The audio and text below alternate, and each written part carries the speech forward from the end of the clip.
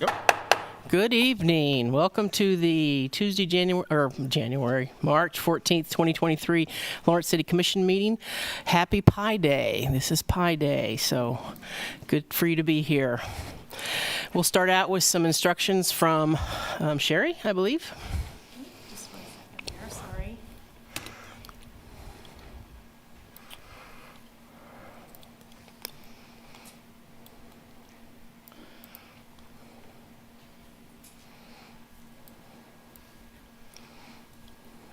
Okay, thank you, Mayor. Good evening, everyone. If you are attending this meeting via Zoom, please ensure you are muted and your video is off when you are not actively participating in the meeting.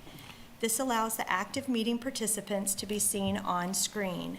When you are participating, please unmute and turn your video on. If you have any trouble, you can send a chat, and all chats go directly to the meeting host. The city reserves the right to mute people or turn individual videos off to minimize distractions during the meeting. This meeting is being recorded and broadcast on the city's YouTube channel and cable channel 25.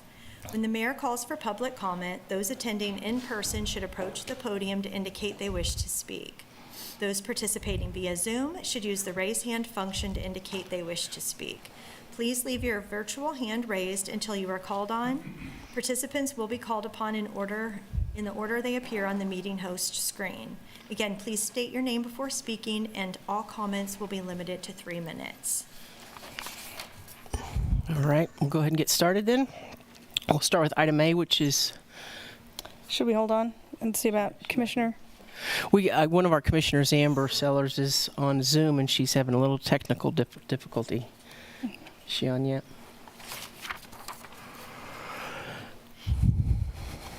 I'll note when she joins the meeting, Mayor. And let Okay. you, wait.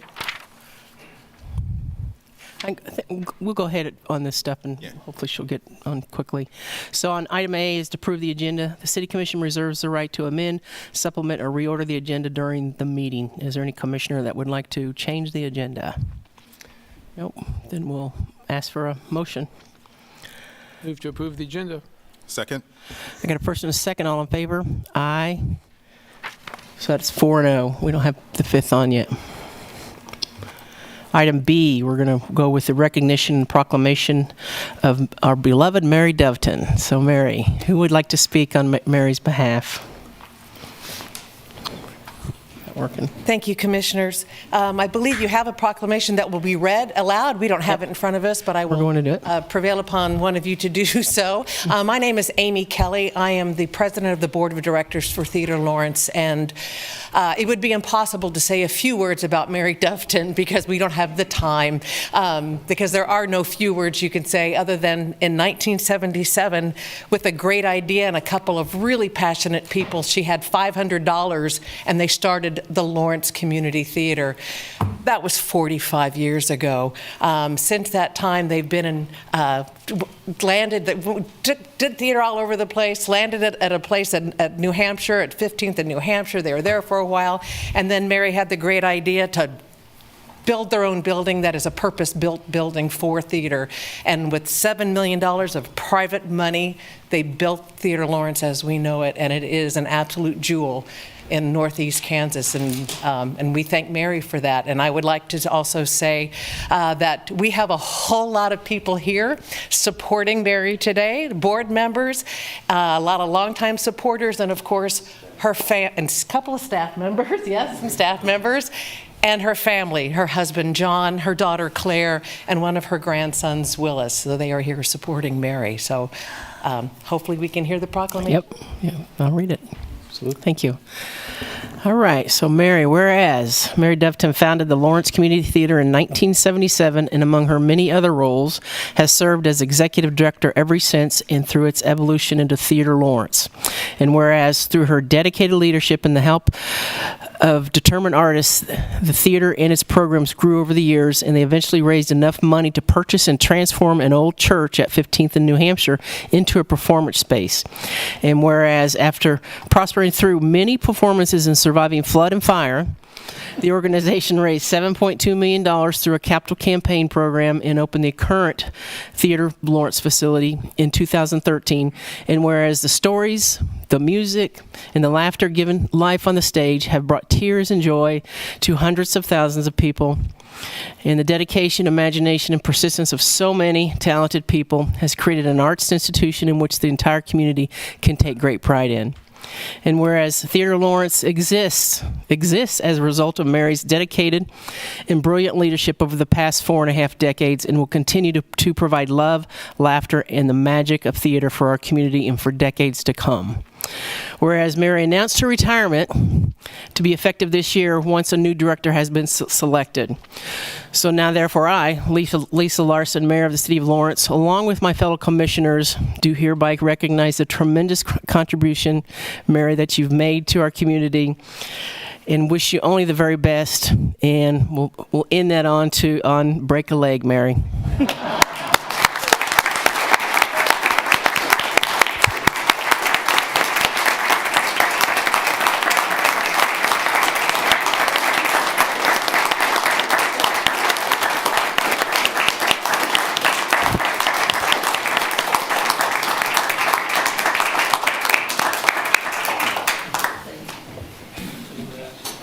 Is camera on? No, but she's going with comment.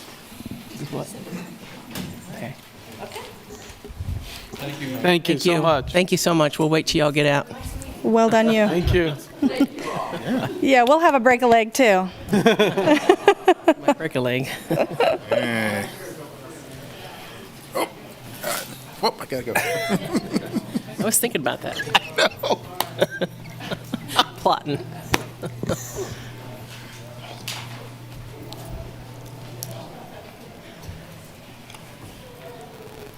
All right, we will go ahead with the rest of our meeting. Commissioner Sellers is still working on getting connected, but we'll go ahead with the public comment period. The public is allowed to speak on issues or items that are not scheduled for discussion on the agenda. Comments should be limited to issues and items germane to the business of the governing body. The commission will not discuss or debate these items, nor will the commission make decisions on items presented during this time. Each person will be limited to 3 minutes. Do we have any general public comment on items that are not already on the agenda? My name is Claven Snow, and I've come here tonight because of a couple things going on down at the North Lawrence camp. I applaud that the city brought the hygiene trailers out of storage and made them available for use. This addresses so many basic needs and is an asset to everyone that now has access to a simple shower. However, it was disappointing to discover that the showers are only available to people living on the south side of the North Lawrence camp. When someone north of the imaginary line wants to take a shower, they are denied access, even if the showers are sitting empty. Unfortunately, this is not the only problem. The second issue has me so appalled that I can barely find words for it, though I absolutely cannot leave it unaddressed. There is an older woman on the fortunate south side of the camp who uses a wheelchair. She has trusted friends who could help her in the shower, but instead she is put in the violating position of having to entrust a stranger with her hygiene, her vulnerability, her nudity. No city staff should be considered qualified to see someone naked against their inclination, and this woman shouldn't be coerced into exposing herself to city staff simply to get her basic hygiene needs met. Again, I applaud the city for providing the hygiene trailers and extending the camp's date of closure, but the problems I cited have got to be addressed. I am here to call for the city to open the hygiene trailers to capacity so that people are not denied showers while the trailers sit empty, and to allow the disabled autonomy in deciding who may assist them with their most intimate tasks. Thank you. Any other public comment, general public comment? I'm Malcolm Roanoke. I didn't have a chance to prepare my comments today, so I'm going to be speaking from the heart. Oh, take this off. I'd like to echo what Claven said. Despite the ability of the city to make sure that everyone in that camp is showered. I learned recently that now Wi-Fi is available at that camp, which is fantastic. The fact that only one side of the camp is allowed to use the showers is preposterous at best. That there is an elderly woman who cannot even be showered by people she trusts and must must entrust her vulnerability to staffers whom she barely knows is appalling. I call on everyone here to imagine being in that position, to be vulnerable, be homeless, and then when asked, when asking if, hey, could I have someone I actually know and that I actually trust, shower me and see me nude, and you're told no, you have to have a complete stranger do it. I'm sure most of us would not feel very happy about that. I was also learning a bit about the pallet project that we have ongoing right now, pallet homes to temporarily shelter people, and the expansion of the Lawrence Community Shelter. These are not enough to address homelessness, and as the death spiral of late-stage capitalism continues to engulf more and more people, as rent continues to spiral upwards, as homeownership continues to be out of reach out of more and more people, as economic crises intensify, there will be more homeless people. And there is no way that there will ever be an amount of capacity for temporary shelters to change this problem. What is necessary is housing, is a human right of housing, a housing guarantee. There are hundreds, if not thousands, of empty, unoccupied homes all over Lawrence being held hostage by the landowners and the property owners who would make more money letting them sit empty. What is needed is nothing short of expropriation. We need the political courage of our elected officials to actually enact that happens. Thank you. Other public comment? Good evening, Mayor and Commissioners. Danielle Davey, Governmental Affairs Director for the Lawrence Board of Realtors. I'm here this evening because I'm excited and hopeful. Much like today's sunny day today, we're starting to see the sprouts of new housing development in our community, and this is a good thing. This is long overdue. As I've told you all probably more times than you wanted to hear, our community is desperately in need of more housing. And this is housing of all kinds, all sizes, all price points.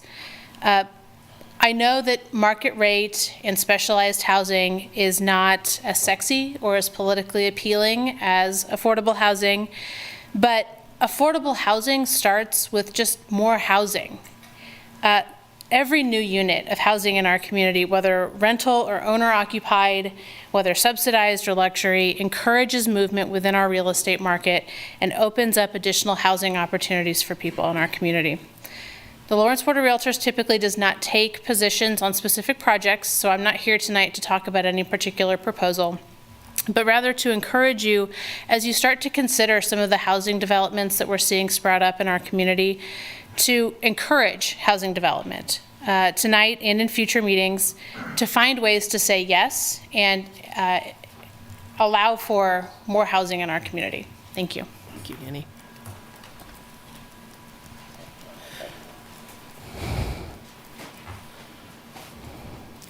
Hello, I'm Chris Flowers. A couple of meetings ago, we had that whole thing about changing the government, and I ended up getting thrown out of that meeting. And one of the things I was kind of bitching about is how you're setting it up where you're going to use at-large results to possibly fill in a district position. And I can understand, well, things aren't going to be perfect when this first starts to roll out. But what you're asking basically is the town to sacrifice for you all, is what I think. You're asking the town to possibly accept someone that a district rejected to represent them. So if you're gonna treat it that at large is interchangeable with district, then I say you all need the resume to make that interchangeable. And what I mean is this, that you all should, if you run for re-election, you should finish top 3 in both at large and the district you would be representing. Like whatever district, like we don't know the districts yet, but once they're figured out, if you do not finish in the top 3 of your district, I'm asking you all to forfeit your last 2 years and have a special election to fill out the remainder, since you would not be qualified to be a district commissioner if you don't finish top 3 in that district. So that's the challenge I'm laying out for y'all. But I also want to address what's going on with the police, where the Community Police Review Board reviewed a case, and it turns out the case was actually fake. It's from what I understand from reading in the paper and what I saw on video. And I think the commission needs to address this, because Commissioner Larson at a November meeting was talking about the work the board's doing, and she used that as an example of the work the board's doing, but it turns out that work was actually fake. So did the cops fool you, or were you in with the cops and trying to like possibly push it off that the CPRB is actually reviewing cases when it's just bullshit from the cops? Like, have they actually reviewed a case, or has it all just been fake? And they said it was training, but if it was training, why did they wait months afterwards to tell them? Like, why wouldn't you tell them right away? So I don't think it was training. Thank you. Any other general public comment? Go ahead, come on up. Okay. Hey, I want to apologize because I don't know if this is a general comment before. Could you state your name, please? Seek it and destroy. I can't tell if it's a general comment because I couldn't tell if it was on the agenda. I was wanting to speak in regards to the green spaces behind Arizona Place. So that'll be later in the. Okay. Thank you. Yes. All right. Okay, how about on Zoom? Do we have any general public comment on Zoom? Stephen Watts. Thank you. You know, at the very recent Police Review Board, which our town police department made a presentation with respect to, quote, reportable use of force, unquote. Reportable use of force, unquote, not just simply use force. And let's focus on this word reportable, please. Simple use of force statistics, not the, quote, reportable use of force, unquote, statistic. Of how often our police are compelled to beat people to keep us all safe and secure in our quest for life, liberty, and the pursuit of happiness. If whatever happened is not reportable, according to current policy, no statistic is kept and the event is viewed as no big deal.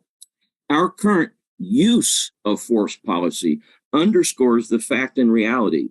Our police civil servants are permitted to beat people about the body below the head with fists, karate chops, and other open palm attacks, as well as the application of pressure points. As the policy is currently written, police are permitted and encouraged to kick and knee the human body anywhere below the head, including the groin, neck, kidneys, liver, and back, because such blows and strikes are not reportable. Nobody's watching. This reality is created by our current written policy 300.5, 300.5.1, and 300.5.2. Is our town comfortable with the reality any contact or striking to or with a person by our town police, which is below the head, utilizing the hands or feet or knees or elbows or heck, even the mouth for biting, is not a, quote, reportable use of force, unquote. I could be wrong, but I was at the meeting and that's what I saw and that's what I heard. I also read the policy, and this is what the policy is. As long as it's below the head, anything's open. I can't believe that the good people of Lawrence, Kansas want their police to play games with words and say, well, this was not a reportable use of force because it was below the head. I hope that you can recognize what's going on with the way we do use of force in this town. It's shocking. Thank you. Other general public comment? Jeremy Rock Cashel.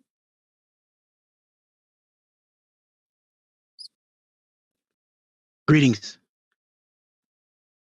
I want to deal with first and foremost with this question of citizen oversight in relationship to the quote unquote review board. And I do want to echo previous comments about what has now come fully public, that the little bits of grist for the mill of claiming that this community review board that should actually be a citizen oversight of the police board has actually been able to produce work in that direction has largely been a fraud. We've been telling you this for months. Some have been telling you this for years. And it has now come out that yes, they were basically just running a drill in the singular case that the mayor pointed to in terms of, look, work is happening. No, work is not happening. There are people of good faith on that board, but the ordinance that put them on that board has restrained their actual proper oversight powers. So we need to not have any more obfuscation, obscurantism in any kind of manner from our public servants on this city commission or in relationship to what should be the Citizens Police Oversight Board. We need a new ordinance. Even the new commissioners who came in, who were brought in by the mayor, are beginning to become aware of the restrained nature of what their duties are based upon the ordinance. There is some problems there. Both of them appear to be in line with attempting to even siphon down the already very small powers that board already is limited to. We need a full override, and I believe that we need at this time in our governance in this city, in this country, we need radical reform in many, many areas, land holding in relationship to homes and housing, in terms of taxing and effective and equitable tax law. We need oversight, and we need public servants who don't try to whittle down, for example, the communications of the city in terms of the minutes. I will touch on that next week in terms of we still have a dispute about what Robert's Rules of Orders actually designates in terms of a public meeting. My version from the dusty bookshelf from the mid-'60s says that any minutes that are to be published publicly. Thank you, Jeremy. Any other general public comment? None? No, Mayor. All right, we'll bring it back to the commission. We will move on to item D, the consent agenda. We got Amber. Welcome, Commissioner Sellers. Items on the consent agenda are and there will be no separate discussion on these items. If discussion is desired, that item will be removed from the consent agenda and considered separately. Members of the public wishing to speak on an item that has been pulled off the consent agenda will be limited to 3 minutes for comments. Are there any commissioners that would like to pull anything off the consent agenda? Commissioner Sellers? All right. Is there any audience members that would like to pull an item off the consent agenda for further discussion. D1, please. Which one? Delta 1. Okay. Any other? Yeah, D6H about the Washington, D.C. trip. Okay. Any other items? Okay, we'll bring it back up to the commission. So we've got two items, D1A as well as D6H will be pulled. So can I get a motion for all the others? Move to approve the consent agenda with the exception of D1A and D, what was it? 6H. Thank you, 6H. I can't read my own handwriting. 6H. Okay. Second. Mayor, point of order. Remember, we're the public, not the audience. Excuse me. If you, Jeremy, you're out of order, and if you get out of order again, we're going to cut you off, okay? So I won't, if you don't get out of order, I won't get out of order. Casey, would you please remove Jeremy from the Zoom? We are Thank the you. public, not Thank the you. audience. Thank you. Okay, have a first and a second. All in favor? Aye. Mayor, I'm sorry, I missed the second in the midst. Okay. I said it. Okay, thank Yeah, you. that was me. I apologize. Commissioner Sellers, did you vote on that? I didn't hear you. I wasn't voting until Sherry received clarification, but this is Commissioner Sellers. I say aye. That passes 5-0. Okay, we'll move on to item D1A.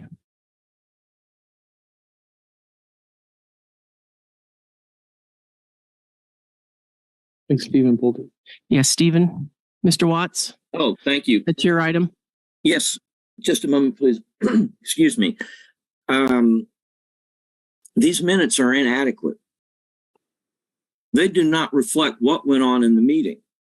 They are sanitized, washed over, piece of trash, really. I mean, something that some lawyers dreamed up. Well, we don't really have to do anything other than speak to the real points that we voted on. I don't think that that's correct, and I haven't thought it's correct, and I'm not going to think it's correct. It's not functional to throw the guy out of the meeting when he was going to get here and talk about minutes. I think he was, or I know I am. We're going to keep talking about this because there's never been a decision. Nobody has ever said, that's a good idea, and why it's a good idea. We have pointed out the problems. I did send an email here a while ago, sometime this week, that identifies when our town came up with this ridiculous idea in 2016. And the rationalization in that memo is even for enhanced transparency. That's so funny about all this stuff. It's darkly funny. Thank you for the time. Right. So we have consider approving the 3/7/23 City Commission meeting minutes. We need to vote on that, Sherry. You will, but we'll need to make sure there is. Oh, public comment. Any public comment on this item? I'm sorry. None. Any public comment on Zoom? No, Mayor. All right, we'll bring it back up to here. Any discussion? If not, I entertain a motion.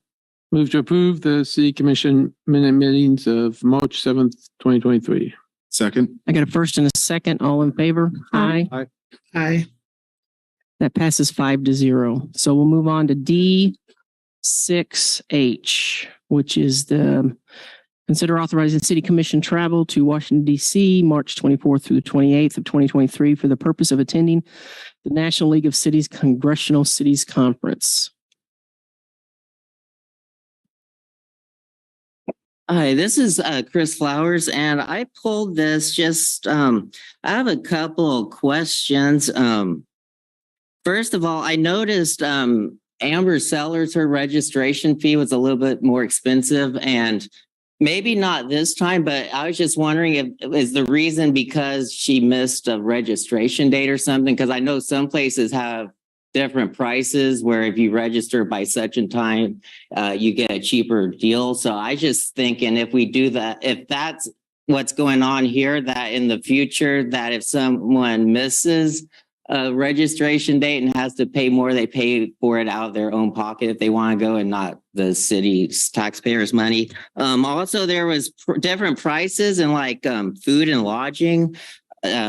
I'm just curious, how come some commissioner has a higher food bill than some of the others? I noticed Courtney Shipley's, her total expense is the lowest. I want to congratulate her for keeping the price down for the taxpayers. And my question is, when it comes to the total price, are Commissioners Finkeldye and Shipley, are either of you going to be running this year? Because if we send you, we're paying over $2,000 for you to get training just for something that's only going to last 7 to 8 months, because your term's up in what, November? So is this a good deal for the city to be having you go like 7 or 8 months? And also it talks about direct access to the legislators. What will you be if you have access to our legislators, what are you going to be talking about? Like, are you going to be advocating for political stuff? If you are, I'm assuming it would be our legislative priority statement, but will you be advocating for anything that's not on that? And if I remember correctly, we toned down our legislative priority statement where it's just like 5 or 6 things, wasn't it? So that aspect, I don't see how having you go and talk to legislators about our priorities when there's just a few of them, I don't see how that's worth $2,000 to $3,000 per person.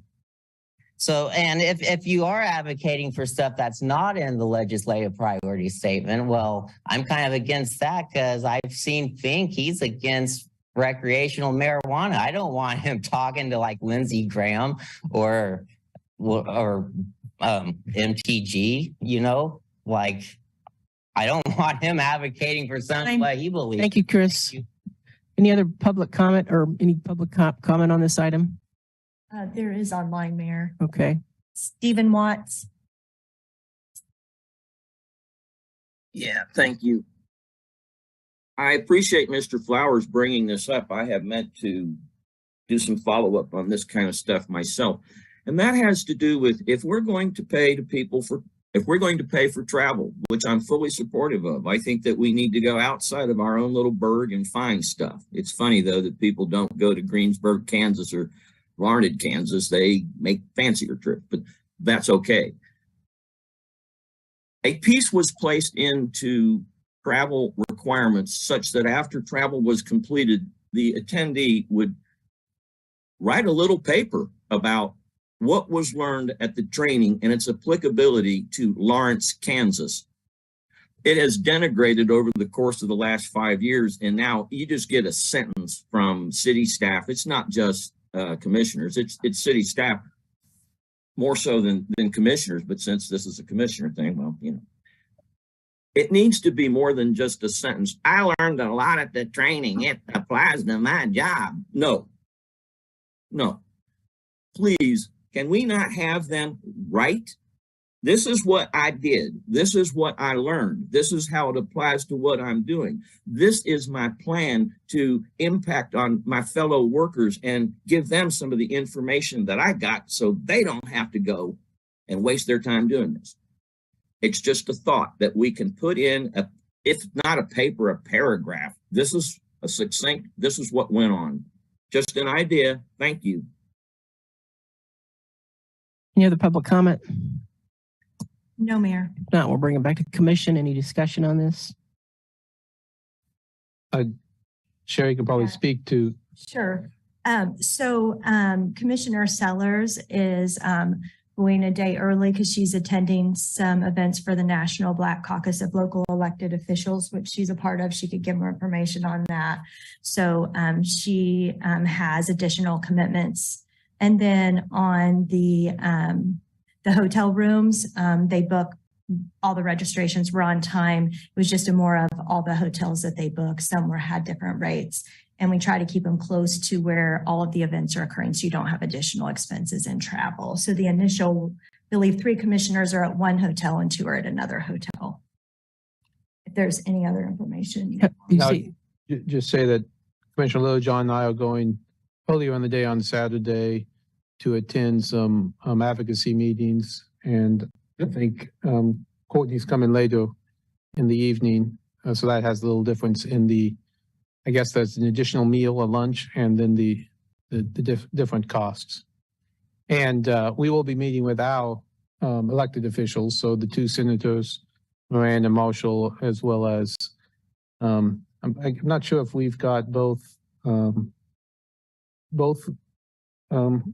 representatives or not. we meeting with reps? Latono, and I'm not sure exactly on the schedule that they haven't released that schedule, but definitely the two senators. So no Lindsey Graham for me. Sorry, Chris. That's good to know. You know MTG. All right, do we have a motion then? I move to authorize Vice Mayor Littlejohn, Commissioner Finkelstein, Commissioner Shipley, and Commissioner Solis to attend the National League of Cities Conference. Second. I got a first and second, all in favor? Aye. Aye. All opposed? It passes 5-0. All right, we're moving on to our regular agenda items.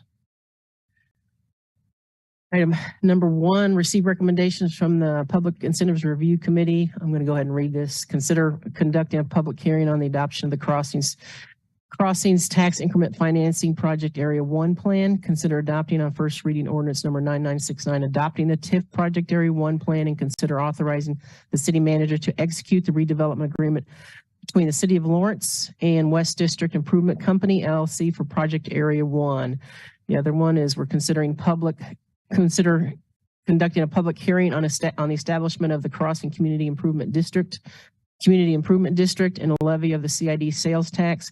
Consider adopting on first reading ordinance number 9968, creating the CID for the project and authorizing levying an additional 1.5% sales tax on property owned by the developer within the district. Good evening, Mayor and Commissioners. Britt Crumcano, the city's Economic Development Director. I'm going to see if I can bring up this PowerPoint. There we go.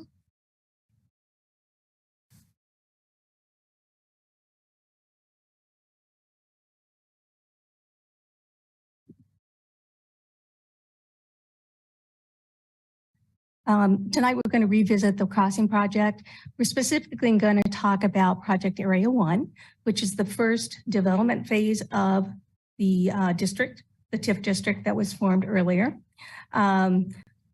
Again, as the mayor said, you're going to hold 2 public hearings, one to consider the tax increment financing plan, Project Area 1 plan for Project Area 1 and the development agreement. And then a second public hearing to consider the Community Improvement District, or CID, for that same area.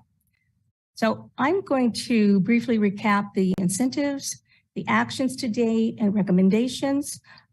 We also have Monty Sukup with KU Endowment here, and he'll be talking about the specifics of Project Area 1, as well as the affordable housing provision. We have Tom Dinaway with Baker Tilly. He's the one who did the financial analysis. He'll be going over his but-for study, as well as the feasibility study. And then we'll wrap it up with Kevin Wimpy of Gilmore and Bell, who will go over the development agreement and next steps.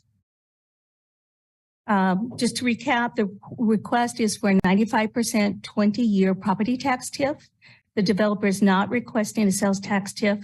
They are requesting a 1.5% CID for 22 years, and that will help capture the sales tax revenue that will go back to pay for the infrastructure investment. Regular sales tax is distributed to taxing jurisdictions as it normally would be, so that's not captured. So what's happened so far? You received the request back in August. We held a public hearing in November and approved the TIF district on second reading in early December. The Public Incentives Review Committee received and considered the Project Area 1 plan in mid-December. They voted 4-1 with one recusing themselves to recommend the plan be approved. And then the Planning Commission also considered a finding, which is required by state statute, that the project area plan is in alignment with our comprehensive plan. They voted 4-3 on that finding. So staff reviewed our economic development policy, both the CID and the TIF requirements, and feels that the project meets our policy. I do have one caveat. The CID policy states a term of 20 years. Staff does feel that that's likely a typo in our policy. State statute is 22 years, and all of our additional economic development tools aligns with state statute periods. So I did want to bring that to your attention. Also, Tom Dinaway did use 22 years to model in his analysis. Other considerations about this project, additional tax revenues. This property has been property tax exempt since the early 1940s. It'll be now going on the tax rolls. It's bringing much needed affordable housing to our community. It will replace and upgrade a city sewer line. The developer is paying $3.4 million to do that. And it contributes to several prosperity and economic security outcome strategies. So staff concludes that it does meet eligibility requirements. It aligns with strategic plan goals, will enhance our local economy, and bring additional quality of life benefits to the city. With that, I'd be happy to stand for questions. All right, any questions for Britt? Okay, I'm going to turn it on over to Monty Sukup for his presentation. Rid of that.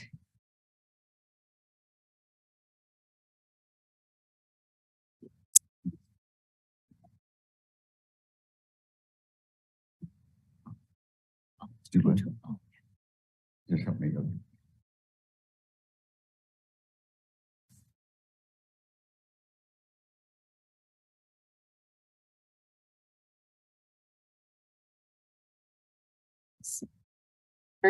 We may need your help. Mhm. Has I thought his presentation had been preloaded. Yeah, I'll hit the green button or you hit the green button. Okay, just share screen. All right. And not the one you did, the other one. Yeah, the other one. I don't see it up there. We're not seeing it. It's just a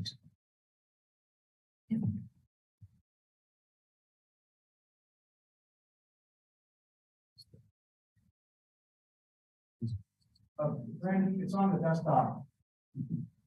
It's the PDF. It's not a PowerPoint, it's a PDF. There it is. I'm gonna let you take it over. This one, right? This one. Yeah. There you go. Okay, and then we need to share. Kurt?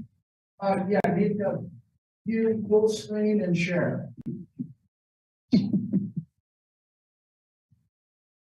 That's PowerPoint, isn't it? It's not it. Yeah. Hmm.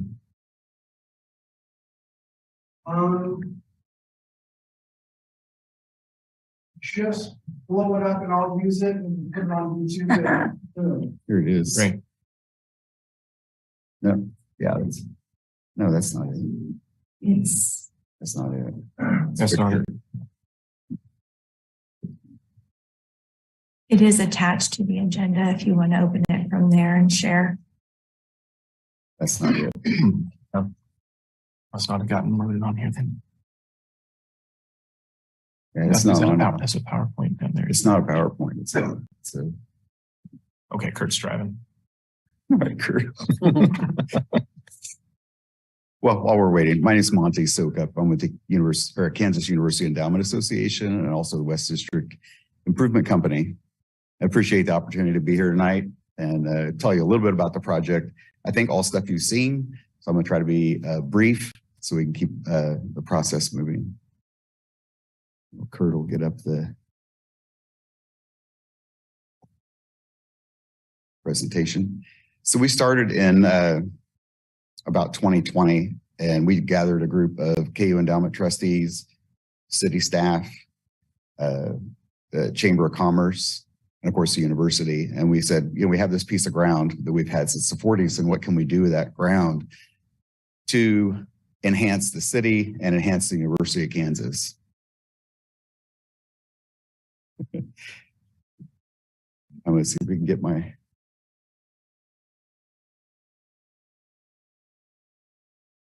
There you go. Nope, that's not it. Keep going. It's got a picture of it's got a graphic. It's in that report. It's attached to the staff report. Getting close. Page 281. Yeah. That's not it. There it is, right there. Yep. Okay.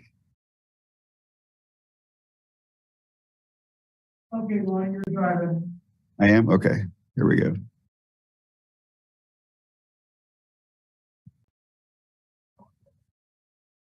What's that? Yeah, ow. Here we go.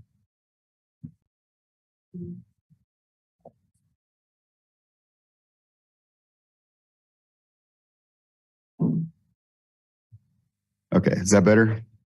There we go. Okay. So we gathered a group of obviously different groups within the city and said, what can we use this land for to really benefit the city and the university?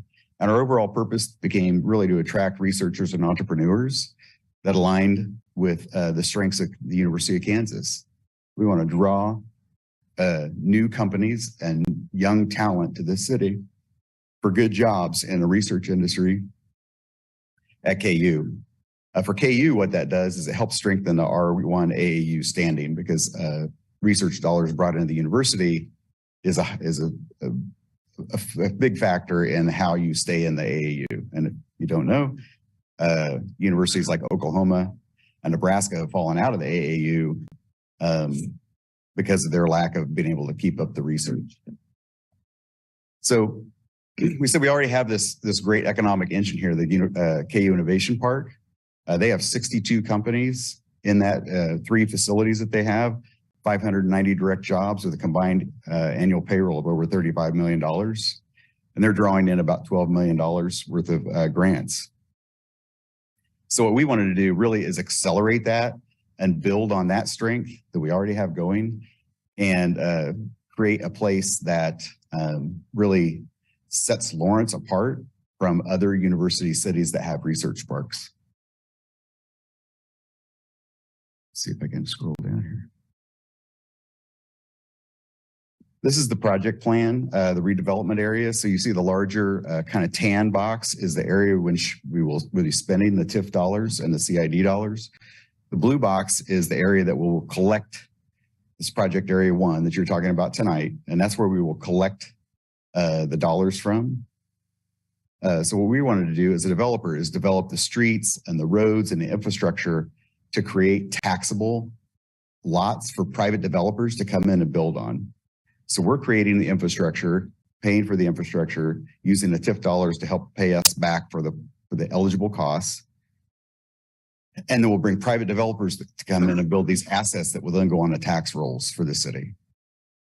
So the horizontal structure is about $17 million. That's all the utilities, and that includes the $3.4 million. As you can see on the bottom part of that, our sanitary sewer has to go about a half a mile off site in order to accommodate this project. And then ultimately we will build a road and create lots for the affordable housing. And I'll talk a little bit more about that.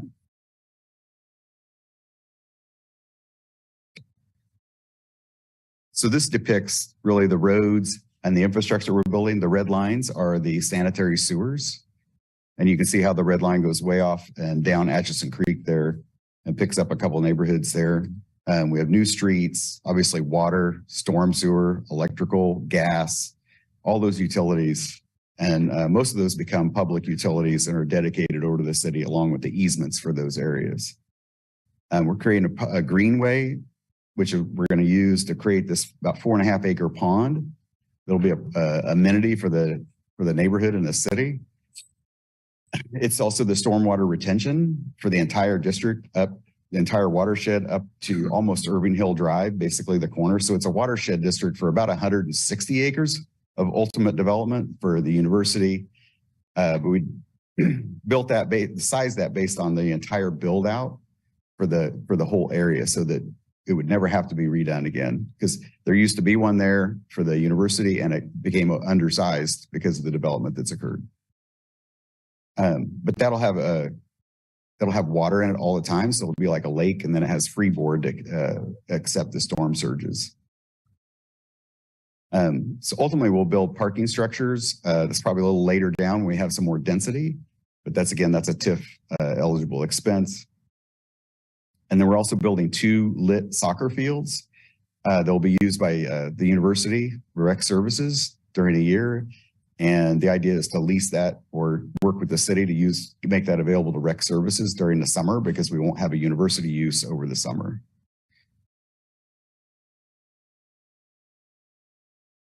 Again, the whole concept there is to make these buildable lots that can then be developed by for-profit developers. So what this shows you is our plan or our anticipated asset class developments. So the red is retail and restaurants. 1D there is anticipated to be a grocery store. And on the east side of Iowa, we intend to do things that are more student service related, because that's very close to the university's housing. And then on the west side, we intend to make that a very walkable amenities that are really targeted at young professionals and university faculty. The gold buildings are 2 housing components, and there you see the 2 parking garages within those. So it's a fairly highly densified, highly amenitized apartment complexes. There are about 200 units in each unit. So that's about 400 apartment units. On the far left, you see the purple, that's a daycare. And we are working with the university's daycare, and they're adding 138 student slots at ages infant to 2. So in the most needed range of daycare needs. And then the blue buildings represent what would be University and KU Innovation Park buildings that would be future build out of KU Innovation Park. And on this, KU Innovation Park is called BTBC. That's these 3 buildings up here.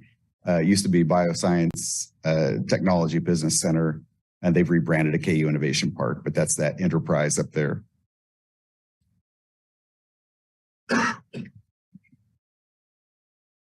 So the economic development plan requires an affordable housing component.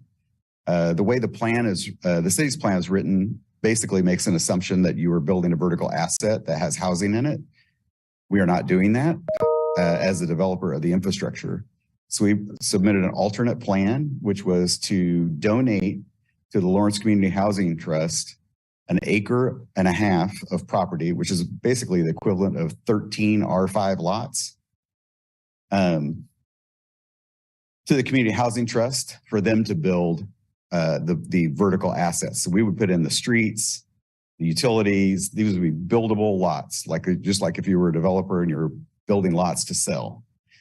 The nice thing about that is those become permanently affordable since they're in the housing trust. Whereas if we were building apartments and you said 20%, they would not be affordable after the TIF period. That affordability would go away and they become market at that point. This will be in a permanently affordable assets. I've been working with Rebecca Buford, and Rebecca, I think, might be online.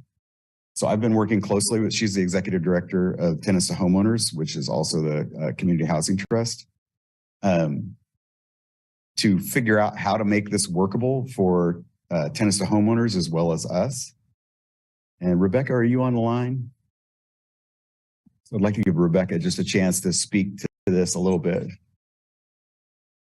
Yes, I am on the line. Can you all hear me? Mm-hmm. Yeah.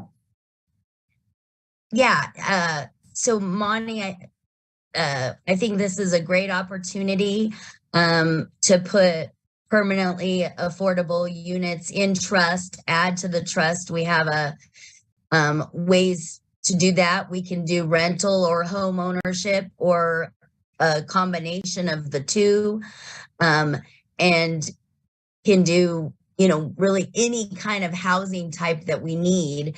My understanding is this, is still several years out.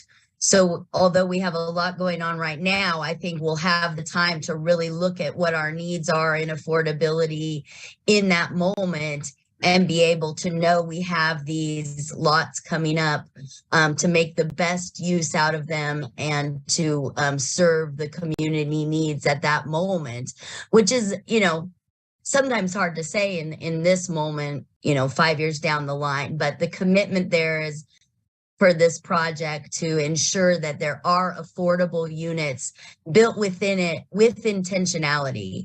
And so I'm really excited by that prospect. And, if there was some reason tenants to homeowners could not develop those units, we would certainly find a way to work with the university to develop those units and then be more of a turnkey project where we would ensure that those are sold in trust or for affordable units. I think there's a lot of different ways that can happen, but ensuring that those will be permanently affordable moving forward.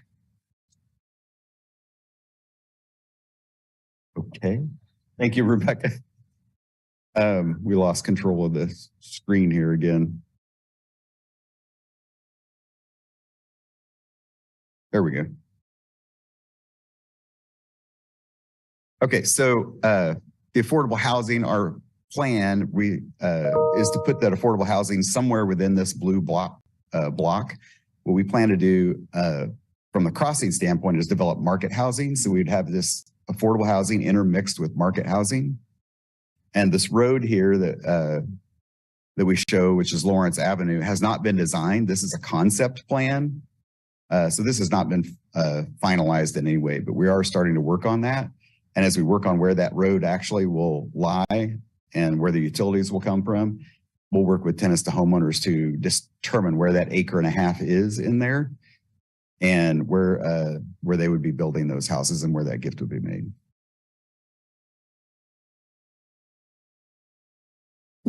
And we're going to slide down. So really, the intent of the project is really to bring active and vibrant streets with a high amount of density and in a compact area to allow people that come to the research park to literally walk across the street, grab lunch, get their groceries, get a haircut, whatever they would normally do. We're going to do that by attracting a wide variety of amenities and housing and daycare. And then obviously we're providing the necessary infrastructure to create that use and really to propel Lawrence and make us more competitive when we have companies that come to the city and say, where can we plant our business? It gives us a place that we can do some of those things that align with the university and sets us apart from other like cities. So that's the end of my presentation. So I'm happy to answer questions if you have questions. Okay, any questions from commissioners? I might. On your slide 285 with the blue, the yellow, the red. 285. Yeah. It has your list of the anticipated private development. A significant amount that the blue, the 1E, is to be determined office. That would be great if that was on the tax rolls. How can we know at this point that that won't somehow be university associated and therefore not taxable? I don't know that I can tell you that. I appreciate that. I'm sorry. Thank you. University, it could be BTBC or KU Innovation Park, which also is exempt. A whole other conversation, yes. But it could also be a taxable entity. Thank you. Yeah. I guess I'll ask, we're talking about project area. We have a development agreement on the agenda tonight related to project area 1, correct? I know we have lots of comments from some of the neighbors related to the residential part of it and how it relates. That would be in project area 2 or some future project area, correct? And the development agreement would be in place for that. So it's in a second phase of what we're doing, certainly. So project area 1, the TIF and CID dollars can be spent basically anywhere in the brown box. Correct. They're only generated by project area 1 in the blue box. Does that make sense? Yes. But we'd have a development agreement for project area 2, correct?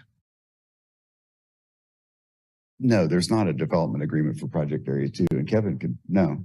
There would not be. Okay, then I misunderstood that. No, but again, we can still build that road. It just would not generate any, it would not, let's say we built houses there and they were for sale.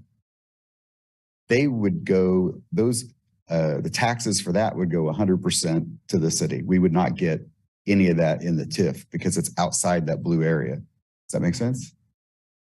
So, so let me ask that question. Then I guess you don't expect to come back for a TIF for any other for project area 2 or any other project area? I mean, I know there won't be any other CID producing. Well, the hotel, for example, that you might eventually plan. Right. Would you come back for additional TIF or CID at some point?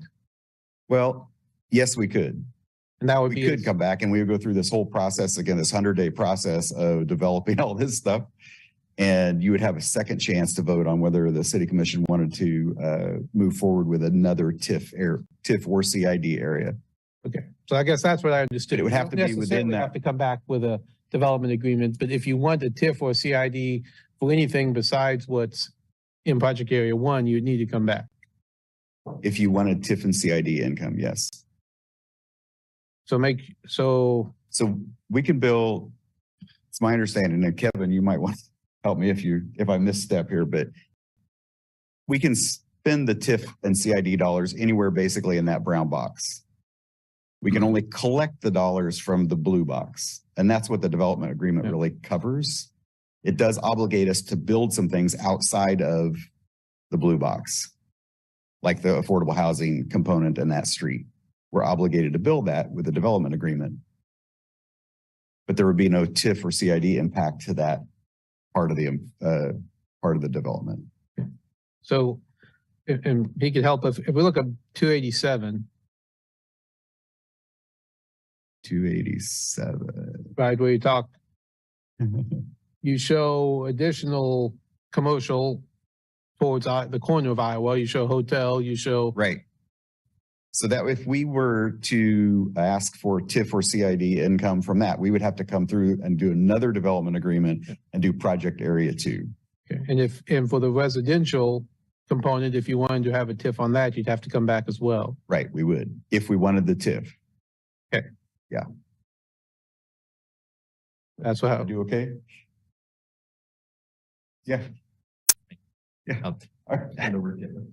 Good evening, Mayor, Commissioners. I'm Kevin Wimpy with Gilmore and Bell. We represent the city as bond counsel. I'll mostly confirm what Monty just said, and I think clarify, Commissioner, that you're referring to the western part of the parcel where there looks to be the box surrounding potential residential development. That's outside project area 1. Tonight, your action is on the TIF plan and development agreement relating to project area 1, which is in the eastern part. And so if incentives were requested for the future phase, we'd repeat this process like Monty said, and there'd be a separate development agreement for that portion. Does that answer your question? That's how I understood it. Okay, thank you. I didn't ask it very well, but now I get there. Okay, thank you. I have a piggyback on that, Monty, if you could come up. So like, is there any, I know that would be asking for a future development agreement. Is there any sort of agreement or, I mean, this is the general outline of what this residential would look like on the west side, right? I'm trying to figure out how malleable that is. What it is? How malleable, or is that locked in place? No, this is what you're seeing here. This plan that you see today is really a master plan. Okay. Master planning. It's not a designed road or it's a concept plan. So it's malleable to some extent. I mean, there are constraints within the site that we'll obviously have to work around. But it's still open for discussion. That's what I'm yeah. Okay. Okay. Mm-hmm. So on the affordable housing piece of it, the proposal is for property that is outside of project area 1 or project plan 1. Is that correct? That's correct. So you aren't going to offer any affordable housing within project plan 1. No. Okay. No. Just wanted to double check on that. How many units of affordable housing in project area 2 are you? Well, I can't answer that. Only Rebecca could really answer that. And I'm not sure that she could today. What we're giving is the equivalent of 13 R5 lots. So that'd be, with the double density bonus that the city has, that's either 13 houses or 26 with the double density bonus. I believe that's applicable to R5. Okay. For permanently affordable. Okay. Rebecca, are you here? I see you on there. Could you verify that? Yes. Yes. That sounds correct. I mean, it's impossible to give you an exact of what we can do because, again, this is more of a concept plan. And, but given the acreage, that's a very good estimation. Okay, and Monty, you may want to mention how you came up with that cost-wise too, that, it's I think a very fair trade in this moment for that much acreage, which we know will only be worth more in the future. Yeah. We just estimated the cost of a R5 lot in the city of Lawrence. Rebecca, I'm drawing a blank on what that was. It was either $70,000 or $80,000 a lot for an R5 lot. 13 lots, you're right there at $1 million. $1 million. That's how we kind of came at that, what we thought the market value would be of that property with a street developed, ready to go. Okay. Got it. Okay. Other questions?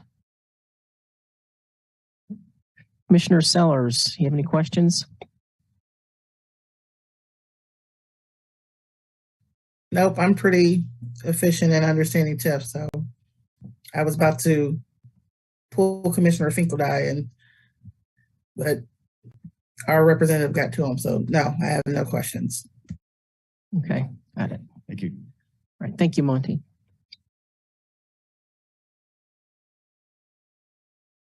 At this time, I'd like to turn the presentation over to Tom Dinaway to talk about his analysis. And Kurt, can you just direct me on, we need to bring this down?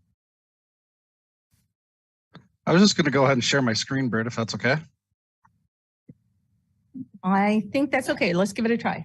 We'll give it a shot. Oh, it says host disabled participant screen sharing. Sorry.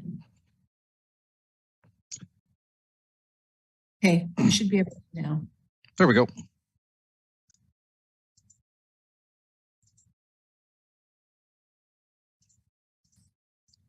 All right, is everybody able to see my screen? Yes. All right, thank you, everyone. Thank you, Mayor. Thank you, Britt. Thank you, members of the City Commission. My name is Tom Dinaway. I am with Baker Tilly. We are the city's municipal advisor. We were retained by the city to complete a couple of analysis as it relates to the proposed TIF district and the proposed project area number 1. One of the reports we completed was referred to as the but-for determination report. And then the other report we completed was the feasibility analysis. So we're going to talk about both of those as well as the uncaptured revenues that would be generated by the project. So to begin with, I think everybody's pretty familiar with the assistance request at this point in time. It's for a property tax only TIF that would capture 95% of the increased value, no sales tax captured by TIF, but it does include the creation of a community improvement district applying a 1.5% sales tax within a boundary that's coterminous with project area number 1. So the first analysis we completed was referred to as the but-for determination report. So the goal of this study is to review the developer's application for the TIF and CID assistance and determine if the proposed project would be likely to occur or not occur but for the requested TIF assistance. We go about making this determination based on the potential return on investment realized by the developer without the potential assistance and then with the potential assistance. And it's important to acknowledge that this determination is specific to the feasibility of this development scenario only. So we go about making this but-for determination on an objective basis. We want to look at the potential financial feasibility of the project as a means of making that but-for finding. If a developer is investing in a real estate development, they would be seeking a return on that investment, and we can measure that investment or that return on investment without the potential assistance to see if it achieves a feasible rate of return. If the return without assistance is not feasible, that allows us to make that finding that the project, due to financial feasibility, would not occur but for the requested assistance. As part of that, we perform a sensitivity analysis on factors impacting the developer's potential return, i.e. the project cost as well as the project revenues, and we analyze the rate at which those would have to change for the project to be feasible absent assistance, and then we compare those results to the current market. So if we look at this project without assistance, the potential rate of return realized by the developer would be negative 5.95%. The amount of cost that would be necessary to create the development measured against the amount of revenues that would be generated by the development are insufficient to create a positive rate of return for the project without assistance. It would be almost negative 6%. When you layer in the TIF and CID assistance, it brings the rate of return to 9.78%, provided that the full TIF and CID assistance amount is realized. It's important to note with this project that the TIF and CID assistance is being requested on a pay-as-you-go basis. So the developer will be incurring all of the TIF and CID eligible expenses up front and reimbursed over time based on generated TIF and CID revenues. So they'll be bearing that risk that those revenue projections will come in as projected. If those revenues come in at a lower rate, it will lower the rate of return from what is shown here. If revenues from the TIF and CID come in at a greater rate, the TIF and CID obligations would be satisfied earlier and it would still hit or be capped at this overall rate of return mathematically. So if the revenues come in at a slower rate, the with TIF and CID assistance amount would go down. If they come in at a faster rate, it would get paid off faster, and this would be the rate of return that would still be realized. For comparison, we use a third-party benchmark for purposes of creating a feasibility threshold. For this analysis, we use the PricewaterhouseCoopers Real Estate Investor Survey. We had the third quarter 2022 survey was done when this report was completed that identifies an average range for a project of this type from 6.5% to 11%, with an average return threshold of 8.45%. We use this benchmark even though it is a very conservative benchmark. This is a survey of national developers looking at developments in all parts of the country, and it also looks at their potential return that they would be seeking on investment in existing developments, which is obviously a much lower risk profile than a new construction development. So this is a conservative rate of return range and a conservative average return, but it's suitable for this purposes because if we set this as a low hurdle or a low bar and the project still doesn't exceed that without assistance, it only adds further credence to that but-for finding. So this is a conservative threshold. And even though we are using conservative threshold, you can still see that the without assistance return is significantly below that and is in fact a negative rate of return. So one of the things we do within our report is we talk about the reasonableness of the cost assumptions and the revenue assumptions provided by the developer to make sure that they're reasonable and likely to be incurred. But we do know that they are assumptions at this point in time, and there is some variability going forward as to what those exact numbers would be. So one of the things that we want to do is provide a sensitivity analysis to really show how far from feasible the project is absent assistance. And we show that by showing how much would those assumptions need to change for this project to be feasible without assistance. Fundamentally, the rate of return is a function of how much does it cost to build the project and how much revenue would be generated by the project after it's built. If we move those two assumptions, we can see how much the project would have to change for it to be feasible absent assistance. In the case of the project cost, the project would need to realize a 63% reduction in project costs for the project to be feasible without assistance and have an 8.75% return. So obviously, having reviewed the project costs, we know that they are not overstated by a factor of 63%, and that a rate of change of that likelihood is not likely to be realized. And it helps to build that case that the project, from a project cost standpoint, is very much not feasible absent assistance. We do the same analysis as it relates to project revenues. what if project revenues came in at a greater rate than projected? Those revenues would have to be 115% higher than currently projected for the project to have a feasible rate of return without assistance. Again, what that tells us is the project absent assistance is very far from feasible, and it would take a rate of change far greater than is likely to be realized within, normal market conditions going forward. And then finally, we move both of those measures together. What if the developer realized project cost savings as well as increased revenues? And both of those would need to move together at a factor of 41% for the project to be considered feasible without assistance. Again, those are rates of change that are unlikely to be realized by this development. So what those together tell us is that the project absent assistance is very far from feasible. It's at a negative rate of return, and the rate of change for project assumptions are so great that they would be unlikely to be realized, further adding credence to that but-for finding.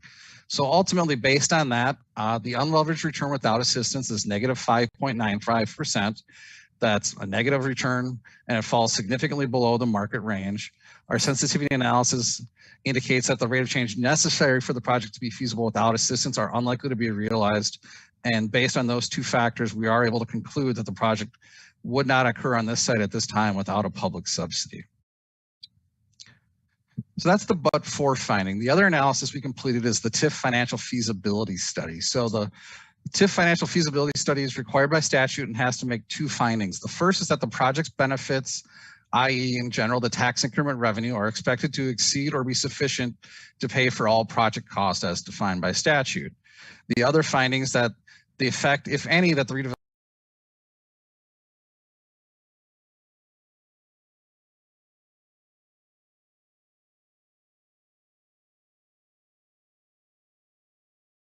increase in property taxes resulting from the new development that occurs over the existing or base value of taxes. So at the start of the district, the base year assessed valuation is determined for all the taxable real estate within the district, which there is some. The proposed district base valuations is based on the January 2022 values, and the property taxes applicable to that taxable property within the TIF district will continue to flow to each of the taxing jurisdictions in the same manner as every other property tax, and will continue to flow over the lifetime of the district. The tax increment revenue that is generated is the increase in value resulting from the new development, of which it's proposed that 95% of that incremental increase in property tax revenue within the project area 1 will be captured as TIF revenue. As mentioned, the TIF district is not proposing to capture any of the increase in sales taxes resulting from taxable sales within the TIF district. So the new sales taxes that are generated that are applicable to the city and county sales tax rates will continue to flow to each of those jurisdictions at the rate at which they're created over the lifetime of the TIF district. So if project area 1 is activated in 2024, the property tax TIF capture would occur for a 20-year period based on the statutory duration, which would include and culminate in the second half 2043/2044 property tax collection. And as I mentioned, the developer is responsible for incurring all the upfront costs up front and will be reimbursed over time on a pay-as-you-go basis from the TIF and CID revenue as it's generated. They are bearing the risk that the assumptions that went into the preparation of these TIF and CID revenue projections that they're currently projected. If revenue comes in at a slower rate, the city had no obligation to make the developer whole. The developer would just simply realize a lower level of TIF and CID assistance from what is projected. That's the benefit of doing it on a pay-as-you-go basis, is the developer is taking on all that risk. So these are the tax rates that are eligible for TIF purposes.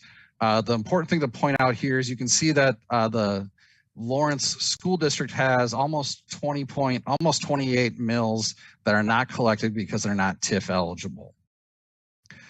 This is the increased assessed valuation assumption that's proposed for the project area number 1. It's about almost 23 million in commercial market value and almost 81 million in residential market value. And this is projected to be on the tax rolls and captured as tax increment revenue, or generating tax increment revenue by 2025. If this comes in at a slower rate or gets constructed at a slower rate, it would it would decrease the overall amount of TIF revenue projected. There is additional value proposed within project area number 1 at a later date with the completion of the hotel that's proposed within that area as well, but it's at a later date than was shown here. So we wanted to show the majority that's proposed to come online initially. These market values results in this level of assessed value based on the conversions at these class rates. And here you can see that the original assessed value within the property tax area or the TIF district area of 148,000 of assessed value will continue to be in place and subtracted from the increased assessed value resulting from the project. So the project plan for project area number 1 identifies total TIF eligible redevelopment project cost of $35,770,000. Of that amount, the developer is seeking reimbursement for $14,835,447 of eligible reimbursable expenses, plus interest on and carrying expense on those reimbursable costs, as well as reimbursement of certain city fees and expenses are also requested for reimbursement with the TIF revenue. Within the TIF revenue, the city is anticipating collecting 0.5% of the revenue for administrative purposes. So that would be retained by the city to fund administrative costs associated with the district and would not flow to the developer for reimbursement. So the total eligible cost in today's dollars is $14,835,447, and that's the amount that the developer will be incurring up front and being reimbursed over time. So as part of the being reimbursed over time, they've requested that they be reimbursed their interest carrying expense as it relates to that cost. So when we look at the future TIF revenue projections, the gross value of the TIF revenue projections over the lifetime of the district are $32,646,540. And if we look at the net present value of that revenue stream in today's dollars at an interest rate of 7.25%, that would be capable of funding the $14,835,000 in TIF eligible reimbursable expenses plus the interest component. So the feasibility study does conclude that the estimated TIF revenue will be sufficient to repay the reimbursable project cost plus the interest amount as identified within the project plan for project area number 1. In addition to that, the developer is seeking the CID assistance related to the project and the creation of that 1.5% sales tax. They're seeking reimbursement for CID eligible expenses of $14,376,750, again on a pay-as-you-go basis, and again with an interest carrying cost at a rate of 7.25%, which equates to a total interest expense of $19,552,575, resulting in total CID reimbursable expenses of $33,899,326. As projected, the CID revenues for the CID area are estimated to be $33,899,326 over the 22-year collection period of the CID, meaning that the CID revenue is capable of funding the anticipated CID eligible expenses. So given the assumptions and representations of the various parties of the process, the feasibility study concludes that the estimated TIF revenue will be sufficient to pay the TIF reimbursable project costs plus interest as identified in the project plan for project area number 1. And to the other finding, the project area does not currently generate any existing sales taxes, and future sales taxes will not be captured as TIF revenue. Therefore, the project area does not have any effect on any outstanding bonded obligations. So those are the finding of and the conclusions of the feasibility study. And then the final piece I wanted to go over is because the property and the TIF is being captured at a rate of 95%, there is additional property taxes generated by the project that will flow to the county and the city, as well as the school district. For purposes of this analysis, we wanted to show what that value would be to the county and the city as it relates to the property tax that's not being captured by the TIF, as well as the sales taxes that are being generated by the project from the new sales that would occur within it that are, again, not being captured as TIF. So here you can see on a gross benefit, the potential value to the county as a result of that property tax and increase in sales taxes, and those same numbers again on a net present value basis. And then similarly, that same benefit of these uncaptured revenues to the city on a gross and a net present value basis. And this is what that amount looks like over time. So the county mill rate, the city mill rate for property taxes, and then the county health tax rate, the county share of the 1% general tax, and then the city's share of the distributed 1% general tax from the county, as well as the city sales tax rates. You can see how over time, the taxable sales that will occur within the TIF district area will generate new uncaptured sales tax revenues for both the city and the county. So with that, I'll turn it over for questions. All right, any questions for Tom on this item? Any questions? Commissioner Sellers? Mayor, this is Commissioner Sellers. I just had a quick question for Tom.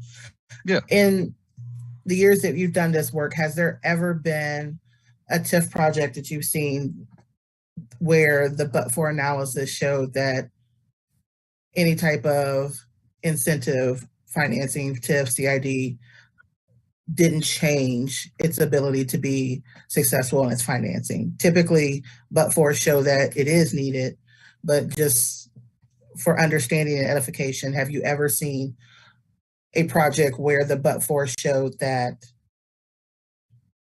the project could continue without any type of incentive from the city or from the municipality? Not to the point where we write a formal report stating that. Typically, we have ferreted that out through our initial review of the project and the review of the pro forma and the assumptions in advance.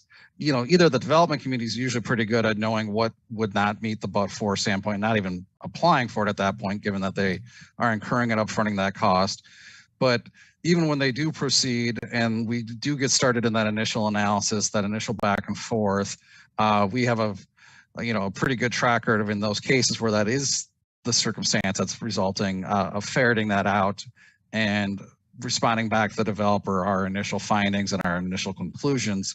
So it's not common that we come up to this point where we've written a formal report stating that the project does not meet the but-for, because it's essentially died on the vine prior to that. Yeah. Got it. Thank you for that. Yes. Right, any other questions for Tom? Nope. Okay. Sherry, open it. Thank you, Tom. Appreciate it. Any other? This time I'd like Kevin Wimpy to come up and talk to you about the development agreement and kind of the next steps.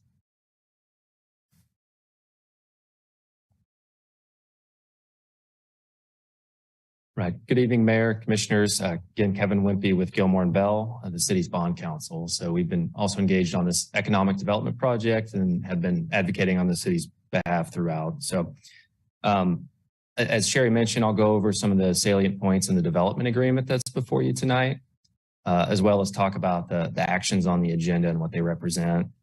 I'll try to speed through some of the things you've heard at least once tonight and keep comments brief, but happy to address anything I might have overlooked. Before diving into the development agreement itself, I want to start by, as a reminder, when the TIF district was established in December of 2022, at that time we presented a term sheet intended to capture some of the big picture business terms that we expected to be before you tonight in this development agreement. And so after that approval went through with those terms, in front of this body and having been vetted by staff and the developer, we set to work in drafting the full development agreement. And the key thing tonight is really to drive home that this, is meant to address the city commission's policy concerns and really address what the city's interested in, such that it's the city's document. So if there's something here you have questions, comments, criticisms about, by all means, we'll do our best to address them. Before really getting, I guess one more housekeeping thing, several reminders on the development agreement and the type of development before you. First, again, this is pay as you go. The developer's fronting all costs. There's no city bonds, no city funds going in up front. And so it's those TIF and CID economic development revenues that'll be used over time to reimburse the developer for eligible costs. The request, again, is property tax TIF at 95% capture. Excluding the school district and state mills that are off limits, a portion of the school district mills, I should say. So no sales tax, no existing sales tax will be captured. And the imposition of an additional 1.5% CID sales tax is also part of the request. Finally, the developer here is a horizontal developer. Again, not developing vertical improvements, but instead delivering pad-ready sites for end users to construct projects on and operate going forward. So first, as always with development agreements, it's what are we obligating them to build and how is it being paid for? And I think Monty did a great job of presenting the horizontal development, including sewer improvements, green space, street improvements, signalization, recreation with the turf fields and those types of things. A little over $17 million worth of those horizontal improvements. And in the development agreement, the developer is committing to deliver those within 18 months. There's also an option to construct structured parking. And to do so timely would be before those horizontal improvements have been repaid by economic development revenues. So an option, not an obligation.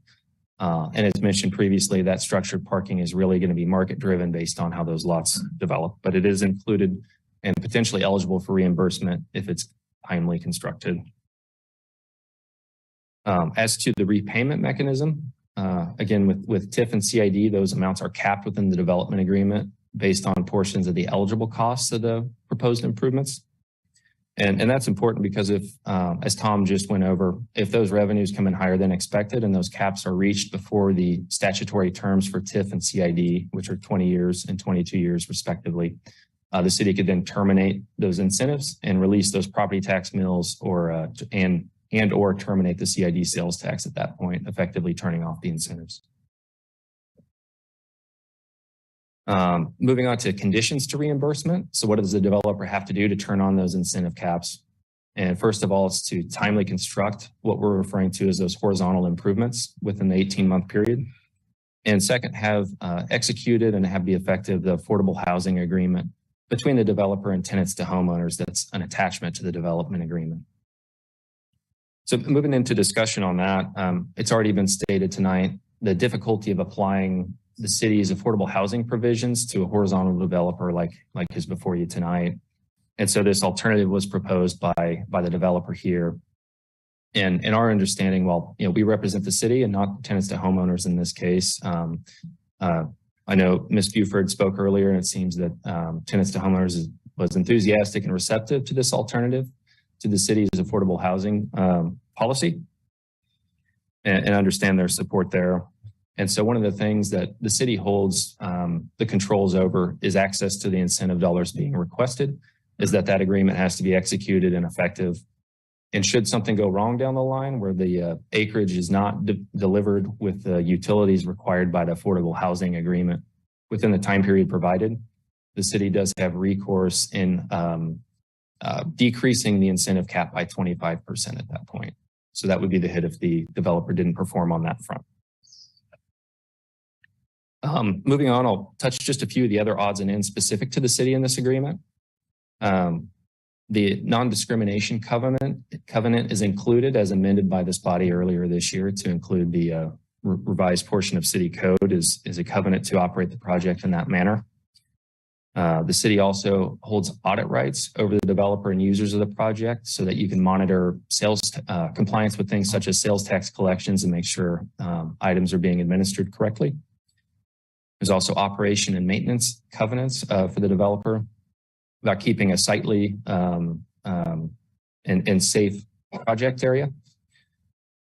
There's TIF and administrative fees collected by the city. So as there's ongoing maintenance or administrative fees, the city collects 0.5% from the TIF and CID revenues, which is also included in your economic development policy.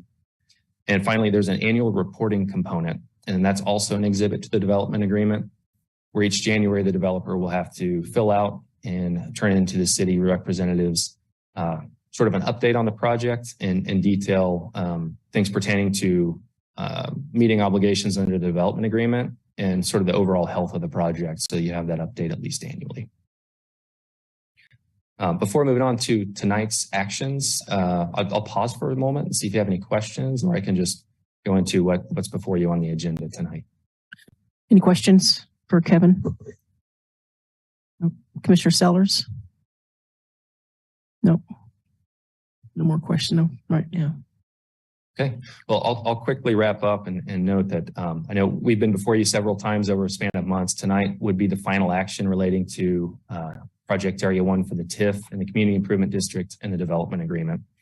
And so on the agenda are two separate public hearings, one for consideration of the TIF plan for Project Area 1, and the second for the establishment of the Community Improvement District, both required by state law and were called by resolution a couple of months ago.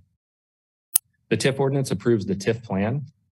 I know we focused on the development agreement tonight. The TIF plan is required by state statute, and there's prescribed materials that go in there by state statute, giving a high level description of the project. I'd really guide you for the business terms to refer to the development agreement, but know that the ordinance does approve that TIF plan.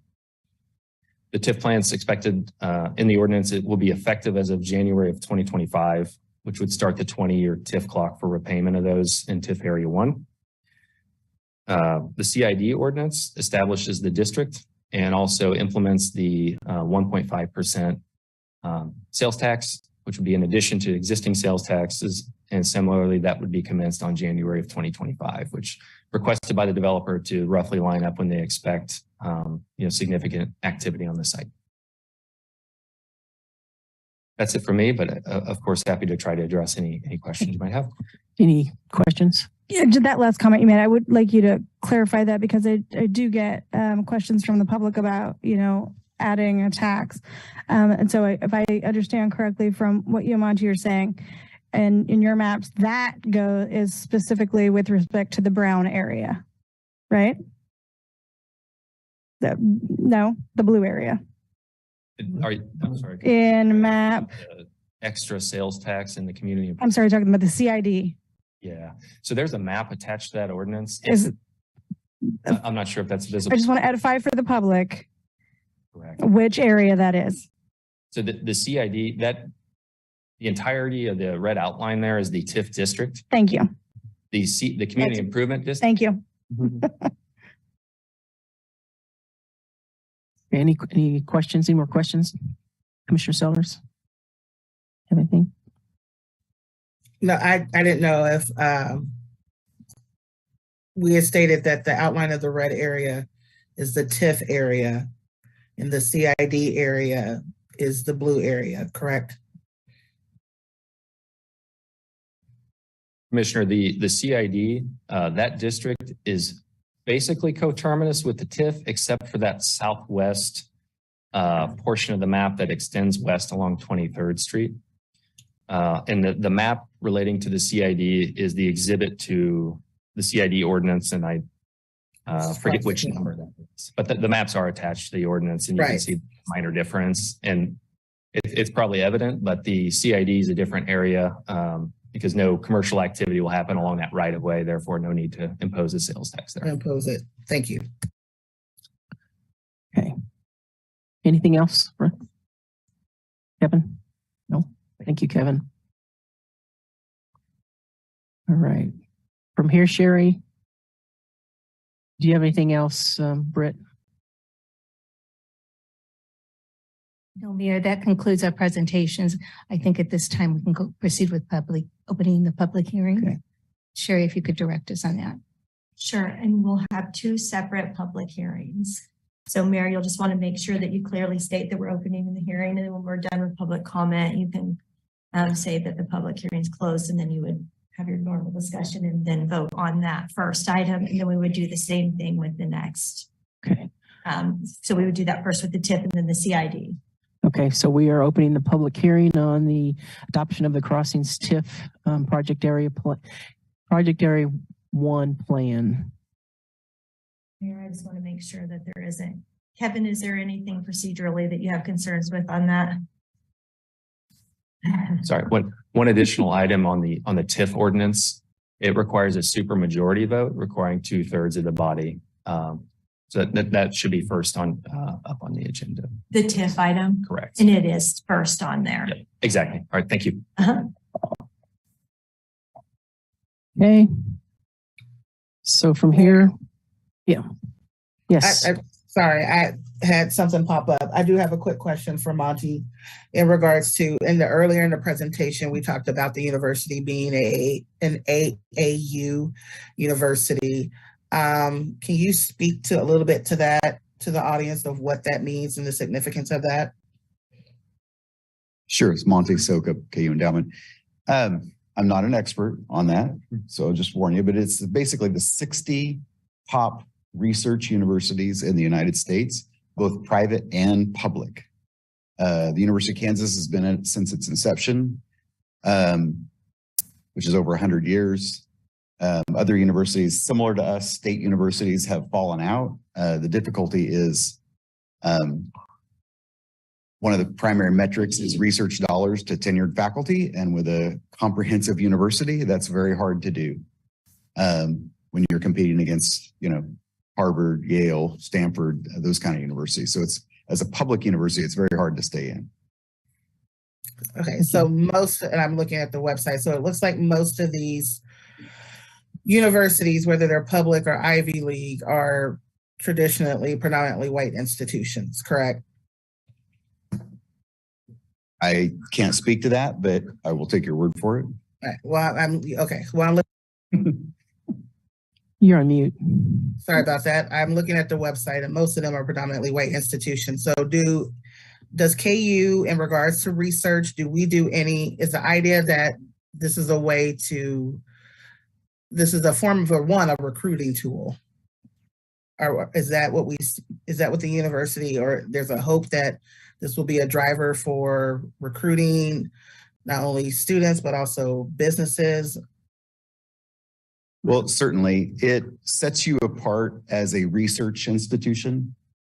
And typically the grant dollars are coming through research. So that's the primary component of that, but certainly it provides a competitive edge as opposed to other universities that aren't in those top 60 universities in the United States. Okay.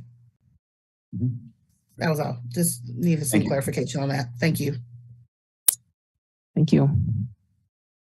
All right, Sherry, move forward on this. Yeah, we could go ahead and start taking public comment. Okay, public hearing's open and we're ready for public comment on this item.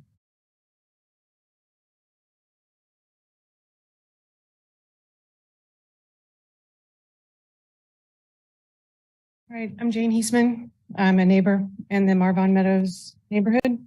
I think you received my documents. Maybe you can refer to the drawings. I think we're all excited about the project and the opportunity that it brings to the city.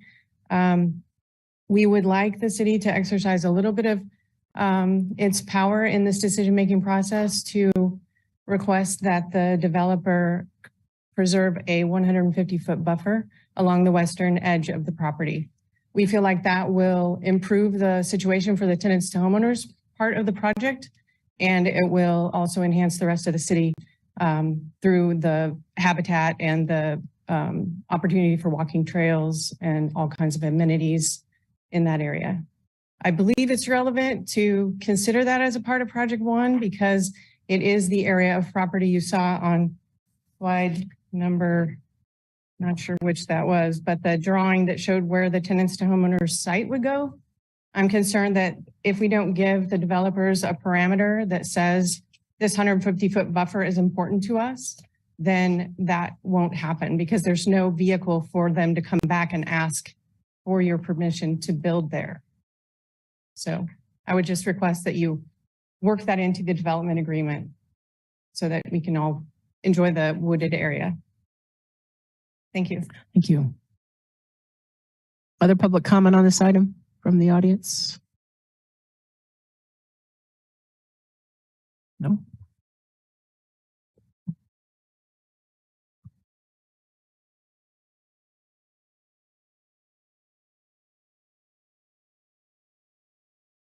Hi, I'm Kristen Eldridge, and I just wanted to speak on both accounts, and if you would like, I can come back and speak to the CID, but I'm just speaking as a KU grad and a person who chose to stay in Lawrence, start a business here, and a citizen concerned with affordability, including affordable housing. Please consider accepting the recommendations regarding the crossing at 21st and Iowa for the following reasons. KU Endowment is fronting the costs of the development and infrastructure improvement. The CID and TIF districts allow them to recoup a portion of the investment costs over time. As the development moves forward, they are creating new sales taxes that weren't available before, ultimately benefiting the city. And we saw that that on a couple of the slides earlier from Kevin Wempy, or excuse me, from Tom Denaway. The new development has other community benefits like community jobs, new businesses, a childcare facility, and desperately needed housing.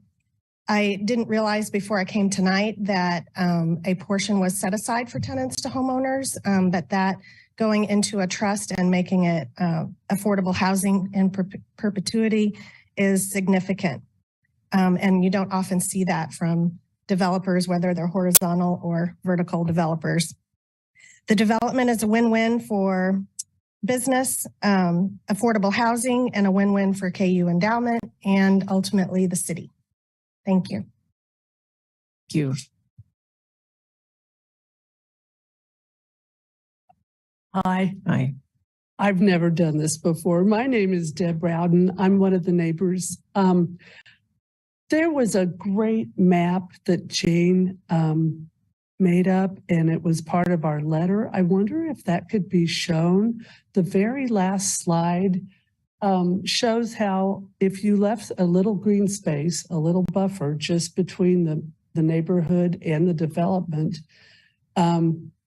trails could go through there. And there are lots of existing trails out in the other part and proposed trails by the city. There's a proposed bike path that's under the power lines that really are 19th Street. So if this buffer was left, there would be space to hook walking trails, which a lot of us really enjoy. There are lots of walking trails in our neighborhood and other parts of our neighborhood. So this could connect to those. And if you had the slide and could show it, it'd be great. It was the very last. There it is. Oh, the very last one. There are many, many trails up in that area right now. There's a lot of green space. And of course, that is not ours to decide about, but this buffer could help. Thank you. Thank you. Hi, my name is Rich Greenwood. I'm also a resident in the adjacent neighborhood. I just wanted to echo the sentiments of other neighbors of mine and state that I think a green space would be very beneficial to not only the university, but to the neighborhood. I personally have lived in the neighborhood for going on 17 years. One of the reasons why we picked it is because it's a really nice, close-knit neighborhood. There's only one way in and one way out, which means my 6-year-old daughter can get on roller skates and roll around or get on a bicycle and get around and not have to worry about cars, oncoming traffic going. I personally am also concerned about a road coming into our neighborhood. I know that might be in the secondary phase he was talking about, but that's a concern of mine, to be honest, that our neighborhood which again is a close-knit, closed community, is going to have a road going through it.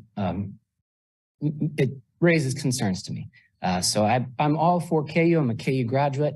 I think it's great to attract new professors, new students. I think it bolsters our community. I'm all for that. I just I'm requesting that the City Commission press for partnership between what's going on and what our needs are, what our wants are.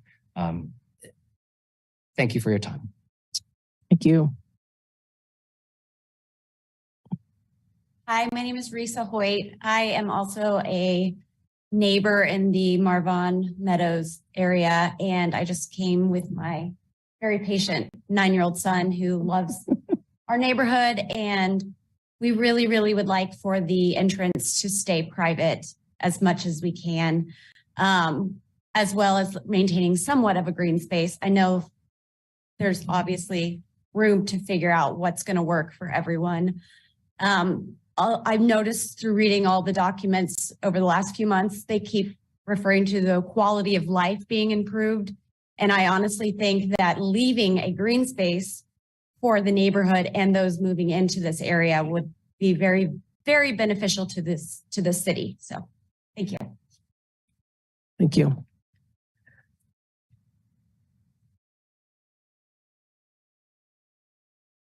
Hi, my name is Erin Payton. I live at 1910 Marvon Road, so I live in the neighborhood with the other people that have been here. And I wanted to also reiterate what they're saying about making sure we leave that green space. I agree with Jane for the following reasons. KU's not yet expired master plan preserves that entire area. One way in by car is what we have now. Several ways in by pedestrian. One of those pedestrians is my husband, who walks to work every day through those woods. And we want to preserve that, maybe encourage the walking and biking, but preserve the lack of access for cars. And I think it would be an asset for not only, like Risa said, people moving into the area, but people also living in our neighborhood. Thank you. Thank you. I'm John Payton, and I don't know if I count because I'm married to her. But I just wanted to voice my support for the trails back there, and or that are kind of actually already exist and are a nice facility. And I think it's something that I work at the university is something that the university has talked about, and it's been on the discussed around with the master plan, and maybe is something that something that the university would be interested in. And I've talked to Monty once about it. And so at least giving the opportunity to, I think Jane had mentioned, this is the only time the city is really going to be able to weigh in probably in what's happening with the rest of the development, just because of the unusual relationship of endowment not really being part of the city, I think.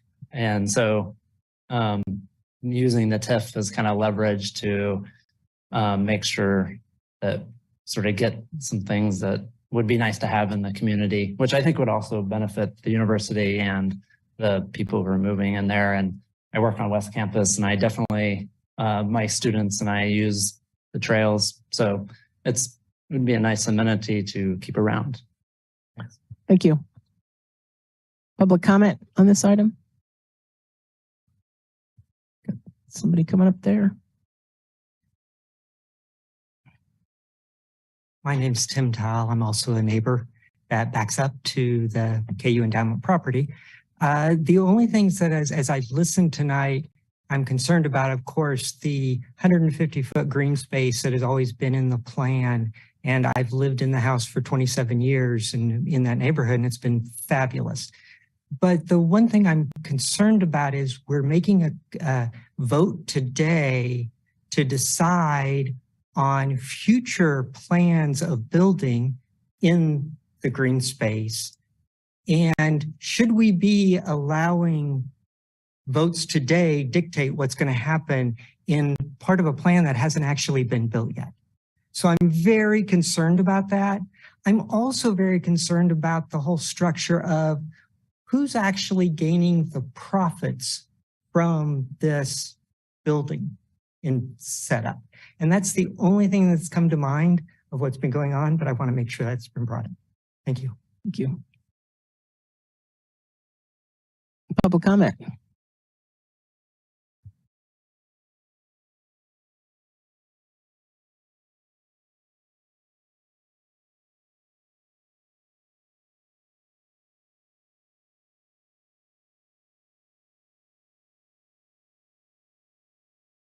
My name's Ron Gacious, and I'm here to support this project. I hadn't planned on speaking, but the comments that I've heard so far bring to mind a couple of issues that I'd like to discuss with each of you.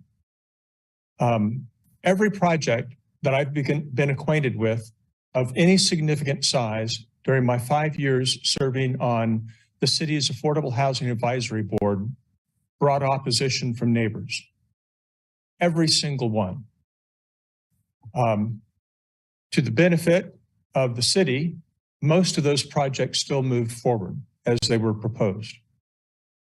This, I think, is a unique opportunity to have a mixed use, multi-use development in what is already a pretty central location in our community, requiring infrastructure investment in the immediate area, but not requiring much in the way of infrastructure investments at large for the community. This is a great deal. The incorporation of a residential component, I think, makes it an even more important plan for our community. I urge your favorable support for it. Every project has opposition. Make whatever adjustments you need to make to feel comfortable with this, but please ensure as much space as possible is retained for residential purposes. We need the lots, and the affordable housing component that has been devised by the Endowment Association and Rebecca Buford with Tenants to Homeowners is unique and very valuable to our community and warrants your support. Thank you. Thank you.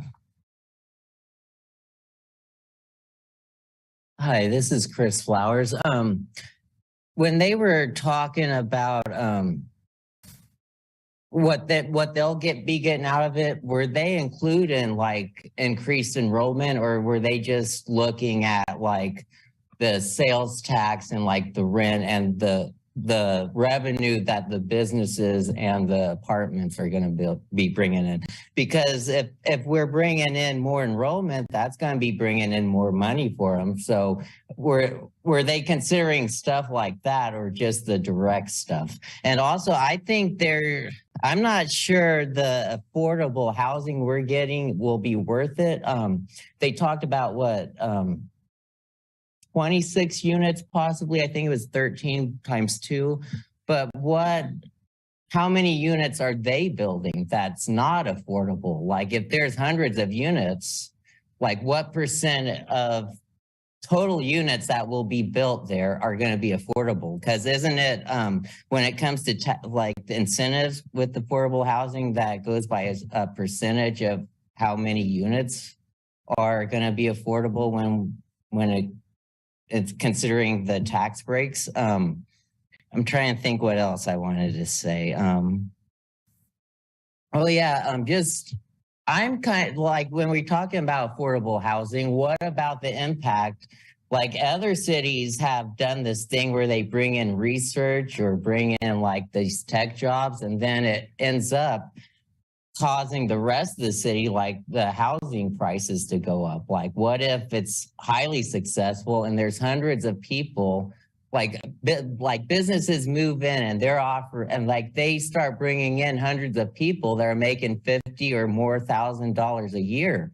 Like what impacts will that have on the rest of us who aren't making that much and are now competing with outsiders who have been brought in who are making more than us? Because it's happened in other cities. I don't know if that's been addressed, but I have no problem with this thing being made. It's just the tax like the tax breaks. I'm not sure we're getting a good deal. And also, when the rate of their return, isn't KU a nonprofit? Like why? They seem like they need to make as much money as possible. Wouldn't 0%?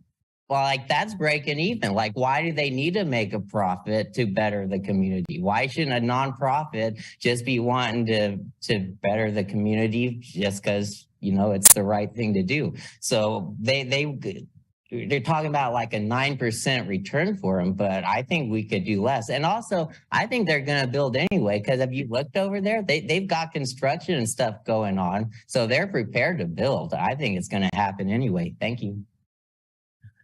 Public comment, other public comment. No. You don't get twice. Sorry about that.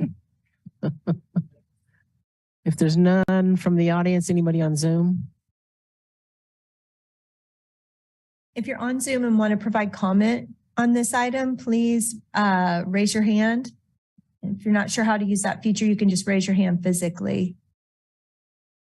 See anybody doing that, Casey? You don't? Okay.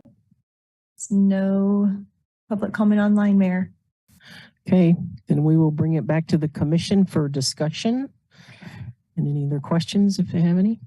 I did have one. The answer to my question to Monty about the blue buildings that are to be determined And his answer was, well, those might be used for Innovation Park, PTBC, whatever we want to call it now. That feels like information I would want to know, because I understood that Innovation Park already has the next 2 phases planned out. And of course, I have all the experts next to me that I need that are on those boards. So if someone could correct me on that or help me with that little jump, that'd be great.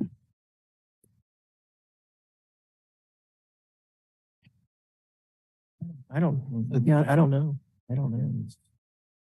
I just don't want to be working at cross purposes with one of our partners. Well, maybe Monty can answer that. Yeah. If you come on up, but yeah, I mean, buildings 3 and 4, they've put in for some, state and federal money for, and those are not part of, they're the ones closer to the current PDBC buildings, closer over there. I think these are the future ones after that, phases 6, 7, 8, 9. But go ahead, Monty. It goes up to. Yeah, that'd be correct. They are, they have like a 12 building plan. How that comes to fruition, I don't know. It's a master plan. So, but yes, they would probably come down that direction. Our hope is that we would build mixed use buildings.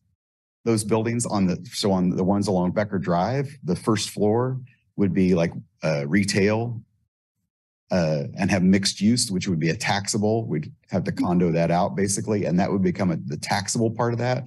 And then for KU Innovation Park or the university above that, that would be a non-taxable piece. I would point out that none of the blue buildings were included in the projections. They were calculated as 0. Okay. So they're not included in the projections of the TIF income. So we're not counting on this. No. Only the red, orange, and purple. And again, if they came in for some reason as taxable, that just pay off the infrastructure quicker. Right. And there is a don't cap get on the that TIF. So if we over-generate, there's a cap. Right. If we don't spend all of that, and we get to the point where we've been paid back, then that also terminates the TIF. So there's lots of reassurances, I think, for the city that we don't get overfunded. Right. There's some. Monty, while you go ahead. Oh, well, I just had a quick question kind of alluding to some of the public comment. I know it's still early in the process, but has there been any account for, using part of that wooded area on the west side for like trails or having some sort of through? Yeah, so I've had discussions with 5 neighbors that live along there, 3 of which spoke tonight. And I've said, we'll try to do something and make that reserve some of that ground to the best we can. There are places where the distance between a building and the property line is only 150 feet. So it becomes difficult to create a 150-foot buffer, certainly. I'd also point out that that's 9 acres, what they're asking for with that 150-foot buffer. That's about 78 R5 lots, if you will.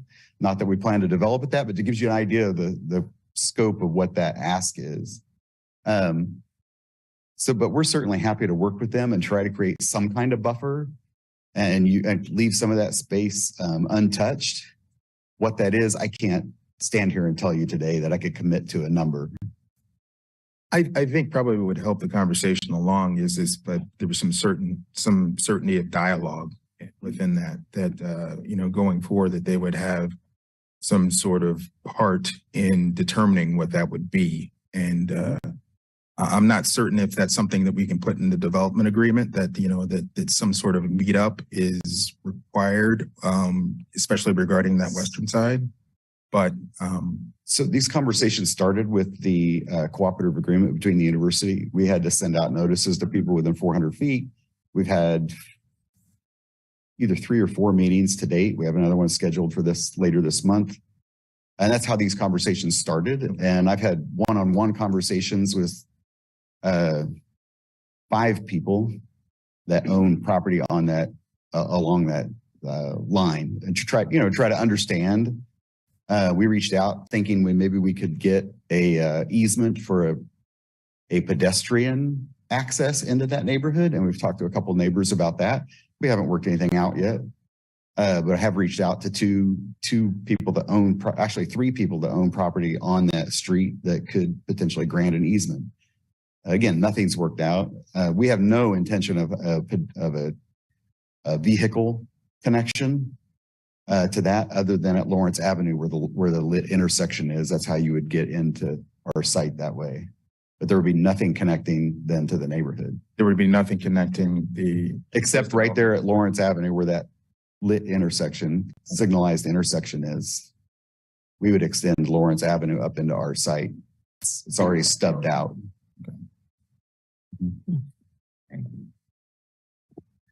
So as far as the development agreement goes, to put anything in there that KU would commit to X number of feet of buffer, that's not realistic that can happen? Well, I don't think it's realistic today. There is, the development agreement the cooperative agreement does specify certain setbacks for that area. They're not very large, I'll tell you that. It's basically a 1-to-1 setback. So every foot of height, you have to be a foot off. Not probably very comforting for that neighborhood.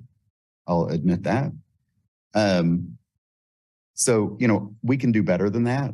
I am very, very confident we can do much better than that. What that number is, I could not commit to tonight.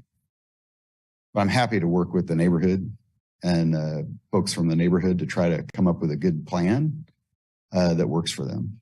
Would it be amenable for, I'm not necessarily concerned with specifics at this point. I would I would be settled and fine with like having proposed, meetings within the plan, that certain points within the development of the plan before the development's begun, that the developer, the university or the endowment association meets with the neighborhood to go ahead and discuss these things, just so they don't feel like this is their only opportunity to go ahead and have their voices heard. Right. And we're happy to do that. Okay. Excuse me, ma'am, excuse me, ma'am. You're, hang on a second, okay? Monty, go ahead. No. What was it? Wasn't going to say anything. Oh, okay, I thought you were saying something else. Folks, whoever they decide to. Okay. Because you're having some meetings now, and so these would be additional meetings? Well, we have the community advisory group meetings, and we have another one, I think, on the 27th or 29th, one of those 2 days, to keep them informed of what's going on, right, to get feedback. And again, that's how this conversation started at those meetings earlier. I think maybe even the first one. And like I said, I've met personally with 5 people on that street in one-on-one meetings already, just as they called and asked about it. And I've said, come, let's talk about it. Okay, thank you. Yeah. Did you want to say, you can come on up here, and please, I'm sorry, I forgot your name. I should know it. But Jane, that's right. So I appreciate that Monty has reached out to all of us, and we have taken advantage of the opportunities to meet when he's had meetings. I don't think there's any actual outcome guaranteed by just talking. And so it is their property. They can do whatever they want with it, right? So if he agrees to talk to us, it doesn't actually ensure any changes in the approach. And so if as a community and a city, we feel like it's important to preserve some green space for the habitat, for the future affordable housing, I think those are important considerations that have to come outside of the neighborhood just being invited to hear what's happening. Okay. So I'm concerned that doesn't actually meet our needs to just have more meetings. Okay. All right. Thank you. Okay. Thanks. Anything else? Did you want to add to that? No. Yeah, I didn't. It's just going to be it's kind of tricky because it's so far out. It is. Yeah. And we're only talking about the section 1 right now, and that's in the section 2. So yeah. I kind of feel for Monty and the fact that it's hard to commit and, say for certain on that. Given that,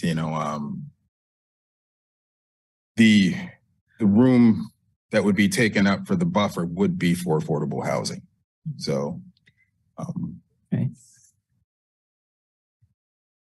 No, sorry, we haven't done. I might want to take a second here before I launch into my other question, which I'll need other commissioners for, to give a compliment if I can tell by these maps. And I appreciate that these are phases and that, you know, this, particularly the map of residential neighborhood affordable housing is not a actual commitment, but an idea. If you look at that, and I'm assuming these are trails, not roads, it looks a heck of a lot like a wildlife corridor to me. The space between the new retention pond and this other, well, I don't actually know the name of it, but there's other little lake that's over here on campus. And I know certainly further north of 19th up to 15th, there's a lot of demonstrable wildlife that many of us are concerned about that live over there. And I'm sure these neighbors see it too. So if that's something that I can encourage or complement in the future, keeping that green space open as well, I would like to do that, because that is an enormous space that a lot of people don't realize there's a lot of wildlife there. And unless someone else has a question, I got a big question, but I want to ask Commissioner Finkeldye. Special. So when I rolled in here today, I was pretty comfortable with this. I mean, it's not perfect, and I maybe more than many am suspicious of incentives, especially when it's probably going to happen anyway. But when I found out that this hasn't been taxed for the better part of 80 years, that threw me clean off my game. This area hasn't been taxed since the 40s. Since KU bought it, KU doesn't pay taxes. You don't pay taxes. Okay, KU doesn't pay taxes. So since they own it, they I get it. taxes. So, you know, to create this area that is taxable, is a I guess is a step forward on that. In addition to the sales tax amounts, I think the Tilly showed in the first 20 years, what, 45 million to the city and about 15 million to the county from the project. So, yeah, they have a lot of land that they don't pay taxes on, which is okay. You. Yeah. Of course, the city doesn't pay taxes on our own land either. And school district doesn't pay taxes to us on their land. So we have a lot of land in the city of Lawrence that doesn't pay property taxes at the moment. Anything else? No, Anything else? Anything else from Commissioner Sellers? We're done with public comment right now. Thank you. No, in the Monty answered the question, and I can't remember which commissioner was it asked it, because that's just kind of how my brain is a little bit right now. But there, yeah, the access road that comes in, because I think I heard some of the conferees speak to roads, and I noticed I wanted to make sure I looked at that map again, that to ensure that a road was not going through property, but it's going around and up into the KU property. Monty spoke to the piece about the buffer, and how that does take away part of the land that is agreed upon, or at least in agreement for partnership with tenants to homeowners. And I know that this is a project that's not going to be at least designed out until closer to 2028. And I know Monty's been a part of those conversations. It doesn't sound like Rebecca has. And I mean, I'm not trying to say that talking is going to be the cure-all. I think maybe an understanding and education of density and opportunity, and what potential new land development codes we may have that may provide some opportunities to do some workarounds. I think, I'm nervous about us putting caveats into a design we haven't seen. Hell, we may not even be the commissioners on the dais to even approve that design at that time. So we're putting a lot of what ifs into something as it relates to to this project, and it gives me a little bit of pause of concern. In no way do I doubt that whatever work that the Endowment Association in partnership with tenants and homeowners will do to create an affordable housing community that's part of a mixed income housing community that will be mutually beneficial, not only for our city writ large, but also for those who will potentially be renting or be homeowners there as it butts up against the current Marvon neighborhood that is there as well. So it's a mutual beneficial. I see this as mutually beneficial, and while I recognize the idea of wanting to put in terms right now for a buffer, I think it's a little premature because we haven't seen a design and there's a lot of what ifs on that. As this relates to the TIF, TIF projects, TIF kind of exists to address projects like this. So if you can reconcile the multiple years drawn out in order to build that, a lot of people see it as that's 20 years of income that we're not receiving, but we're going to receive a portion of it, just not in its fullness, but that as that time wanes off, or if the project is paid off early, that is funding an opportunity. And again, 20 years as it relates to, this is 20 years wait for the fact that we've had 80 years that it hasn't been on the tax roll. That is an investment, well worth the wait, especially for a project like this and for the corridor in that area. I did share prior to when we initially had this project come to us that, my family, we live within a walking distance to Wichita State, and there's a similar project happening right now in Wichita State in the same corridor. And, there's hotel, there's commercial, retail, there's also some residential components as well. What I would say I like more about this project than the very project that's happening in my mom's own backyard is the emphasis on early care and education, and that partnership with the community with having childcare present, the idea of a grocer. Our neighborhood is considered a food desert, so we don't have a grocer here. So this is a project that's looking at total community benefit. So, if I had to vote on a project as it relates between what we have here, I'm in Wichita right now, with Wichita State's project and what we're seeing with KU, I would have definitely voted for this one in a heartbeat before I would have voted for the one that's currently happening here in Wichita. So, this is the type of project that you would want to use tax incremental financing on, and I support that and fully. And so I think with the housing piece, we're getting just a little bit ahead of ourselves. I think if we can trust the process and trust the partners who are involved in this, I think this is going to be mutually beneficial when that time comes and the design is presented for both the neighborhood as well as for future tenants and homeowners that will benefit from this project. Any other thoughts? Nope. I do support the project. I think, I do think this is the purpose of a TIF and a CID is to, take the pressure off our own CIP, to have the CID and the TIF pay for infrastructure, roads, sanitary sewer improvements on 21st and Iowa, public roads. And so, and in exchange for that, you get, properties that are producing property tax a little bit in the short run, more in the long run, but also producing sales tax and providing amenities, infill development in the middle of our town. So I certainly support the TIF district and the CID district. I do think there is work to be done on the residential side, which I trust Monty and Rebecca and others to work on that.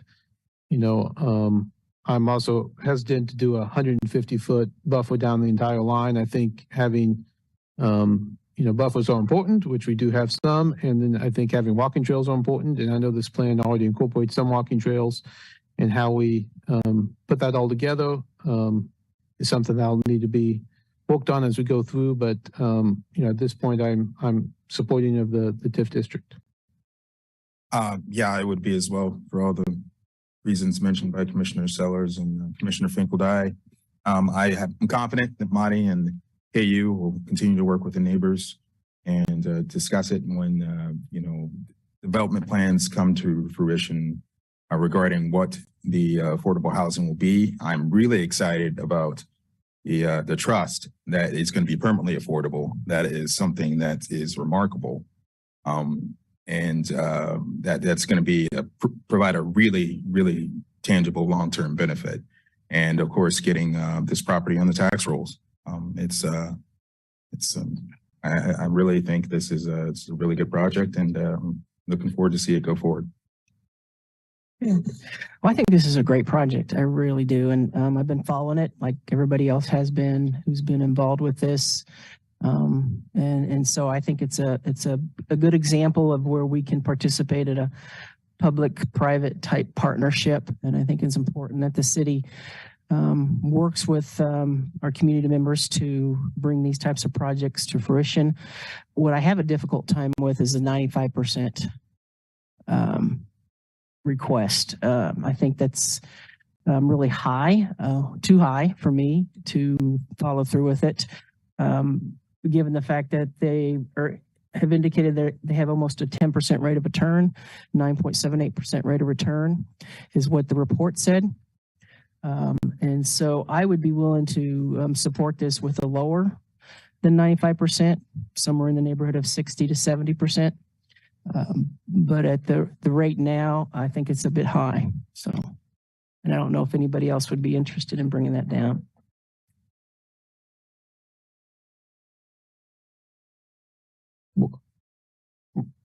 I would say, the analysis is based upon the infrastructure. So are you suggesting certain infrastructure not be included, or that we don't have an analysis on that. So I guess in the feasibility of that. So I certainly would not support it off the cuff to support some amount we haven't studied and to understand, the revenue and the infrastructure components of that. The plan is together. Obviously, if it gets voted down, someone could bring it back and have some further discussion. But I wanted on the cuff move to support that, but I would say no. I support it as it exists, given the infrastructure that it's going to fund. Absolutely. Okay, I'd be happy to have somebody take a look at that. Then, if we want to go that route.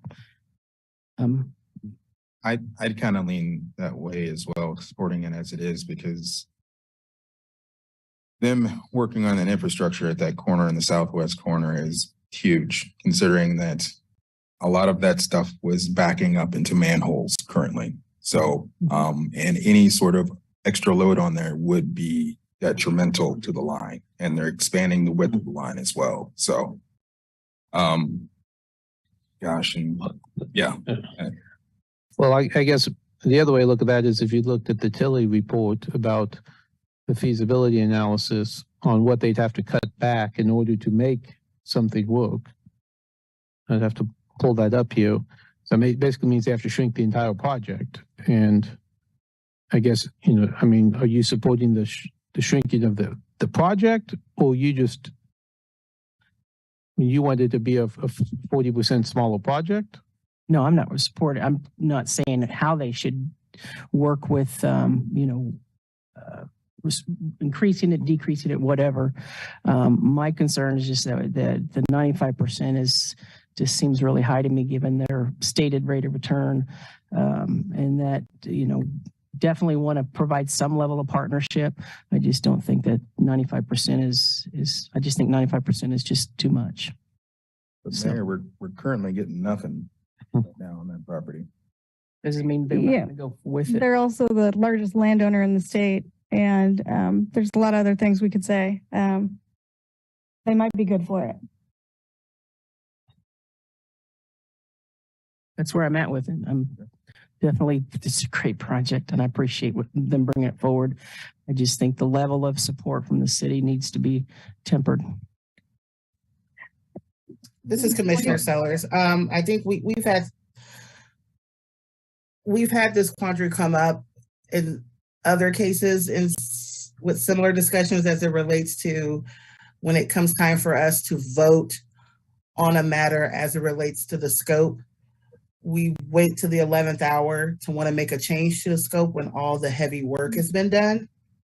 When we've had this come before us, not once, not twice, but several times, with the earliest being in January when we received the presentation and the outlining of the TIF at that time.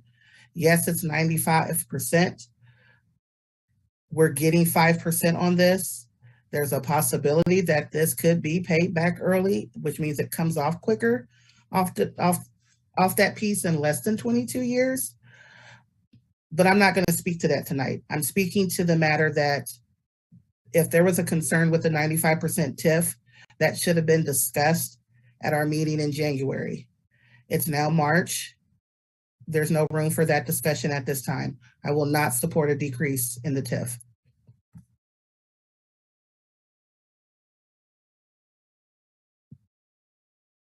Okay, any other discussion? What do you want to do? We do need full votes on this, Randy? Yeah, it's my understanding, yes, that we need 4. Kevin Wimpy could speak to that. 2/3 vote, so a super majority. Where are we at?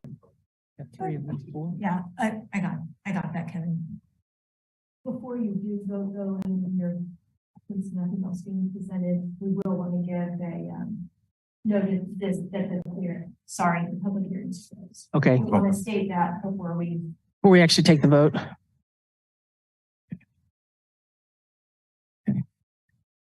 I mean, maybe I'd ask to the mayor's question, if I understand the Baker Tilly sensitivity report, but maybe it'd be a question for I'm sorry, I forgot the name, Baker Tilly, about if this was reduced to a 75%, what would that do to the feasibility? If you could say anything off the top of your head based upon that sensitivity analysis. Yes, thank you for the question, council member or commissioner. The amount, if you were to reduce the capture percentage of the TIF revenues, you would need to adjust the eligible reimbursable budget amount correspondingly so that those would both move together in alignment. If you notice with the TIF eligible budget that is sized around the potential TIF revenues, so those would need to move in concert, and I think the documentation would need to be adjusted to account for that. If you were to reduce the overall amount of TIF capture at a lower percentage, it would reduce the overall rate of return. That overall rate of return is also dependent on the TIF revenues coming in as projected. If the revenues come in at a lower or slower rate, the impact on the rate of return would be lesser as well, either by market conditions or by a reduction in the capture ratio.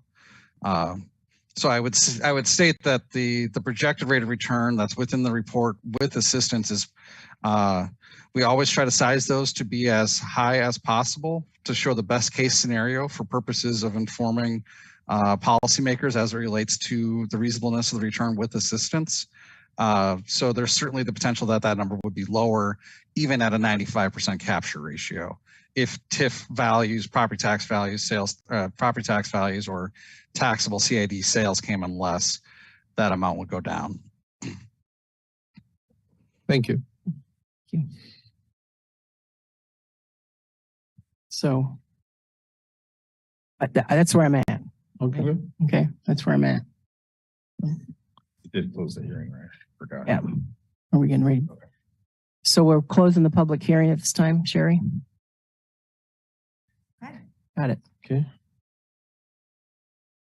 Well, Commissioner Shipley, do you have questions or thoughts before we make a motion? I was gonna give you one last chance to talk me into not feeling like that the taxpayers have been taken advantage of for 80 years and now they're being asked for more money.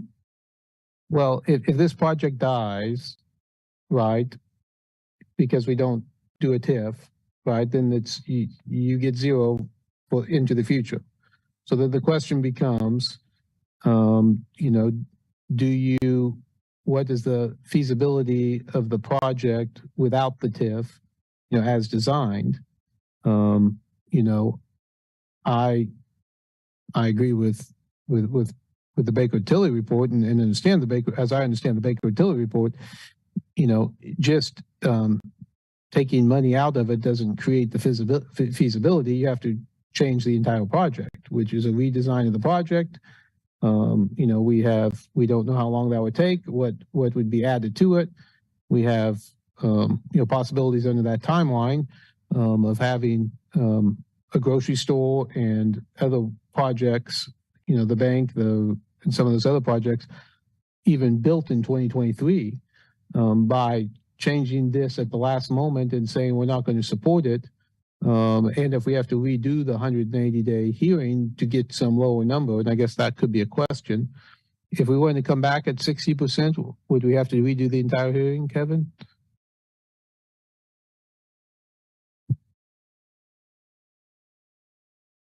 Right.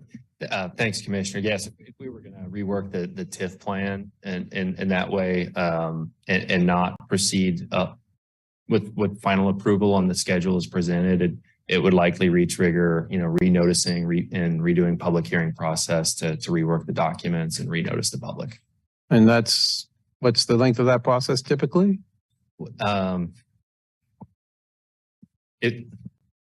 Off the cuff, if we're redoing the full TIF plan process, we have to return to Planning Commission first and then have a public hearing called by the commission. And then 30 to 70 days later under statute is when you'd hold what we're doing tonight, the hearing on the TIF plan. So, you know, on the short end to redo all that, it'd be a couple months. Yeah, 45 days to get on the Planning Commission agenda. And so we're delaying the entire project 8 or 9 months to reconsider that, having to rework the entire project and put the whole thing back when we have project ready to go. So I think it's a lot more than we can't just change the number and adopt that tonight. I mean, we'd have to renotice the whole thing. So I just can't support that.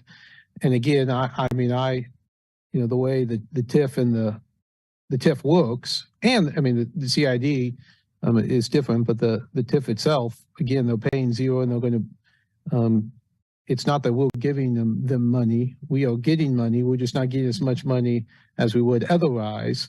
But that's the whole point of the Baker Tilly study and what they're paying for it. They're paying for public infrastructure. That's the whole point of the TIF. So, I mean, that's why I support this project. I support moving it ahead.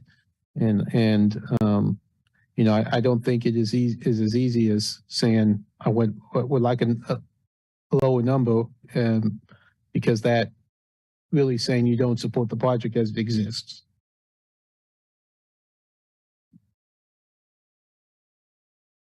Mayor, I had a question for either Tom or Kevin.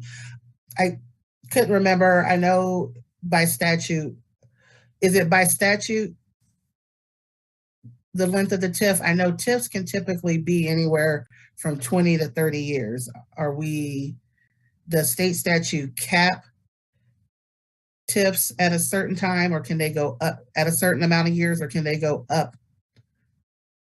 Well, I guess, are they capped at a certain time, a number of years, is what I'm asking. Yep. At least Thanks, for the state of Kansas.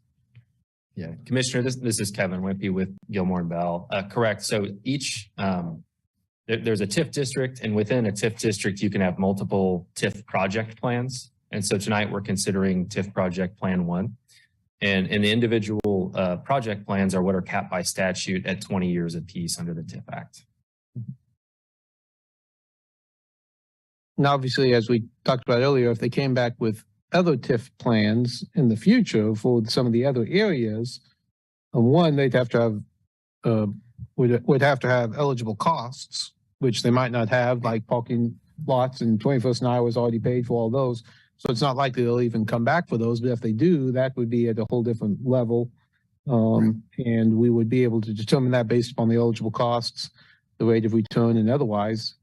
Again, whether or not they come back is one question, but if they do, it certainly could be at a much lower level. But again, they're using a small portion of this to fund the whole project.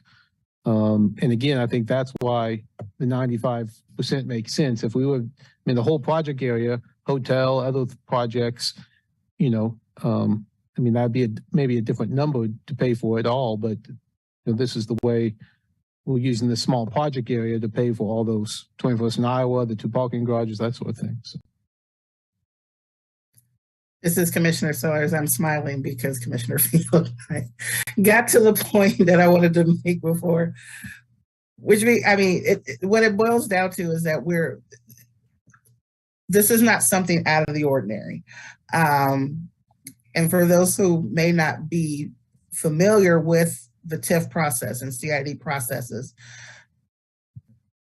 this could seem daunting, but I mean, this is something that for the size of the project, the rate of the return, and the opportunity that it brings, this makes good sense. You know, we're not a state where we're a statute where TIF projects, you know, are capped at 30 years. So they're coming back at us. You know, this could be a 30-year project. So to Commissioner Shipley's point, you know, something that's been off the roll for 80 years and then 30 years, you know, you get into that discussion. Those shouldn't be discussions that happen in the 11th hour. Those would be discussions that happen when the project comes before you. And I do believe that this initial but-for analysis came to us in December. So again, I want to stress that as commissioners, we had access to this information months ago.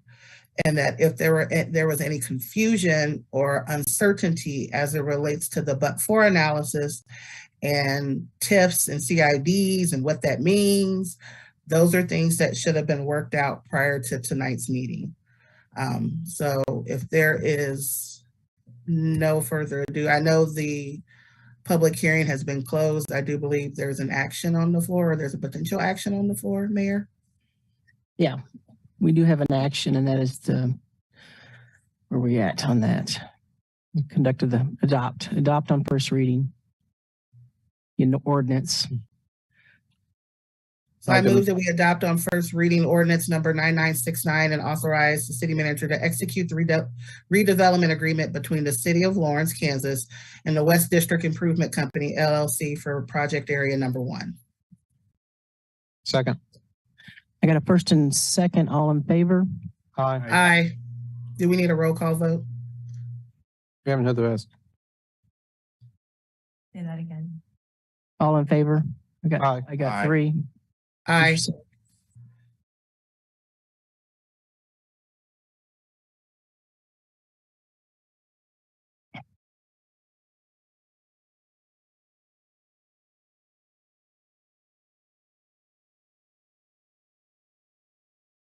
Nay. Nay. I'll vote aye. All opposed? Nay. 4-1. Got one more? Now we have to conduct the public hearing on the CID. Yeah, we got the CID. Yeah. I did. I think, yeah. I do want to say, I think it's a great project. I really would like to see it be less, but I sure don't want to see this thing not go. Appreciate that, man. Appreciate it, Mayor. So we'll go on to the CID. We've already been presented with that information. Do we need to do that as far as the public hearing? Do you have anything else to present, or we're just opening the hearing? Okay. Just open the hearing there. Okay. I'm sorry, Sherry, I didn't catch that. What'd you say? You'll just go ahead, and there's nothing more to present, just to open the public hearing for the establishment of the CID. Okay, so we're opening the public hearing for the establishment of the Crossing Community Improvement District and levy of a CID sales tax. Okay, public comment on this item?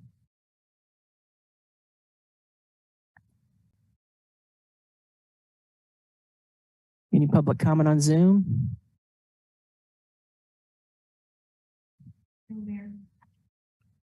Okay, bring it back up here to the commission.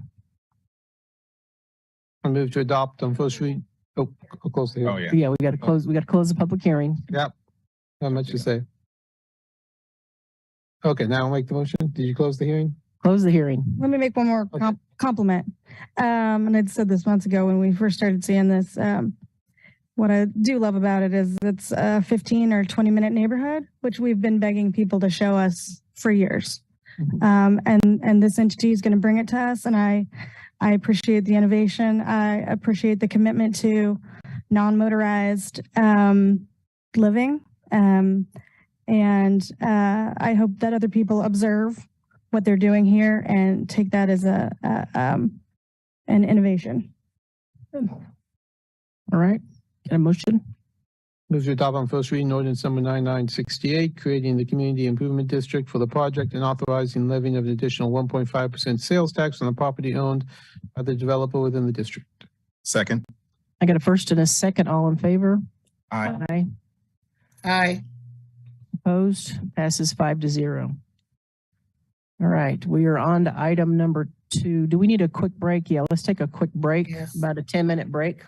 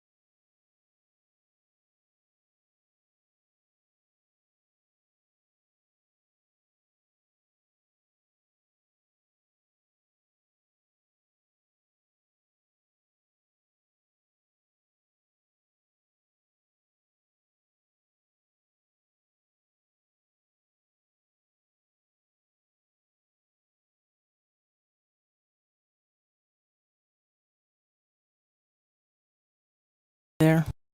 I'll try. Is Commissioner Sellers on? I don't see her.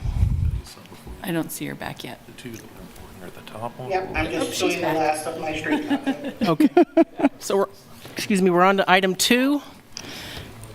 Excuse me, sir. We're on to item 2 here. Consider approving a preliminary development plan PDP 22-00224 for Fall Creek Villas located on an unaddressed parcel submitted by Land Plan Engineering PA on behalf of SOJAC Land Company LC property owner of record. Thank you, Mayor. Kyle Kobe with Planning. I'll be presenting this item.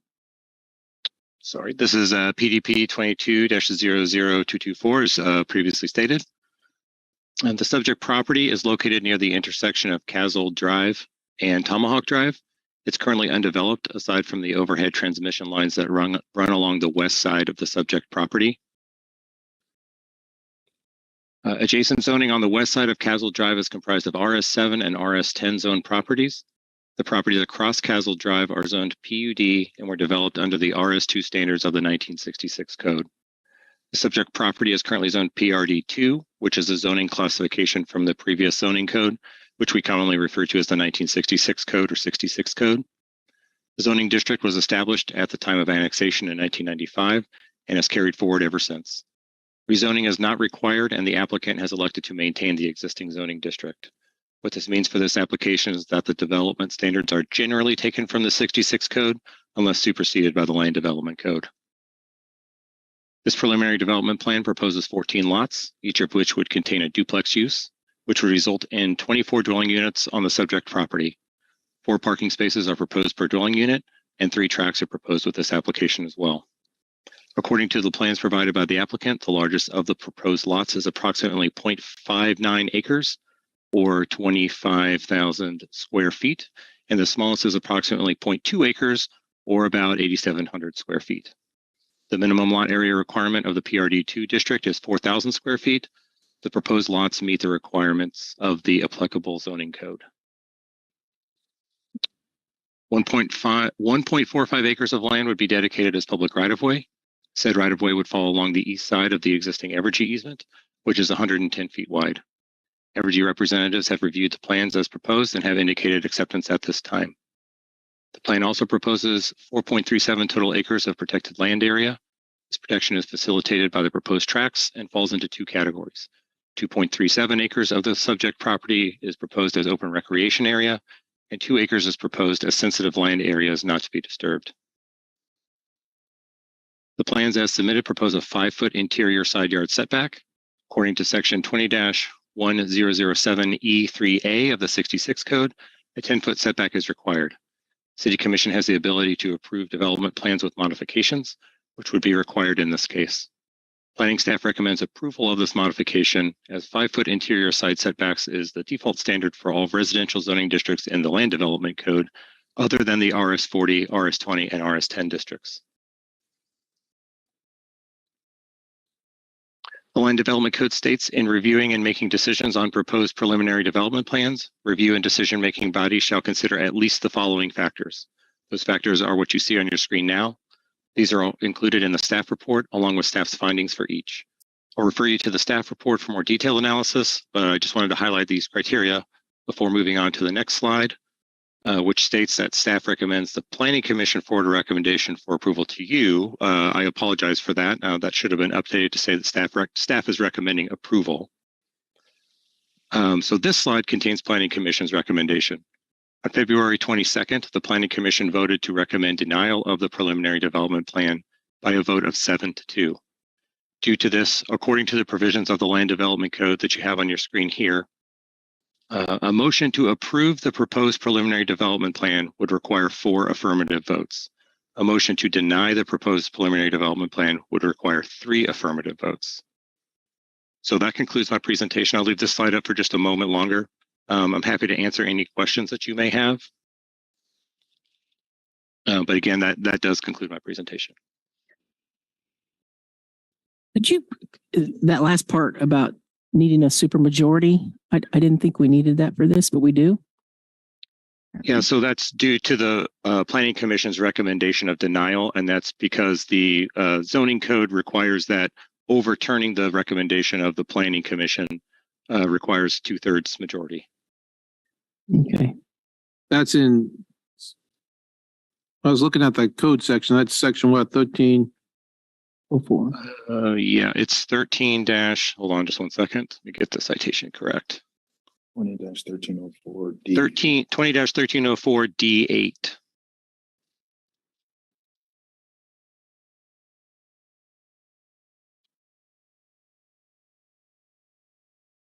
Okay. Any questions for Kobe?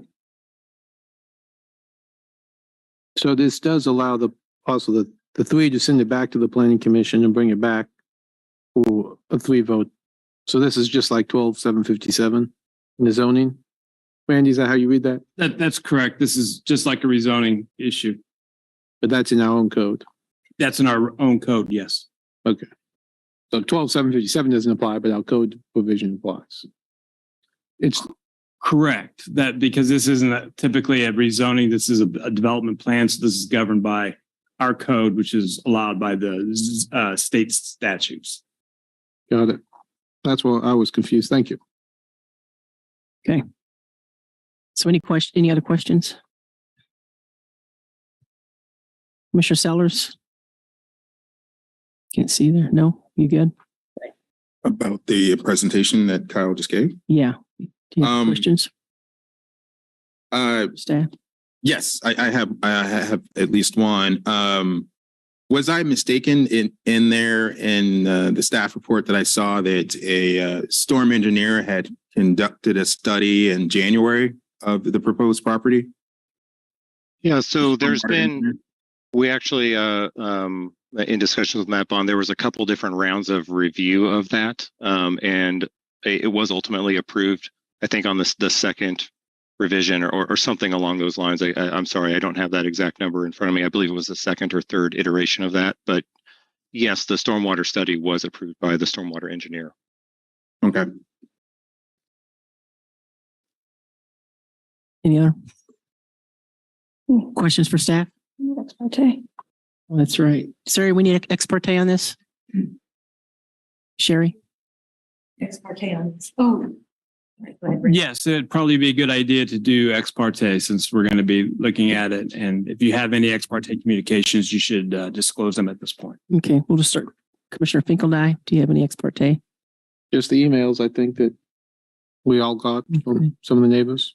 Commissioner Littlejohn?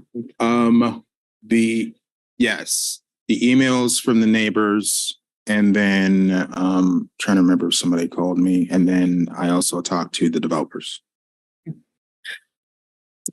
Yeah, I think all the correspondence that I got was the same, and I heard from Michael McGrew.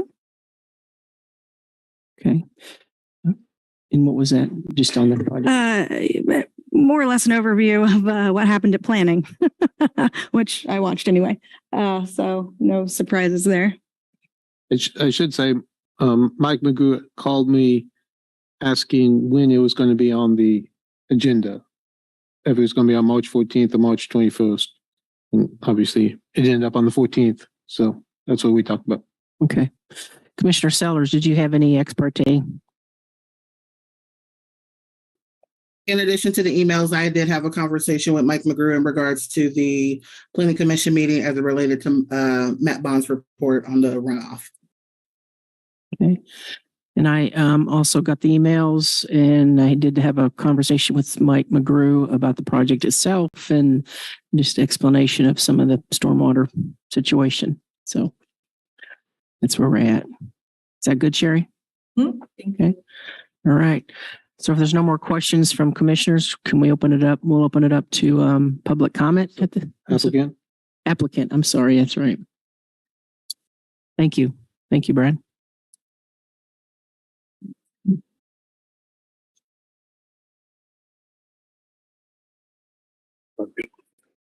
That can be lowered and raised. Okay. Next. Okay. Keep checking.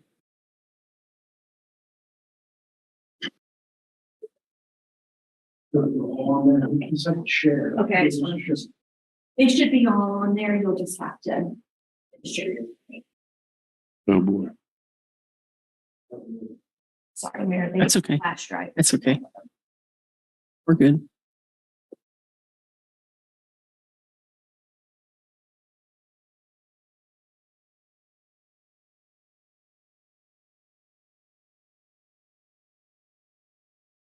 Thank you. Good evening, Commissioners. Phil Struble, Land Plan Engineering, Lawrence, representing this project. I'm representing Sojak, who's the property owners, and then I'm also representing the developers of this project. And I want to just share 6 different points with you this evening, maybe.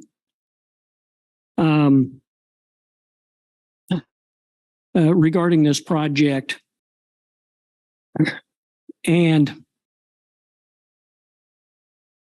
this project is pretty much, like I noted here, a classic infill project, and it's a little different than most. This project was last rezoned and annexed nearly 30 years ago, and our files for this project go back even about 10 years earlier than that. So we've been involved in this piece of ground for a very long time. The property has been intended for development for that nearly 30 years. And I understand and I get it that it would be very nice and people enjoy living in a neighborhood where they back up to a bunch of trees and seeing wildlife and birds and that. But the issue is in this piece of project, it has been intended for redevelopment that entire time. In fact, that timeline, I'm going to guess, and I may be held and proven wrong on this, but I'm going to guess that it probably goes beyond that of many of the people that are protesting the project tonight. It has been in the Stewart and Fritzl family and their plans to do something on this ground all along. And we've done over 30 years, we've done multiple sketches on this piece of ground for something to occur on it. It is zoned PRD for a reason in that they planned on having some kind of relatively dense development on it. It wasn't zoned as simply RS7 or RS5. It was intended to be something of a dense nature on this. Hence, you don't see many pieces of ground that are zoned for a PRD development that are just in a holding pattern. So from the very beginning, it was intended or something to happen on this ground. The second point on here is that we have 100% city staff report. It was the second go around with our stormwater engineers getting the city's stormwater engineer to agree to our stormwater plan. And I'm going to go into a lot more detail on this stormwater, but we have agreement and recommendation for approval from city staff from the planning aspect, we have from the traffic aspect, from the wastewater aspect, and from the stormwater aspect on this project.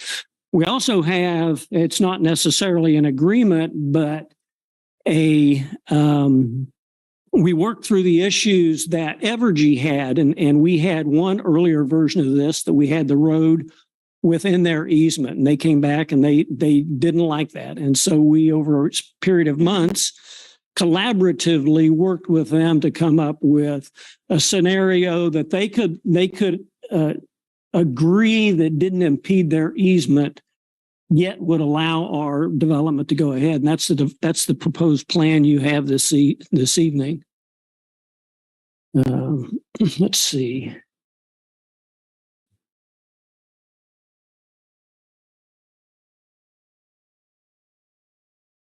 I can get back here.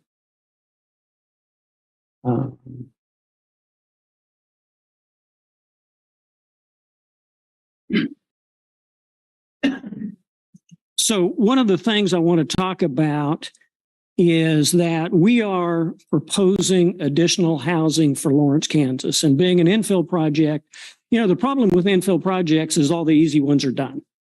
right? And the low hanging fruit is gone, and that the projects that we're going to be bringing to you in the future that are within the limits of City of Lawrence are going to be of this difficult nature. And that we're going to see not only neighbors being in opposition to it, which I understand, but we're going to see other issues such as the Evergy issues, the traffic issues. And that's just by the simple fact that we are trying to infill existing Lawrence. And the reason we're doing that is we don't have anywhere else to go. This project is by local developers who have been building in Lawrence, Kansas for 40 years, right? They are now building in Ottawa and in Perry because they need someplace to go and keep busy. You know, I'm not so sure the current numbers, but when I looked, when we were before the Planning Commission, we had so far issued 2 building permits in the City of Lawrence for 2023. And we've got to do better than that. And we think this is a good project, and I'm going to explain that in greater detail. But our developers are the people that we like to develop in Lawrence, and they've done a lot of projects that I can point to that I think are a credit to our Lawrence community and our Lawrence development community.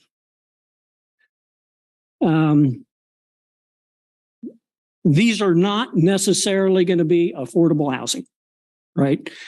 And they're not going to be affordable housing from the standpoint that we're putting all the lots on one side of the street. I mean, we're only getting half as many lots in this development as we normally would. And that all by itself is going to drive the cost up. We're looking for lots of ways to keep the cost under control. But it's not going to be necessarily a cheap project. Furthermore, we've also got the Fall Creek Farms architectural control group looking over our shoulders because they want this to be of the caliber and quality that they see in Fall Creek Farms. And so they're held to a little higher standard than what they normally would like. These homes are going to be for sale and are going to be owner occupied. They're not rental units at all. And that's prohibited in their purchase agreement with the underlying property owners. There's going to be a homeowners association because we have this inordinate amount of open space that somebody has to maintain.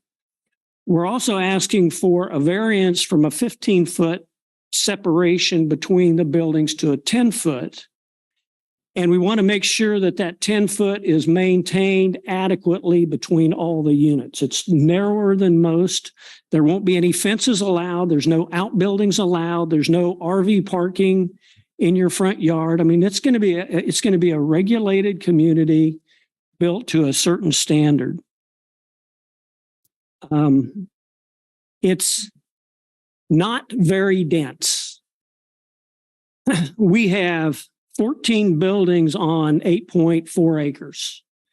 And that ends up being 1.7 buildings per acre or 3.3 units being duplexes. Earlier this evening, you approved Monterey Gardens, which also has a 10-foot side yard setback between all of them. Monterey Gardens being a single family development is at 2.9 buildings to the acre.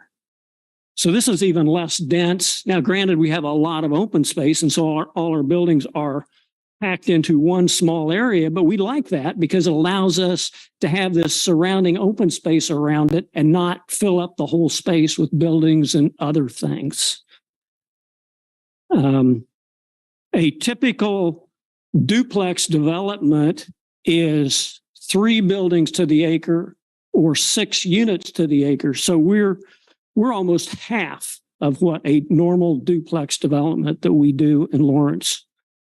The open space on this development, it's 8.39 acres of ground, and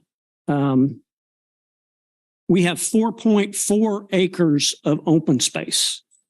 The power lines, and then area A, B, and C, C being the area along the creek at the bottom. So, you know, it's not a dense development. In fact, it's way below what we normally see for developments in Lawrence, Kansas. One of the comments we've seen is the reason we shouldn't develop this ground is it is extremely steep. And I think one of the letters you received talked about some of the slopes are 14% slope. Quite frankly, we love that. That's what makes this the perfect development. It couldn't get any better than that. This graphic is one way of showing that, but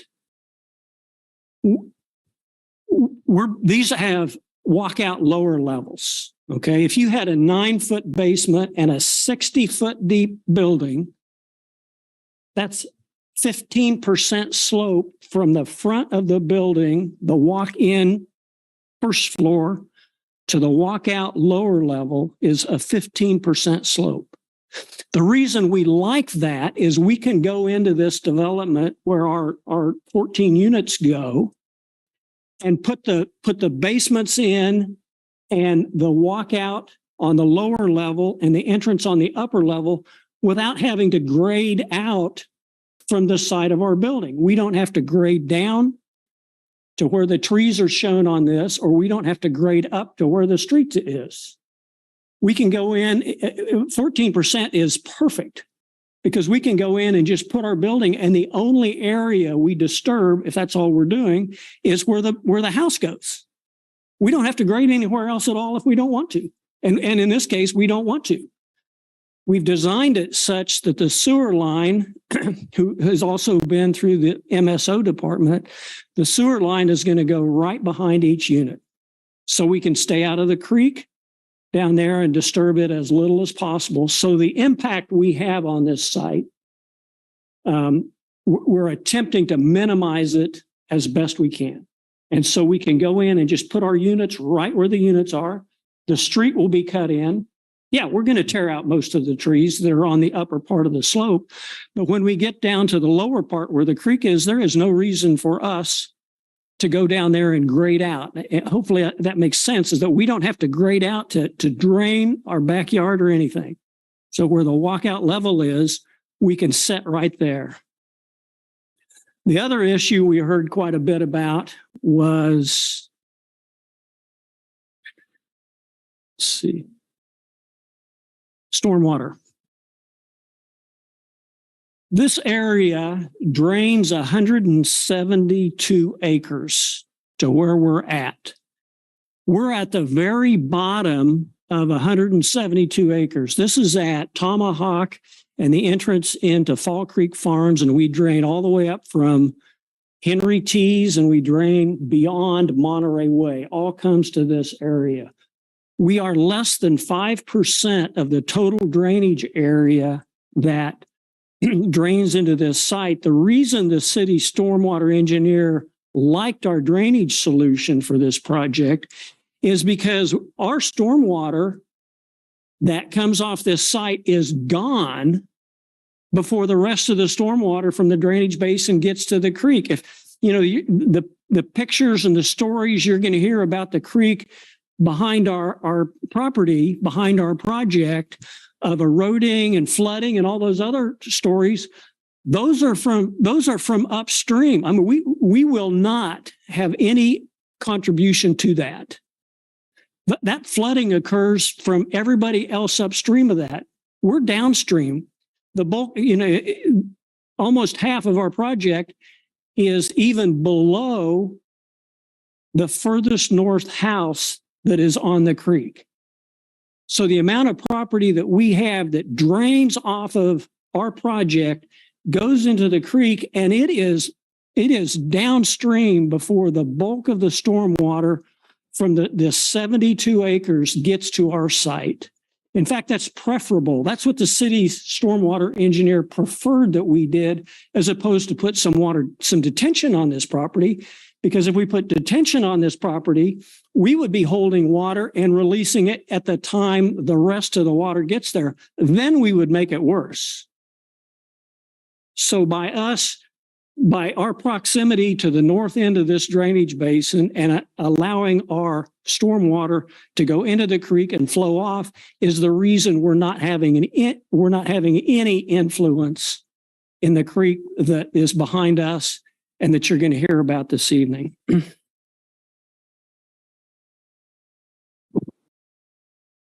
And I think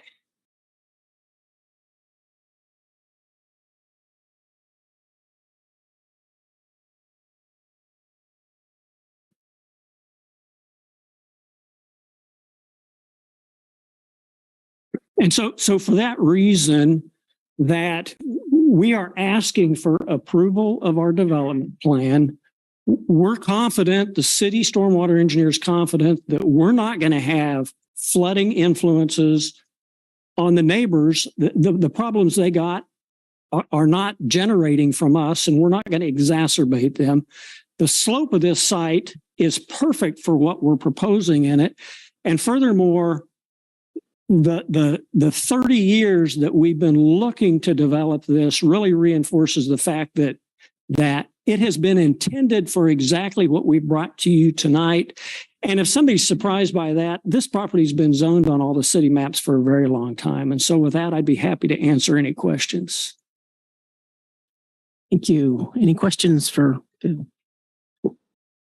I do. Phil, does the drainage study also, I understand your point on the flow of the water. What was the discussion with the city engineer, maybe Matt's on here, about what to do with the stream bed itself? Is that part of the plan? The stream bed? Yeah. That is part of the plan. We have approximately 80 feet in the stream bed that we're going to have to relocate. Our preference would be not to touch the rest of it. I mean, you're going to see a great analysis from Mr. Norman tonight about the quality of the stream bed and preserving the trees along it. I mean, we didn't do 100%, but he's spot on about how we want to preserve that and keep it as it is. We have one section, the entire stream rests on our property, and one small section of that needs to be relocated because it encroaches to the west up into where one of our lots are.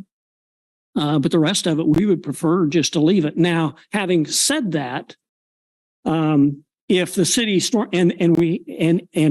the city stormwater engineer didn't go this far, but if there are things that need to be fixed, we would certainly entertain, to make the situation better for our neighbors. I mean, we want to be a good neighbor, but we haven't worked with the city engineer and walked it with him to look at things that he might like us to do, but we would certainly be open to that. But our project does not require any of that to be done to move forward. Thank you. Mm-hmm. Thank you for coming, Phil. And I had a question for you regarding why the properties themselves had to be moved so far east, why they couldn't be further west. I think I was able to see some of the discussion on earlier meetings, but just for the edification of everybody listening. Yeah. A frustration point for us has been we have done development work, meaning streets, parking lots, a lot of things within the Evergy easement forever.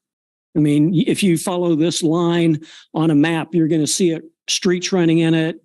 It goes through the parking lot right in front of Chipotle on 6th Street. That's my favorite place. So that's a point of reference, right? So, we submitted this with part of our street being in that easement and shifting our development to the west.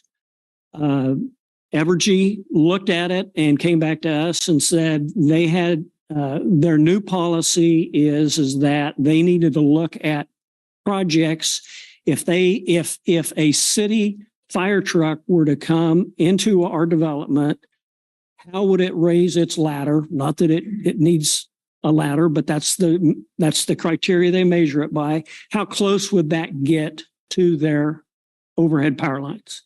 And on this particular project, the city fire vehicles, if it were in the easement trying to fight a fire, would be too close to their lines. And so we had to move the whole street out of their easement to satisfy that requirement. And that's the new rule for Evergy? Because I'm seeing other streets that are actually in that. Yes, it was new to me. Okay. Okay. It may have been old and we've been able to get around it. It has thrown a wrench in 3 or 4 other projects for us already. Okay. So I take it your argument that this has been planned since I was in high school didn't fly with them? I tried it. And we showed them the map where all the other places are that it didn't meet. And they said, oh, well. Any other questions? Commissioner Sellers? None? Okay. Thank you, Phil. Thank you. All right. Heard all the presentations, so we'll go on to public comment at this time.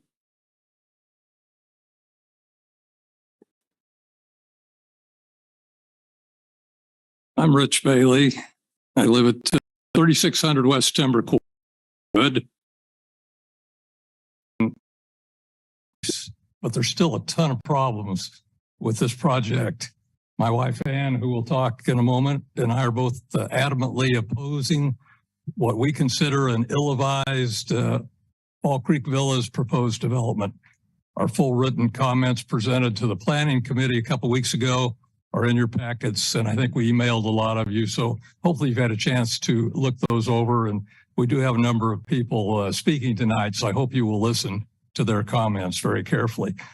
I'm not going to repeat what we went over, or I went over at the Planning Commission, but I want to come up with a couple of more points that I didn't have a chance to talk to. Number one, the Lawrence Douglas County Metropolitan Planning Commission overwhelmingly voted to reject this project by a 7-2 vote on February 22nd, as you know. One commissioner even said, and I wrote this down, this development is simply not a good fit. We ask that you abide by the decision of the Planning Commission, sandwiching in 14 duplexes, which is 24 residences, I found out tonight, in a relatively small green space while working around high voltage power lines and a floodable creek, which you'll hear more about tonight, simply does not pass a common sense test. If you override the Planning Commission's recommendation to oppose this particular project, then at least in our mind, this lessens the Planning Commission's decision that has already been brought forth. Number two, Lawrence has historically been such a livable city in part because of the nice parks and the abundant green spaces we've heard a lot about tonight. As the comprehensive 2040 plan clearly states, I'm quoting, some of the most valuable lands in our community are ones on which we don't build. Preserving natural features and areas throughout Douglas County for the community's benefit and enjoyment is critical to preserving our natural spaces. 5.0, preserve and enhance natural areas of the community. 5.1, promote sensitive land retention through programs such as conservation easements and other voluntary programs. Possibly the owners of this property would consider a conservation easement and then take the tax write-off. So that's something to consider and would keep it from being developed. Number 5.2, incorporate natural elements such as floodplains, water courses, wetlands, and the steep slopes into development proposal as preserved features. This doesn't do that in the proposal. I'm out of time, so I'll wrap up and thank you for the opportunity to speak tonight. Thank you. Thank you.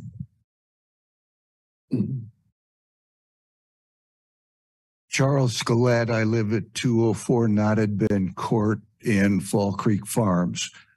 This is the wrong place for this development. You talked about greenways, you talked about wildlife corridors. This is one of the few places within the interior part of Lawrence that is a mature forest. It's not a park. It's not a golf course. It has dead trees. It has mature trees. It has various sizes of trees coming up to fill in the dead ones. It has a good understory. It's a terrific wildlife corridor. You can, if you want, you can see some pictures of bobcats. It's just not the right place for this development. It's just a good local thing for Lawrence to have this space preserved. He mentioned the removal of some trees. There are a lot of trees that are going to be gone, a lot of them. In fact, we already lost a bunch of trees with an absurdly large cul-de-sac that was built on the other side of the proposed property. They kind of gloss over the fact that they're going to change the course of a stream. Now, I don't know what the Corps of Engineers does about stuff like this, but it's just the wrong place. I would invite, if you haven't already done so, I would invite everybody in this commission to walk that area. You can go down the corridor that Evergy has, and you can see what you're going to destroy. Thank you. Yeah, come on up. Chris Joseph, I live at 120 Hidden Lane, which is really up at the top of the hill looking down. First of all, I'm pro-development. I rarely oppose anything. I think infill is a good idea. But there's some projects, and I don't know what stormwater engineering was involved in this, but there's some projects you just look at because you know the area. I mean, I'm sure all of you know the folks or places around your house. I know this area. This doesn't make a bit of sense. The hill is extremely steep. I mean, it's too steep to sled. I don't let my daughter go out there because it's too steep to sled, and it just goes shoots right down into the creek in the forest. It doesn't make sense the way that they're trying to do this. They're trying to force a development. They're really trying to force a square peg in a round hole. Between the Evergy easement, when they had to scoot it back, you have to move the stream. I mean, think about that for a minute. You've got to literally move the stream in an area where there's flooding. The stormwater engineer, I don't know what they looked at. That's not something that's available to us, but it doesn't pass the smell test. It really doesn't. We would love to take a look at those numbers. I would like to have had like an independent engineer go take a look at it, but we don't have the opportunity because this has come real quickly before you. But at the end of the day, it doesn't make sense. If you walk that land and you know that land like you know your neighborhood, I don't care what an engineer says. It is not going to be okay to move that stream for the folks at the bottom of the hill. And when that drawing that they had up there with the 14% grade, that is deceptive. I mean, there's parts of that it's like that, but where I'm sitting, it's much more than a 14-foot grade. They have to remove a ton of rock and a ton of material just to put that street in there. And there's going to be a lot of impervious surfaces. I'm really worried for the folks down below. They're trying to force this in a narrow strip of land that doesn't make any sense. Really, when it comes down to that, this is not an area for development. I know Mr. Struble says this has been planned for development forever. I can tell you, I was told it would never be developed by the developers who are presenting this now. I can tell you lots of my neighbors were told that. Maybe that's what they meant to do, but they were telling us otherwise. And frankly, I never thought it was for sale, or we would have talked about buying the thing or doing something to preserve it, because as the developers told us, hey, there's a high voltage power line in the stream, we're not going to develop it. It doesn't make any sense. Nobody's come forward to say, hey, let's develop this over 30 years, because it doesn't make sense, especially when Evergy says you can't build the street under our power lines. Right or wrong, that's what's left. So the only way they can do this is to take out all the trees and move the stream. Move the stream. Think about that. I mean, it's only 80 feet. They only have to put a bunch of riprap in there and hope that it holds. It doesn't make sense. That's why the Planning Commission said no 7-2. We ask that you think of their expertise and affirm their decision to deny this. Thank you. Thank you. Next. Thanks. My name is Dana Furtick. I live at the bottom of Arizona Street, and I want to echo a couple very well said by both gentlemen. I would highly recommend that you guys go out there and walk this piece of land and just take a look at it and imagine that 90% or more of the trees will be gone. I don't care what they talk about over there. They're going to mow them all down. They have to. to take a look at that and see the change it's going to make in that creek. This is ridiculous. They can find somewhere else to build.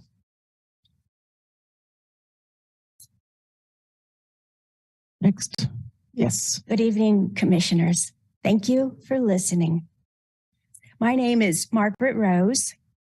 I've lived at 217 Arizona Place for 27 years. My house is 30 feet from Deerfield Creek and the proposed development. Now, Mr. Struble said there's lots of open space, but by my reckoning, some of that open space is the creek bed itself, and the rest is under the power lines. If this villas project is allowed to go through, not only will it destroy the character, peace, quiet, and equanimity of an entire neighborhood and beyond, it will rip out 8 acres of woods and its sustaining wildlife and convert it to impermeable surface for an unfortunate development.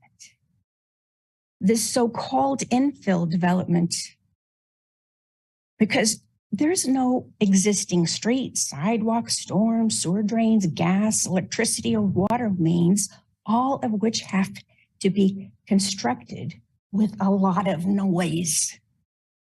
A lot of noise that will reverberate in the whole valley. A lot of noise for a prolonged amount of time, 30 feet from some of our houses. This tight density is not compatible, as has been alleged, with nearby and adjacent properties, nor will it have minimal impact on the creek and its erosions. My house is 37 years old, and the neighborhoods around me have been established for 40 plus years, with the assurance, irrespective of what Mr. Struble said, with the assurance that this green space would be there. Over my 27 years of residence, in the dry years and the wet years, I've seen the creek widen its banks about 8 feet in some places and deepen quite a bit. Rocks that the city, big rocks, boulders that the city installed 40 years ago, not riprap, big boulders they installed 40 years ago along the creek bank to stabilize it, have mostly floated away during big rains. Margaret, thank you very much for your time. Okay, thank you.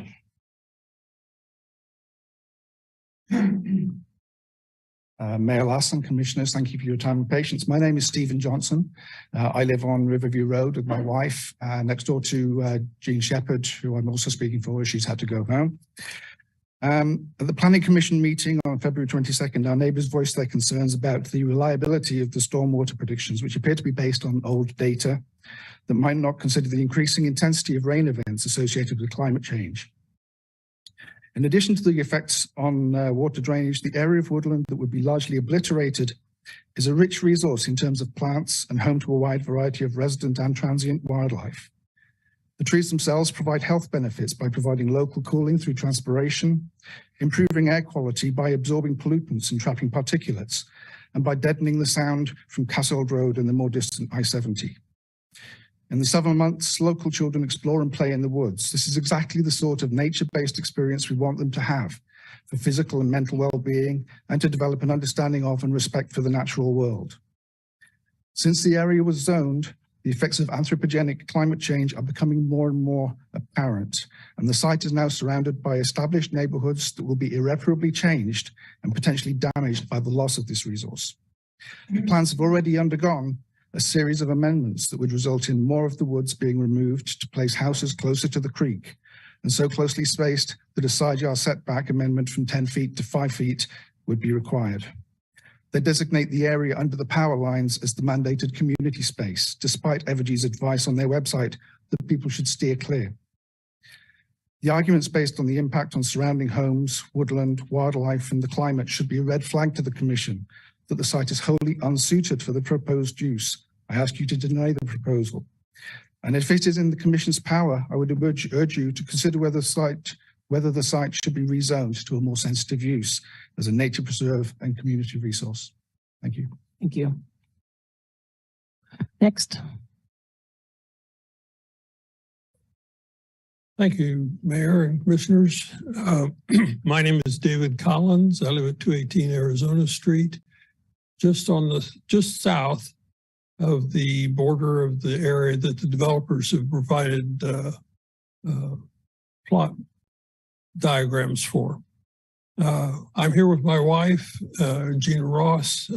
We submitted a written statement to the Commission this morning, but I wanted to emphasize a couple of things, and wasn't intending to talk about the drainage, but after the initial remarks, I find it peculiar that the water engineers or whomever would think that it would somehow rain over this project and the water would all drain off and go down the creek and it would stop raining there. And then the rain would continue upstream and the water would later come down from there. So it would be perfect. It's absurd. And if anyone has paid attention to the kinds of effects that were just referred to in terms of climate change, you'll know that we frequently have 100-year storms. And, you know, that sort of arrangement isn't going to happen. There is going to be excess drainage. It will cause erosion of the creek bed, not just in the immediate area of this development, but on downstream, Deerfield Park. But in the immediate area, it will continue to erode the far side of the creek. There will be trees that lose their base and will topple over into the development or into across the stream, perhaps causing problems. As I said, I didn't intend to talk about that. I wanted to emphasize this other thing that the Planning Commission indicated in their report that the developers met the requirement for common space, open space. This is all underneath high power lines. You know, I don't know how many of you would, but frankly, if I bought one of the Fall Creek villas, if I was a lot younger, I wouldn't send my kids out to play under the high power lines. I don't care what kind of facility they built to make it look nice. That doesn't seem like a good common space. And as has been indicated, Evergy also doesn't think so. I strongly urge you to vote against approval of this project. Thank you. Thank you. Next.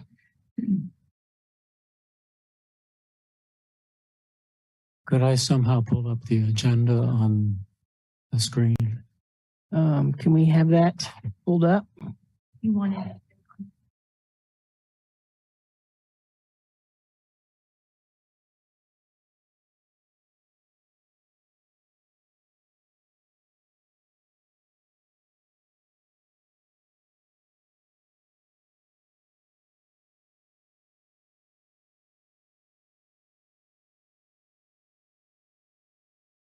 Are you looking for public comment on this item, or are you?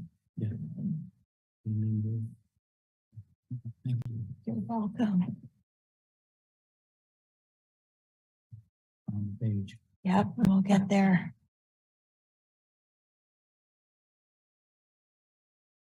For the, Do you know which one you submitted? Because we had it submitted all 3 days. I think the last. Okay, that should get you a little closer. Yeah. Okay, you're welcome. Thank you. Thank you.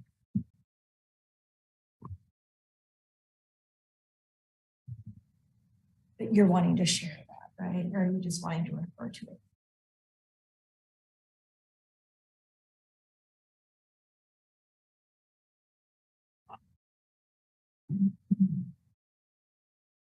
That's good enough. Thank you. My name is Michael Allman, Sustainability Action Network.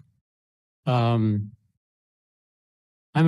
organization approaches this from the point of view of stream corridor and functioning streams in all their aspects. We submitted this information from the city map showing the different areas of this particular project and the slope. This area shows a 14% slope, like Mr. Struble mentioned, which would be 37 feet up or 260 feet across.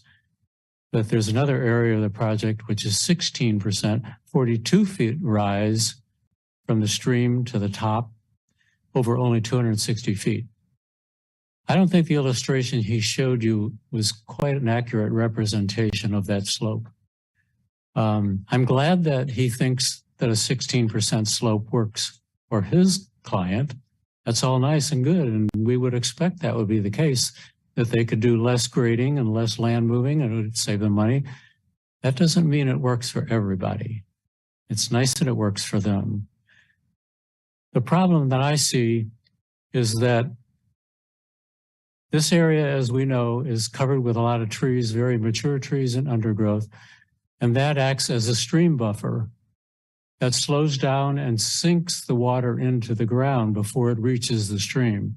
When they denuded that hillside with virtually all the vegetation, mostly the large trees, except for a strip along the creek, that removes that mitigating capacity to prevent flooding and siltation.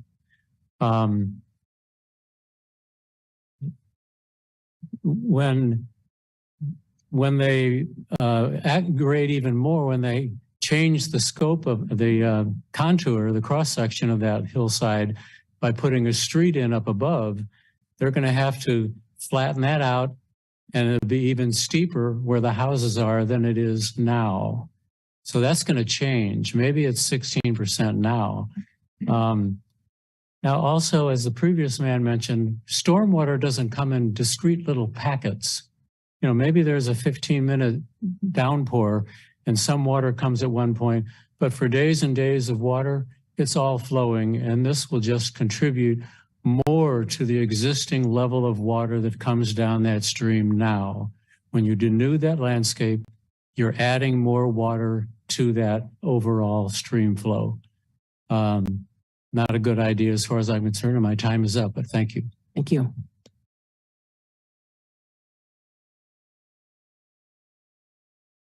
Hello, I'm Ann Bailey. My husband and I live at 3600 West Timber Court. I'm going to jump down just a little bit. I have things that people have already mentioned, but I just want to delve into that a little bit more. The development plans provided have this riprap rock, excuse me, added to improve the erosion on Deerfield Creek. The plans show that the creek actually is diverted in two different places with riprap added to the property on the villas side of the creek, in addition to the proposed storm flow-out drains. East of Villas 6 and 7, the proposed riprap appears to virtually cover the entire creek area. This alters the creek bed, seemingly making it narrower and shallower, which could create drainage flooding issues for homeowners along the creek. These significant changes created with the site plan will cause more water to flow into the creek that is already often at capacity.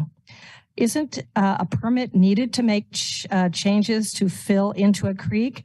FYI, this permit was discussed between public communications between land plan and the regulatory project manager, KC District Corps of Engineers.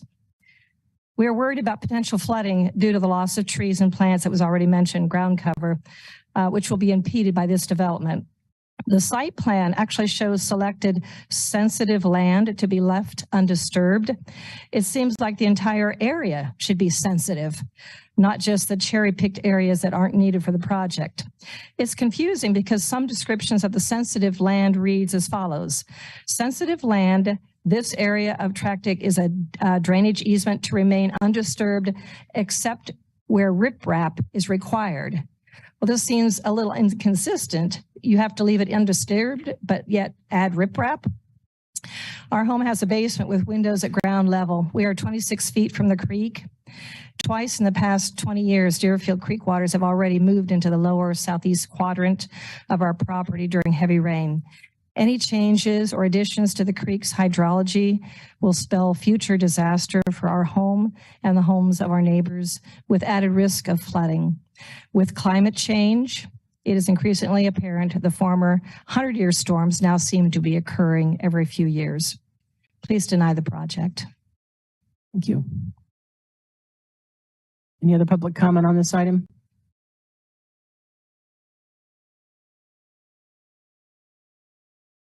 Hey, my name's Sika and Destroy. I live at 212 Arizona Street. I wanted to let some of my neighbors who have lived here a lot longer than me speak first. But I did want to jump up. I'm not a Lawrence native. I'm here from St. Louis. I moved here semi-permanently, I'm going to say permanently, in 2013. And I opened a local business. You guys might know the Last Carnival Circus School. When I moved to Lawrence, being a working artist, could have moved anywhere in the country.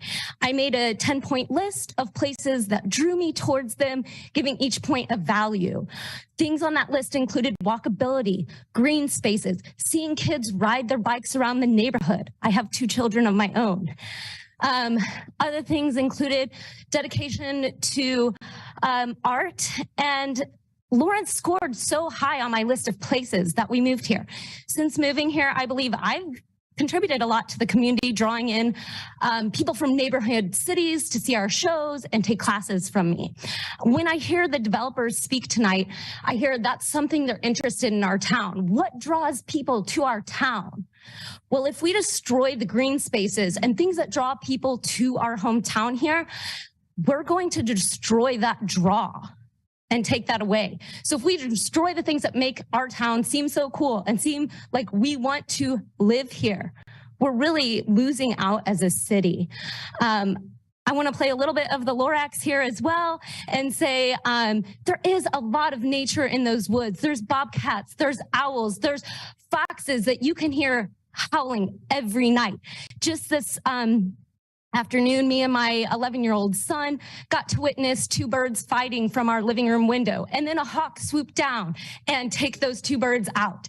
So he is like directly getting to experience nature. Him and his friends often play in the woods. Our neighbors that butt up the woods are so generous to let the kids just run into their backyards, into those woods, and play in the creeks. Exploring nature and getting to experience that as a child, one is so important for kids now that so many kids are behind the screens. And as another point, is something that is going to draw people to our city. When you're looking for a place to live, where are you looking to raise your family? You're looking for places that protect our environment, that protect our green spaces, that leave safe spaces for our children to safely roam around the neighborhood and explore nature.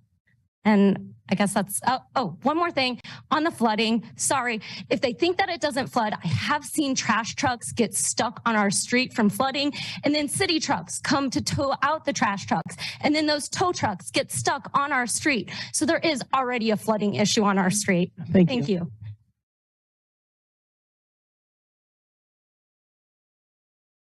Wow, that's tough to follow. I'm not nearly that dynamic. My name is Dale Wheeler. I live 208 Arizona Street. I'm a neighbor to the natural space there on Deerfield Creek Woods.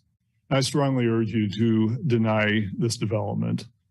I keep hearing a theme tonight. Use your eyes. Come see. Take a look at what is already there and what's been there for many, many, many years. So with my eyes, my brain, I recall that you guys, the council rejected a development on 1100 Castle recently. Now, I don't know the ins and outs of it, but I drive by it every day. I look at it. It's flat. It's manicured lawn. It's got a few big trees. And the neighbors didn't want the development there, so it didn't happen, I guess. That's how I understand it. Maybe I'm wrong. Now, come to our place, come to our neighborhood, and you'll see this property is an entirely different thing, much more complex, much more unique.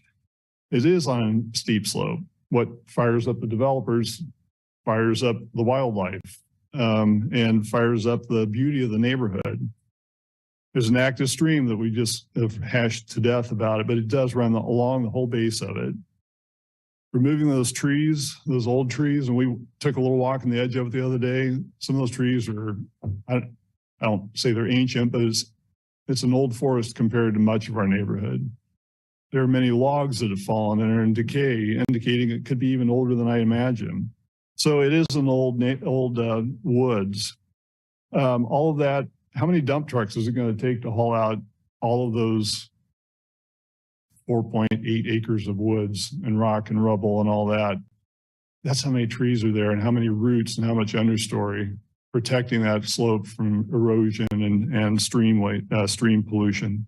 And speaking of that, the stream pollution won't immediately just occur during construction. I'm sure they'll take steps to eliminate the dirt from washing into the streams. But after that, every year, every day when it rains, lawn chemicals, all that stuff is going to still be coming down in that stream. And yeah, it's just our little stream. Who cares? It's just 5%, I think he said, of the whole thing. Well, what if we add up all those 5%? And we're part of the problem.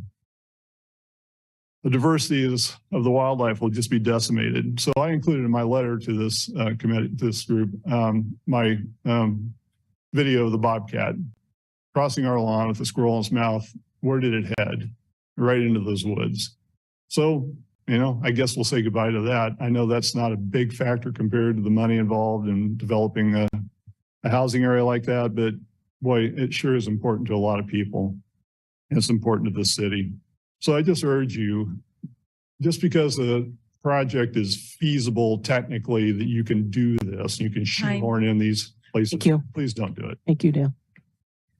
Other public comment?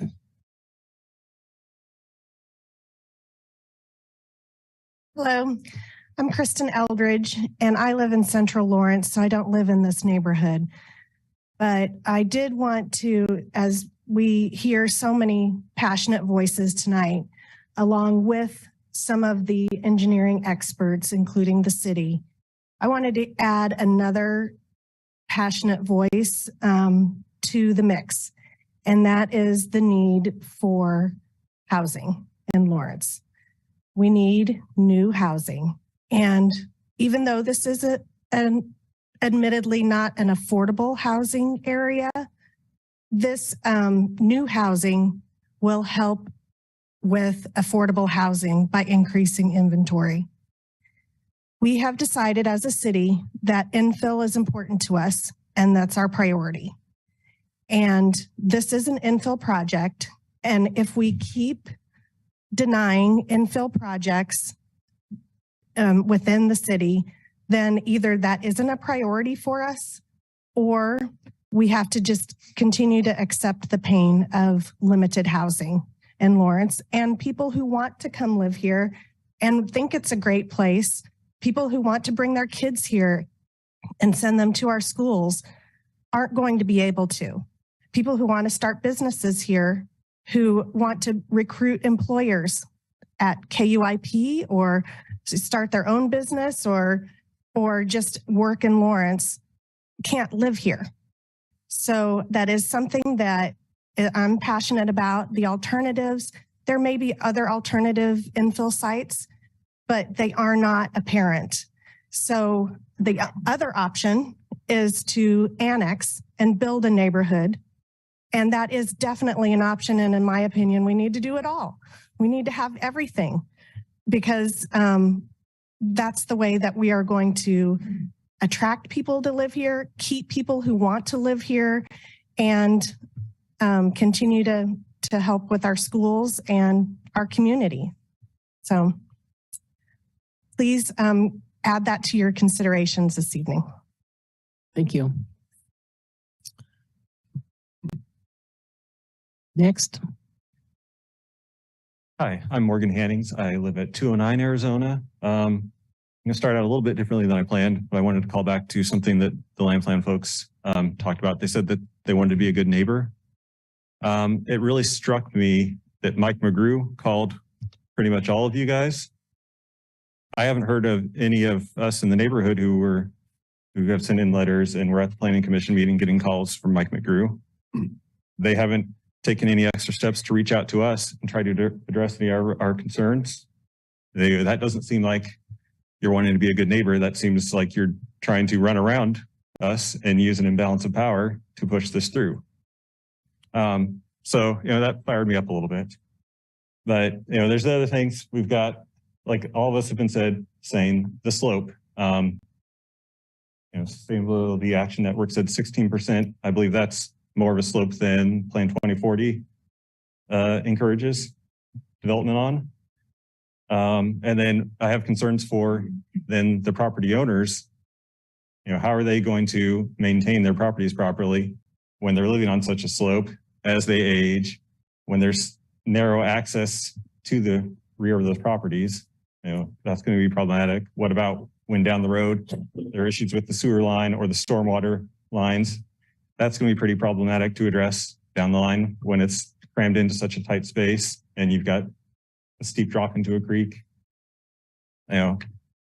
Those are some of the concerns we have. What are some other things? Like everyone said, it's just, we don't know what the engineers have said. We don't know what conversations they've had with the engineers, but just any common person looking at it would say, yeah, that's going to increase the impact on erosion to those of us in the neighborhood that are downhill from that. We already have multiple neighbors who are experiencing erosion whenever there's a heavy rain in the back of their yard.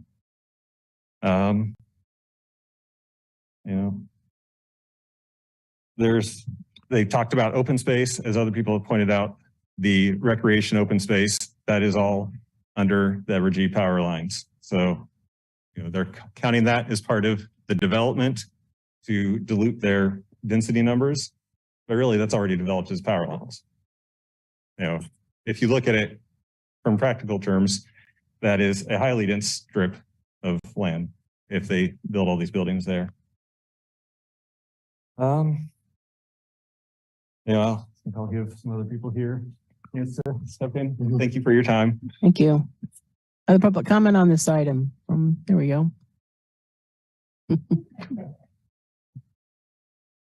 Excuse me, Mayor, Commissioners, my name is David Schufeld. I live at 213 Arizona Place. My house backs onto this waterway.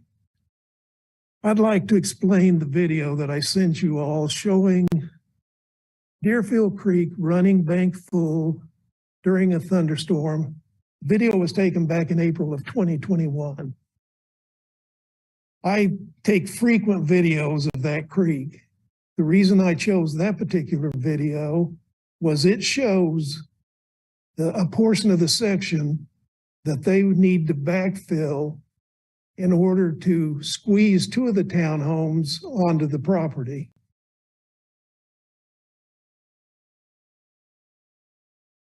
Then, as they have said, they need to move the channel of the creek. That concerns me because the video that I sent you shows the creek running full, but it also shows it pooling. When they move that creek, let me back up a second. Part of that pooling is because there's a stormwater drain right on the edge of our property that empties into the creek. Where that empties, it runs into this fast-moving water and it's kind of diverted into the bank of one of my neighbors and then back in mine. The stormwater slows down when it hits that fast-moving water and it starts to pool. There's currently an area, a pretty large area that allows that to pool, which keeps it from raising up, flooding my yard or my neighbors. Okay, the planning, excuse me again, the planning committee, one of the members was concerned that when you change the course of the waterway, there's consequences and there's unintended consequences. One of the consequences of this move is going to move the stream bed, the channel, the main flow closer to my house, but more significantly, it's going to run through where that water pools now and eliminate the amount of pooling that's available. The stormwater is going to continue to come out of that drain, but with less area to expand, it's going to hit my neighbor, the Coleman's creek bed, mine, start to rise, and I predict it will flood our yards. I am absolutely opposed to this because I think it will end up flooding my house. Excuse me. Lastly, very quickly, they're going to need to excavate a great deal of land. At the initial meeting, they talked about it'll be down to bedrock with a lot of jackhammering, and there will be potential cracks in our houses and Thank you. Thank you, David. Hi, I'm that guy Coleman he's talking about. 205 Arizona. This is just personal for me. Sir, your name, please? Chris Coleman. Chris. He stated earlier that the whole creek was in their property. I was there when the land plan engineer came and surveyed it. It sure looked like he put a pin down in the middle of the creek. If you could clarify on that, would be great. But even if it's not, part of the creek's not in my property, just like Mr. Schufeld said, what's the assurance if they change the course of the creek that it won't flow directly into my property and cause me trouble down the road? I have a lot of mature trees on that side that could fall. What's the plan for that? That would be my only question. Thanks.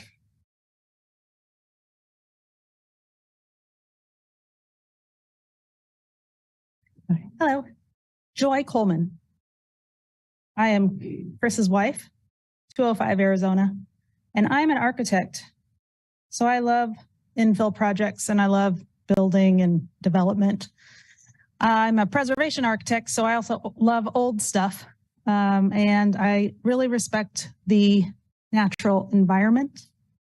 And what we have back there is a greenway. And as you've heard all the reports tonight, it takes on what the rainwater gives us. So the trees that are there absorb a certain amount of that rain before it gets to the underbrush and before it gets to the earth. So it's a permeable area. This construction, which I know something about, is constructing impervious surfaces, roofs, sidewalks, roads, and also lawns back there on that swath. And it's going to create a row of impervious surfaces. Those are going to shed the water more quickly. And then that's why we're saying that the creek is going to flood. I think it does a pretty good job right now. There are times that it comes out of its bank and it does pool in areas, but it's doing its job, and it's draining that. How many acres was it? I don't remember what he said, but it was a large area of Lawrence. And it then goes undercastled. So if it does not work, we cannot return it to its natural state. If the construction equipment comes in and flattens out all of that, takes out the root systems and then flattens out all of the ground, which it will, and in creating the road and then digging out the basements and doing the cut and fill, it will alter that whole hillside. So the idea that a few trees here and there in the creek can be saved and it can stay that way is false. It's not going to be able to happen. That the creek is not a steady slope from the base of the creek up to the homes at Fall Creek. It has different kind of ground undulations, and the creek, for most part of it, you cannot just walk into it from the yard. It's 5 or 6 feet down from the yard and from the hill that goes back up to the Fall Creek homes. So just the act of the construction and compacting that and altering that will raise the grade of the trees, and then the trees will not be. Thank you. Thank you, Joy. Other public comment?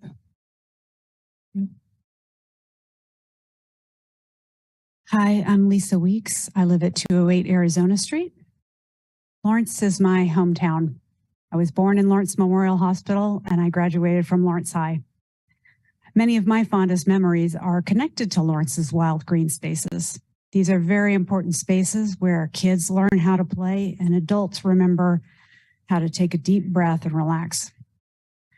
Sound of my grade school summers was a slamming door and, "Hey, Mom, I'm going out to play in the empty field." Our neighborhoods teemed with kids. We played hide and seek amongst the grasses and hedgerows. We built forts. We squabbled. We learned how to be good kids, and some of us, future Lawrence citizens. So when I chose to buy my first home in Lawrence in 2010, I looked for an area with some green space. And when I looked around and found where we're at now, I made some assumptions. I realize now that was foolish, but at the time I made some assumptions. There were overhead power lines. There was a very steep slope. There was a creek. I was like, okay, great. This is a green space. Well, I've now worked from home for 3 years. Often I need to soothe my frazzled nerves and tired eyes, and so I step outside. I look out my front door, and there's the Deerfield Creek property. Beautiful trees swaying in the breeze, sounds of birds and wildlife. It's a really nice balm. It's a really nice way to soothe my soul and step away. Humans really need their connection with nature. We need it close at hand. We don't need to have to get into a car and drive 30 minutes. We need pocket parks. We need undeveloped spaces. Nature gives us an opportunity to let our imaginations run wild, to learn about creatures other than ourselves, and to remember that we are but a very small piece of a larger, much larger web of life. This patch of wooded creek serves those needs, greatly enriching the lives of the Lawrence citizens who live nearby. That's the greatest value that this property holds. Thank you. Other public comment on this item from the audience? Go ahead. Hi, I'm Kate Hannings. I live at 209 Arizona Street, and my dad, who spoke earlier, lives next door in one of the properties that would be most affected by it. The development require moving Deerfield Creek towards existing homes. In the case of my parents' property, to within 35 feet of their house. The creek already runs at capacity when normal thunderstorms happen. Any increase in water is a risk. I understand the hydrology report and the engineer reports. The problem being they're only capable of using rainfall reports coming from the NOAA Atlas 14 reports. And for this region, that data is over a decade old, or around a decade old. We've seen in Houston, they raised the money to update those and found that the rainfall reports had 30% wetter 100-year storms. So it's not that we don't believe in engineering, it's that we are facing climate change. We understand that in Plan 2040, we want to mitigate the risks of climate change. If ever there was a space where we could do that, it's not moving a creek towards existing properties and then building new ones directly next to it. The margin of error is so slim in this case that uncertainty of the data that we use to project rainfall just makes it so that you're making existing people, existing neighborhoods, take a risk for someone else's financial benefit. You're asking us to take an enormous risk to our property. Also, due to the extreme grade of the land in question, before they even moved even closer to our houses development, they were saying that people might need to come in and take pictures inside our homes because of the amount of jackhammering that they would need to be doing into bedrock to document any existing cracks. That is, I don't know if that's typical in developing.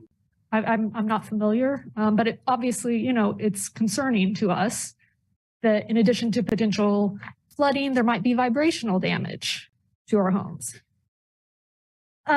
The good news is that all the qualities of the land that make it really terrible and concerning for development are the same qualities that left undeveloped help the city attain its environmental goals as outlined in Plan 2040.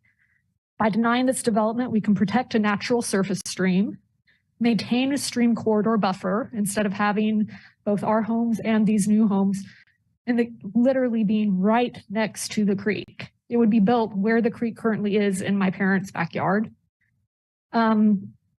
It would protect urban canopy. It would protect an area of land that is both a stream corridor and a steep slope, qualifying it as sensitive land. Thank you.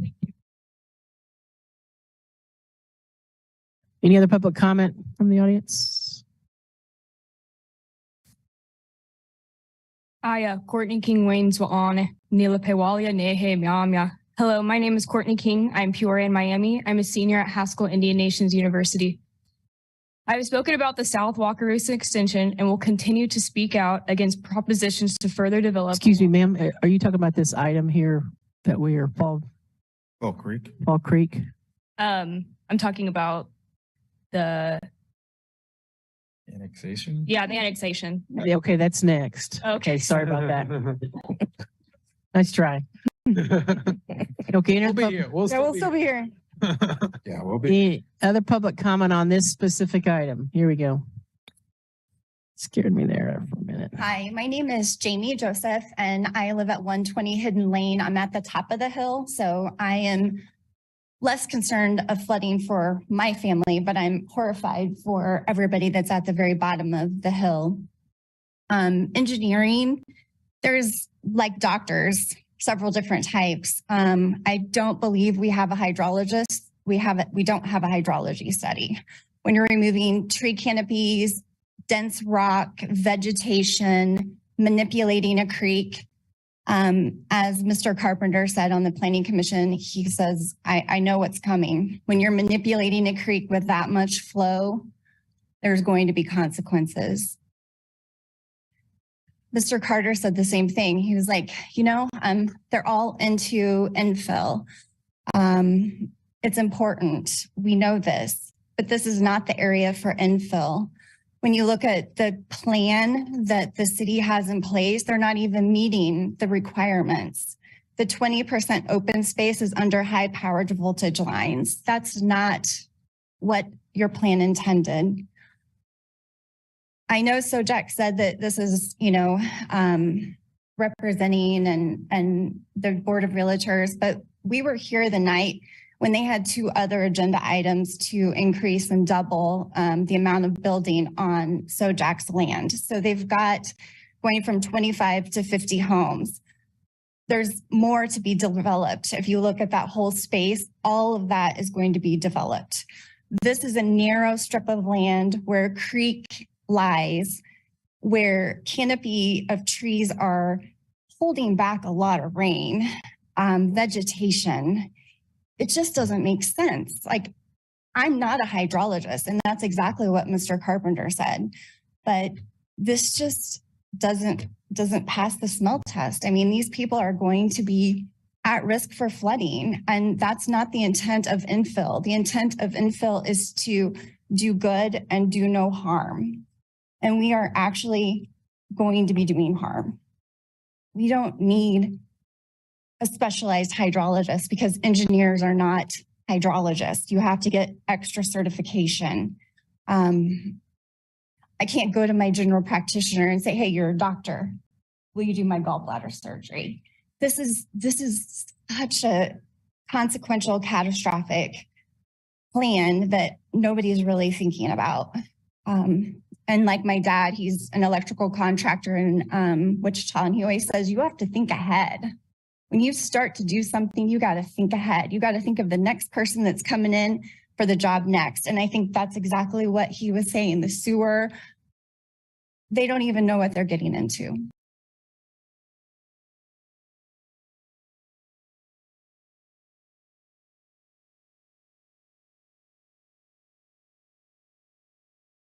I'd just like to kind of speak to the points raised tonight and also encourage you to reference the Planning Commission. I'm for infill development. I should mention I live in these neighborhoods and on the Fall Creek side, and it is, I've listened a lot and I've learned a lot from what's going on. But this is not us. As Mr. Joseph just said, this is not our character. It doesn't pass the smell test. The margin of error is too high. If we're wrong, we're creating great concern, great troubles for our neighbors. I urge you to vote this down. Thank you. Other public comment on this item from the audience?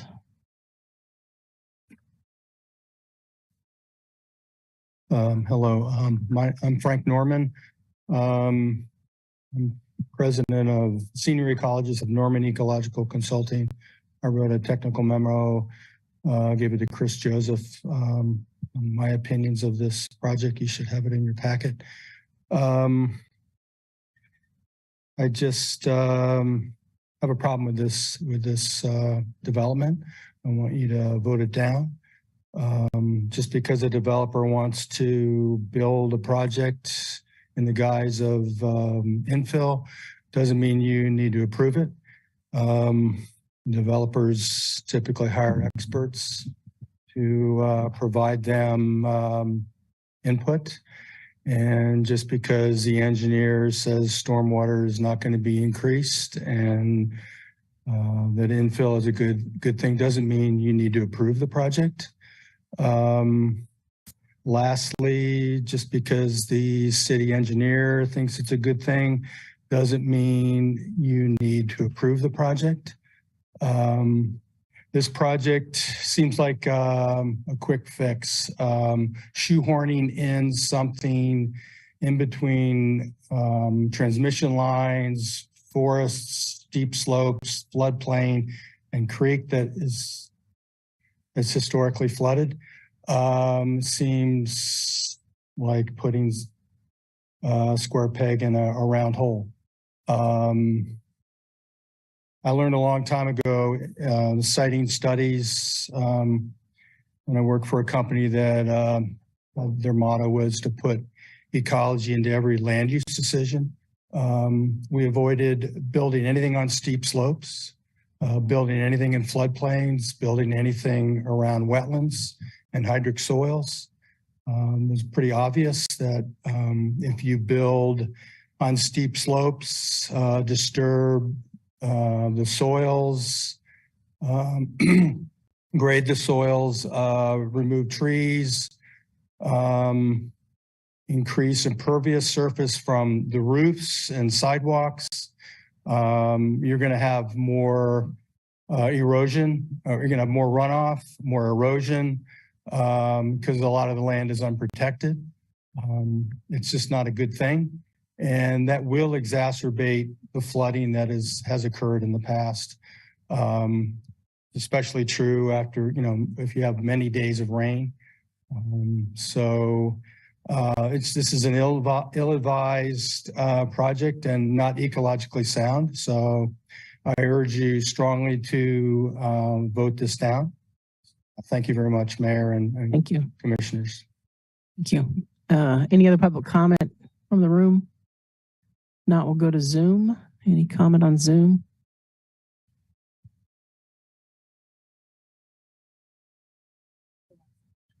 Connie?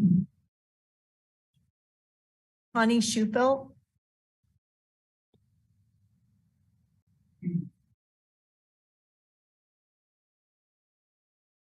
You're on mute.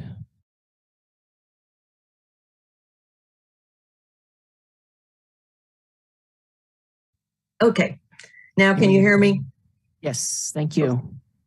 Yes, I had a written presentation prepared, but most of the subject I was going to talk about has been covered, and I know everybody's getting tired, so I will try to keep this short. I live at 213 Arizona Place. One of the areas that they are wanting to move the creek is in my backyard. I have no doubt that what this will cause a lot of flooding and water issues for us. As far as the woodlands, we think it's an oasis in the middle of an urban area. A quick note, I don't have a barred owl. There's a barred owl that sits in the tree and watches me through my kitchen window while I watch him, which is a delight. I was also concerned about at the land plan first meeting we went to, the subject of moving all of the soil, the dirt, to get to the bedrock, and then it would take jackhammering to proceed with building. And that was when it was brought up that possibly they might want people to come into our home and assess any cracks or settling so that they would not be held responsible for it. I will cut this short just by saying, while I know the city does need infill, it should not be at the expense of existing homeowners' property. Don't damage my home to build yours. Thank you for your time. Thank you. Other public comment on Zoom? Sorry, Mayor, I just want to make sure because he's raised their hand, but there's quite one. If you are on Zoom and want to provide public comment, you can go ahead and just unmute and state your name.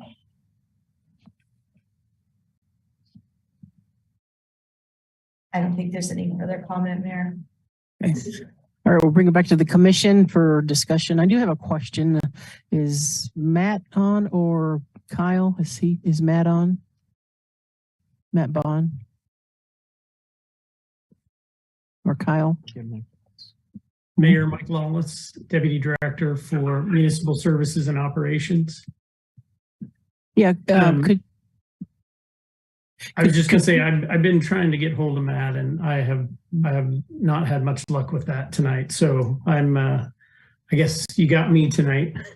Okay. Could you speak to the work that was done by staff to address this stormwater as well as the creek, moving the creek, and whether or not that makes sense, and what was your reasoning behind approving that aspect of it? Well, so I've been trying to read through the staff reports tonight while we've been talking, and from what I can see, it meets the requirements of our stormwater that we have laid out in our criteria. In terms of moving the creek, we don't address those in our design criteria. We rely on the state for that, and I believe they have reached out to the state to see about moving a creek, and there is no requirement for the size of the drainage area that is in question here. Okay, thank you. Go ahead. I have a question. I don't know if it's for Kyle or Randy. You know, a lot of the comments we've heard tonight deal a lot with rezoning. You know, I mean, the golden factors, like, you know, if we were rezoning this property, but we're not considering a rezoning tonight. We're considering a development plan. You know, I know the staff report has the 9 criteria we're supposed to consider. And I guess when I watched the planning commission meeting, I was concerned that they didn't really talk about these 9 criteria that are in the reviewed decision-making criteria. And how does that relate to, you know, our general rezoning provisions? Because this is different than most of the things we talk about. I don't know if Kyle Kobe with planning. I think I'll chime in. I'll let Randy correct me anywhere that I might be wrong. So those review and decision-making criteria that you're referring to that are in your staff report, those are the ones that are listed in the code, that code citation that we went over earlier. It does say review and decision-making bodies shall consider at least the following factors. I suppose one could interpret that to mean other factors could be brought into play. Those are the ones that we cover as staff. Just those are the ones that are enumerated in the code. And then, of course, reviewing it for code compliance. But I think what you're getting at is that these are a little bit different than the golden factors that you would typically see through a rezoning. And that is accurate because it comes from a different section because it's different, just a different process, different application. I mean, This is Randy. Kyle has that exactly right. And that language does mean that there may be other factors that are necessary. And in some cases, one factor may outweigh all the rest of the factors. So it's somewhat, they're applied the same way the golden factors are, but they're different. They're set forth in the city code there. You know, because, and I guess that was the question. I mean, you know, the golden factor is, You know, for example, how does it adversely affect the neighborhood? This factor is how does it impact the development by, and then it has three specifics: doubling the traffic, proposing housing types, or increasing density by 34%. So it's very specific in what is there as opposed to a more general golden factor. That's correct. Okay. But they also have on that right below that is whether potential adverse impacts have been mitigated to the maximum practical extent. So that could. Yeah, no, I mean, it has factors in there. I was just trying to figure out how it's different than. Yeah. I mean, I guess that's, I mean, I do hear a lot of comments from the neighbors saying, you know, I think things like it's the wrong place. It shouldn't be rezoned. Even someone said it shouldn't be used. But it is zoned for this. Right. It is zoned. And so the question becomes, you know, does the preliminary development plan meet our criteria as opposed to whether or not, if this was open space asking to be rezoned to residential, that's a different question than does the preliminary development plan meet our code? And so, and if this preliminary development plan doesn't meet the code, there could be another preliminary development plan that meets the code. It's not that, unlike a rezoning issue where we said it's not going to be rezoned, it's a different question, I guess, is what I'm pointing out to you. Mm-hmm. Which, you know, when I read the staff report and went through this, you know, it's different than some of our other rezonings. Yeah. Because it's not rezoning, I guess. Different than our normal consideration. Because it's not a rezoning, it's an approval of a preliminary development plan. But it's being counted as a reason, essentially. From our earlier conversation, because of the supermajority, or No, that's because it has the preliminary development plan requires a supermajority if the planning commission denied it. okay, Yeah. okay, that's what kicks in it. Unless we send it back to the planning commission to consider. Yeah. That's another possibility under the code. I had another question, probably for Mike Lawless. Unfortunately, he may not know. Someone indicated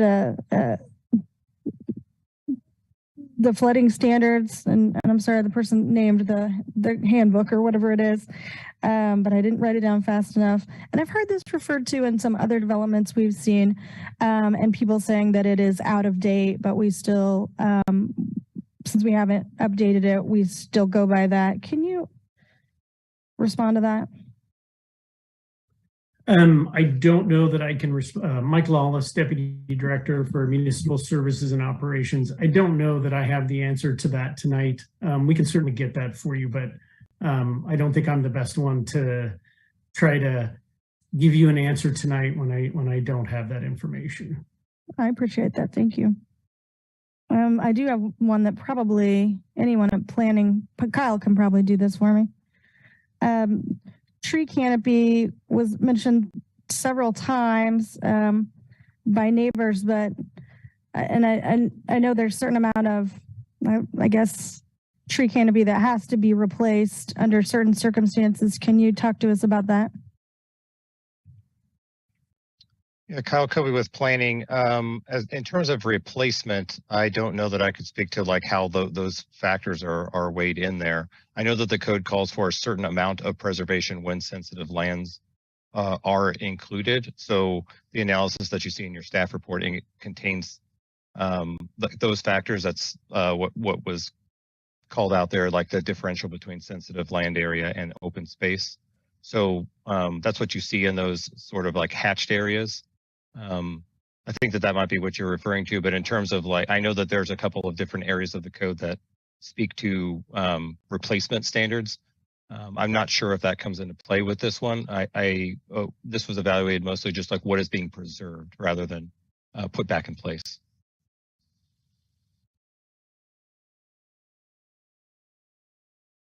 Okay, any other discussion on this? I might have a couple more questions for Mike.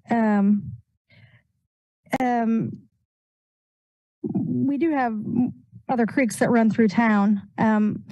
What happens when a creek gets debris in it and someone's up or above it or below it and needs to complain, what is their recourse if it's not cleaned out?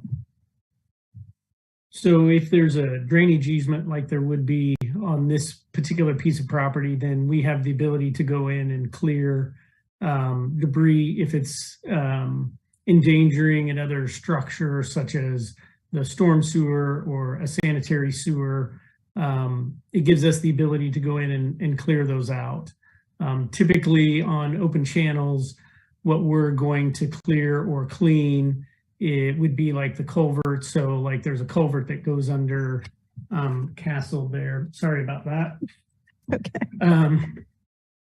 So if we would get debris that would block that culvert underneath Castle, then we would go in and clean out the culvert, of any debris so that there wouldn't be a flooding potential upstream of that. Okay. Any other questions? No? Anybody else? Commissioner Sellers, do you have any questions? Okay. How about any comments on this item?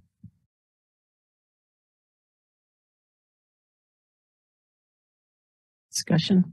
I'm conflicted on this. I can see exactly where the neighbors are coming from and,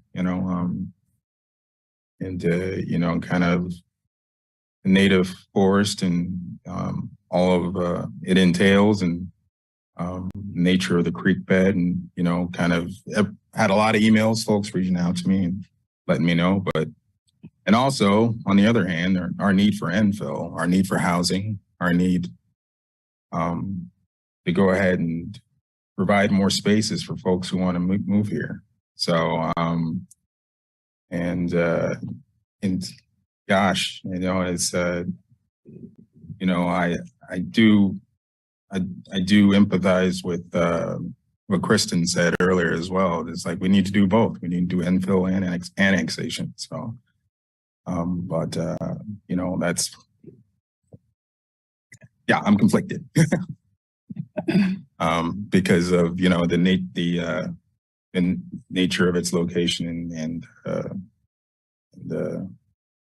those details. Okay. I had a question for Randy, maybe. So if this gets built and moving the creek and all the proposed, what they're proposing to do, and it does turn out that there's significant flooding that has increased, or that has just based on what they did, that the flooding did increase and cause some neighborhood issues. What sort of recourse would the neighbors have? Well, basically, the general rule regarding flooding is if you're casting water where it otherwise does not go, then you have some liability or potential liability. Typically, if there's just improvement and it causes flooding downstream, just because of whether you're putting more impervious surface or you're putting more structures, which causes greater runoff, there typically isn't a liability to the city for that. But we do, through our stormwater engineer, work to try to mitigate those damages so we don't have that, because it's not a good thing for the neighbors and people. So we do that, but that's typically the general rules. We're in the same boat anybody else would be. If we cast water where it doesn't belong, then we potentially have liability. But if it flows where it flows and it's just an increase because of development, there typically isn't liability for that. Okay. Well, that doesn't answer the question of what a homeowner should do in that case. And we've heard this in other situations when this happens, especially with climate change. And again, we have more than one creek in this town and more than one house built next to one. Not it seems to be the answer when that happens. I want to know. And in this case, it'd be interesting because these would be in an HOA. So if those were affected, who would they sue? Would they sue the HOA? Who would they get recourse from? Mm-hmm. Yeah. Other comments on this? Mr. Sellers, do you have any comments? The only comment I had several questions for Matt, and not that I don't think Mike can answer them, but I don't think anything is that, I don't think there's anything that Mike could say that could satisfy what I'm thinking right now in regards to this project, in regards to the study. The question of the statute piece in regards to the creek and diverting and what that impact could have, and just reviewing the meeting. I'm not 100% comfortable in the assessment and the report. I also don't want to conflate too much with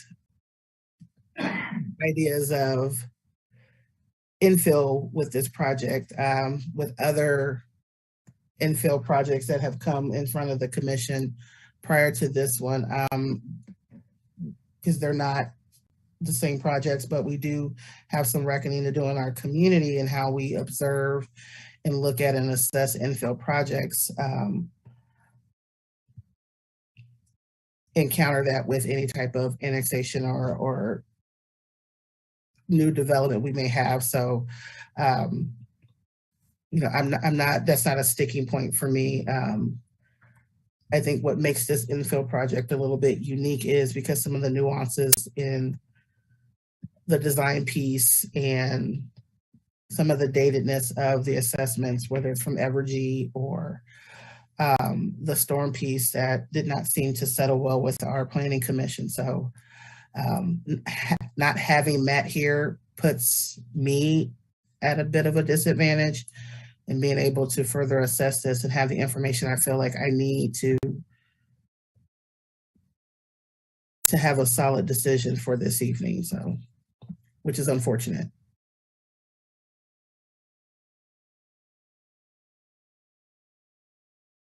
I guess I would say, I mean, there's, like you said, there's a couple conflicting parts here, and I'm trying to make sure I'm looking at the right thing. I mean, you know, I happen to have a house with two lots, and I don't know what my slope is, 13% slope with a walkout basement, and it goes down into a creek area.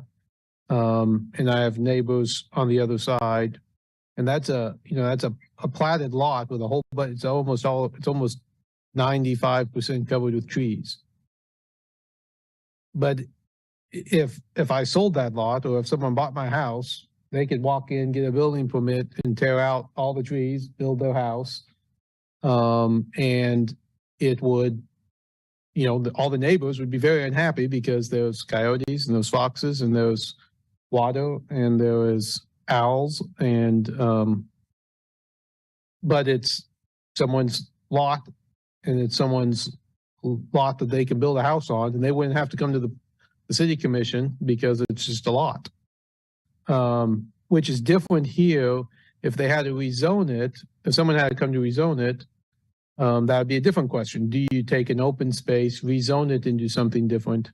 That's one question. So here we have something in between a rezoning, which says you have to come ask whether or not you can use your land, and another situation where you don't have to ask because you have a lot and you have a permission.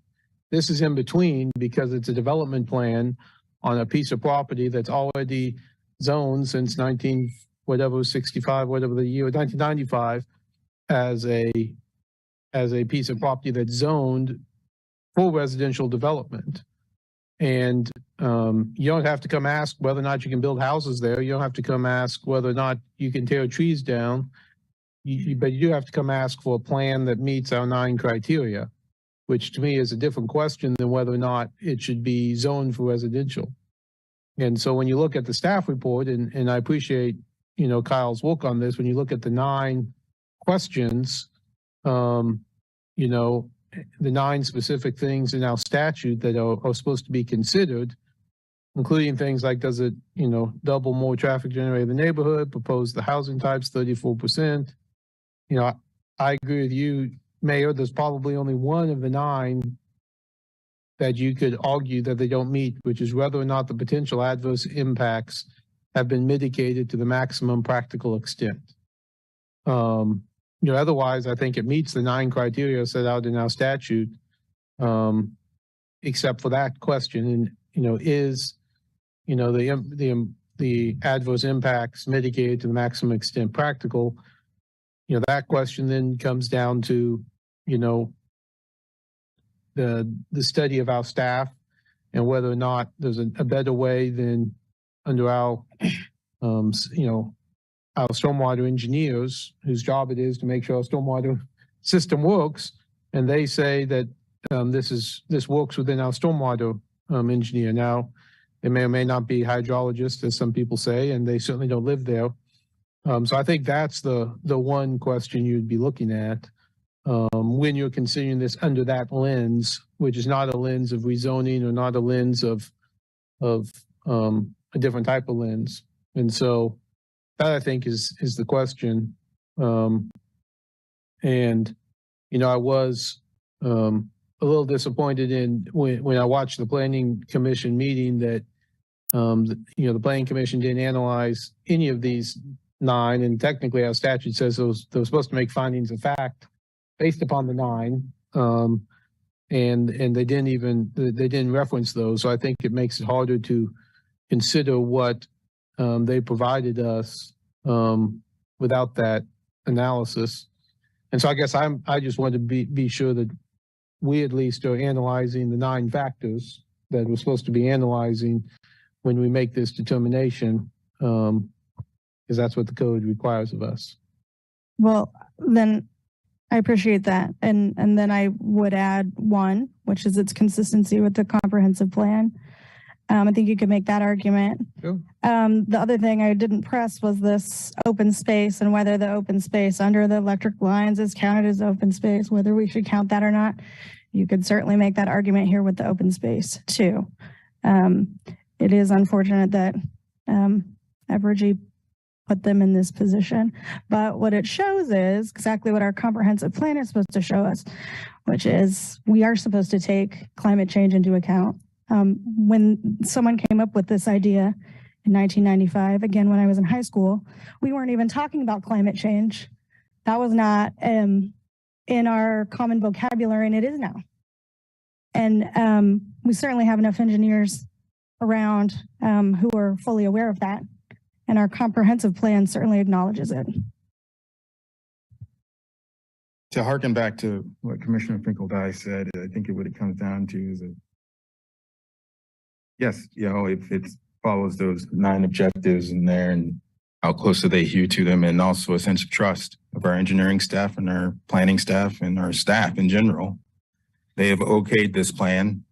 They've said that and their consultancy with other factors or other folks that it's doable and they can be done. And so even though I might be conflicted, they are our staff and they are the experts. So I would lean towards their direction. It would have been nice to be able to talk to the staff about it. So I'm disappointed in that we don't have that staff person here that actually made this evaluation to talk about it. Because I do question number 8, whether it's been mitigated to the maximum practical extent. And anytime you start talking about moving creek beds, it's very concerning to me. I'm a geologist by training. It's my career for 30 years. And so I have very significant concerns about wanting to move that, especially when you're trying to move it closer to existing properties and the potential impact of that. So I would, again, it would be good to hear from staff as to their reasoning.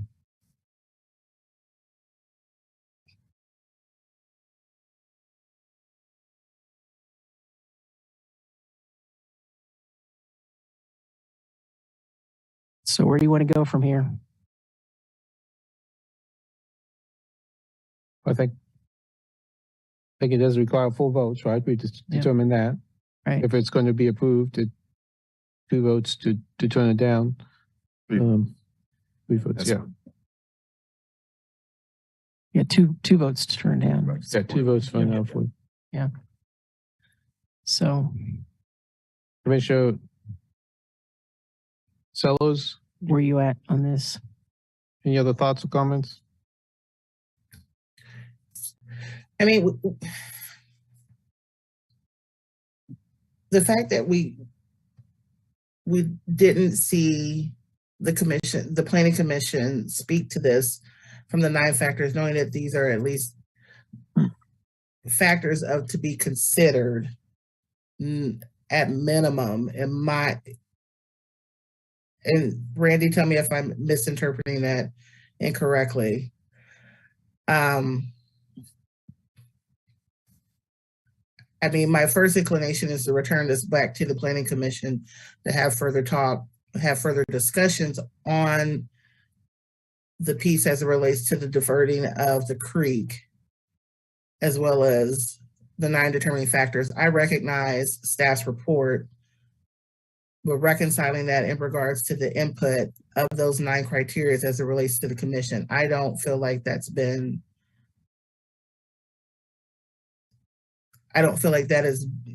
exhausted and that's been executed.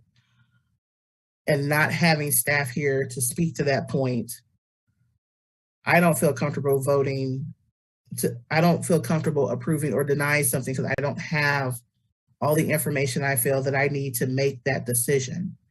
I don't know if that warrants bumping it back down to the planning commission, or if we do that so that we can have staff come back. I'm not sure how to navigate that piece right there. That's a little bit of nuance to me that I don't know if I necessarily have a grip on navigating that. Commissioner, one of the options for the city commission is to send it back to the planning commission with directions to perform a certain task, whether they need to look at one particular item or multiple items, and then make a different recommendation or the same recommendation or a better recommendation or a recommendation in more detail to you. That is one of the options that is available to you and has been used in the past. Thank you, Randy.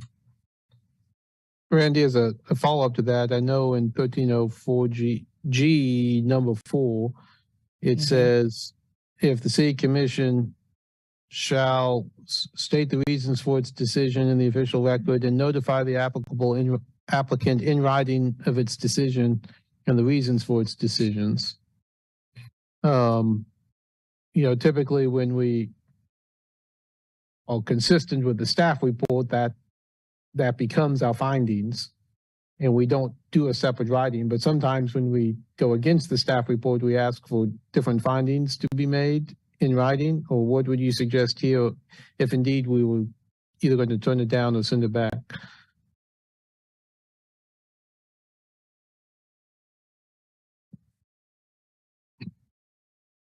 That is typically up to you. Sometimes we make recommendations regarding whether to provide findings of fact or conclusions of law. Typically, if we believe that there's potential for litigation coming up, it's usually helpful for the court so that they have an idea of what the basis is for the decision. But that's always and ultimately in the discretion of the governing body, unless the provision states specifically that it has to be done. I don't know that it does in this case. Let's see. If you look at 1304 G, excuse me, 2013.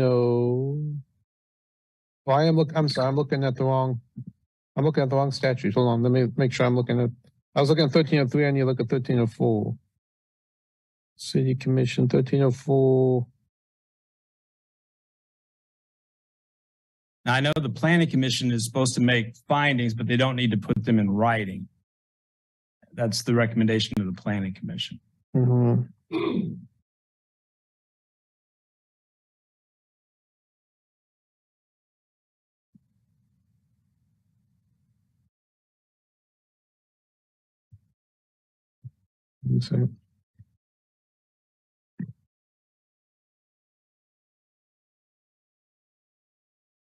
So is there interest to send it back to the planning commission, or possibly defer it to hear from staff? One second. make sure I'm reading this right now that I found the right section. So 1304 D 8 City Commission decision little subsection 4. So 84 D 84. The City Commission shall state its reason in writing and notify the applicant in writing of its decision. I guess my question, if we are not going to use this staff report, if you feel we need to do anything in particular there, Randy? Yes, we could do that. Typically what they do is planning staff will, after a decision is made, if we don't do formal findings of facts and conclusions of law, planning staff will put together a letter notifying the applicant of what the decision was and why the decision was made. And that's typically how that vision is followed, unless we do formal findings of fact and conclusions of law. So I think, I mean, one possibility is to send it back to the Planning Commission to have them, I think, review the 9 criteria and give us a recommendation on the 9 criteria. And then have that, so we could see that. I think that's a possibility.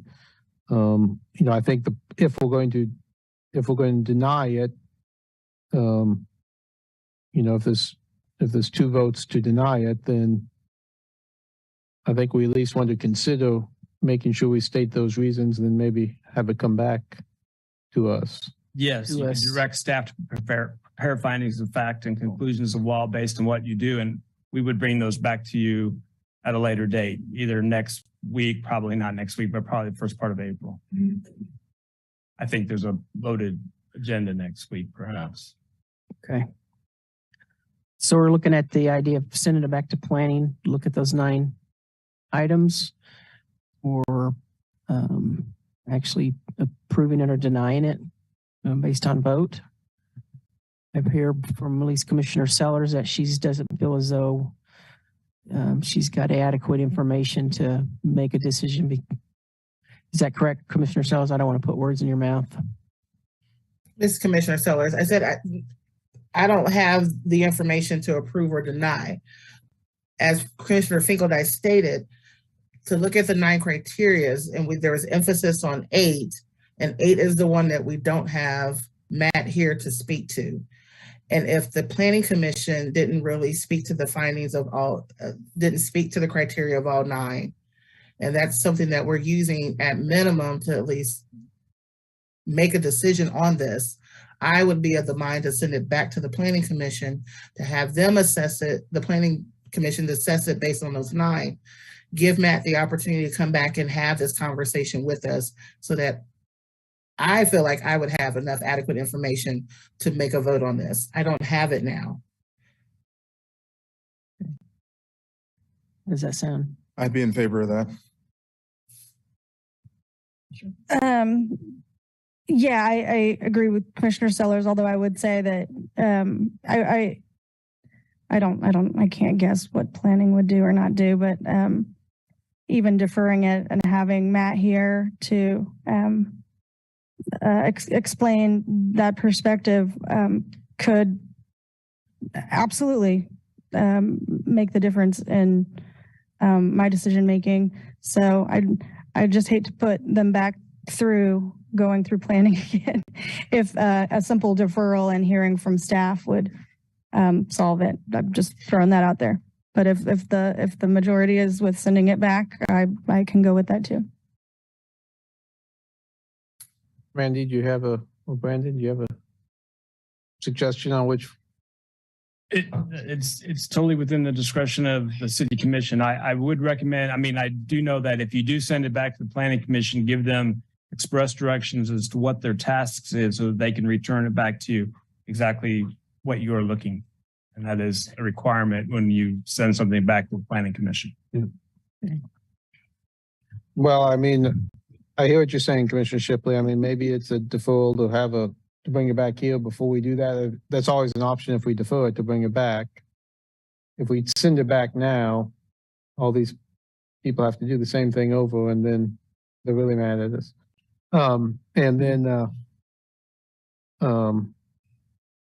I'm I wish it would have came to us in a different Yeah. light, but. Yeah. So either, I guess I would support a deferral to bring it back, or I'll probably lean that way before I send it back to the planning commission at this point to see how people felt. I would be interested in that, instead of sending it all the way back through the loops, to get staff here to speak to it. I'm fine with that as well. Commissioner Sellers? So Randy, if we defer it, we're not going to see this until the first part of April, correct? Probably not.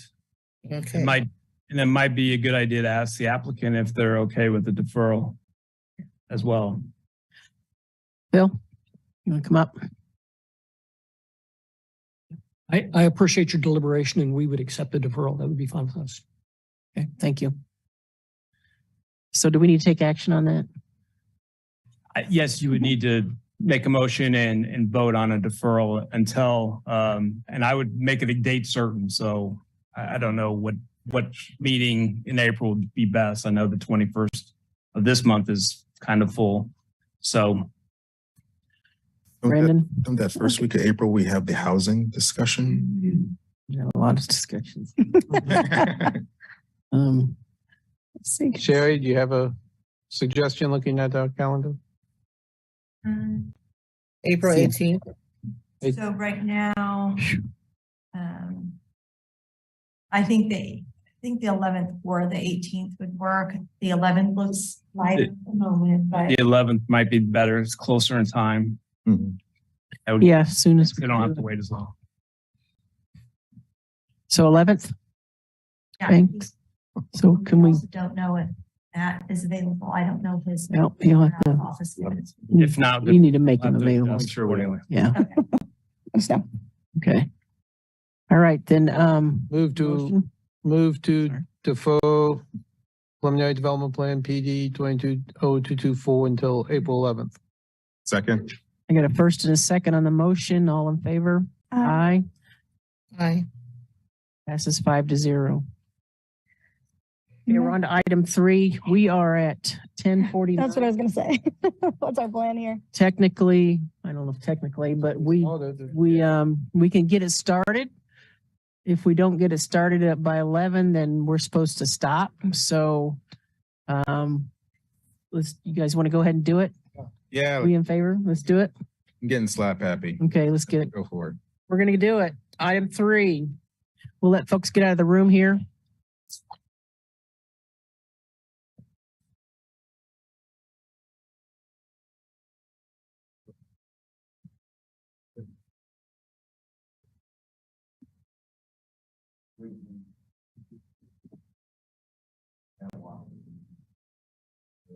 Okay, we're on to item 3. Consider approving a request to annex A-22-00403, approximately 143.41 acres located in the southeast corner of SLT and US 59, submitted by Land Plan and Engineering PA on behalf of 350 Iowa Development LLC, property owner of record. Adopt on first reading ordinance. So who do we have? Sandy? All right. Good evening, Commissioners. Sandy Day, Planning Office. I am going to share my screen. You can follow along with the presentation that was provided to the Planning Commission in your packet. If that is helpful, I will go through this fairly quickly. Give me just one moment, please.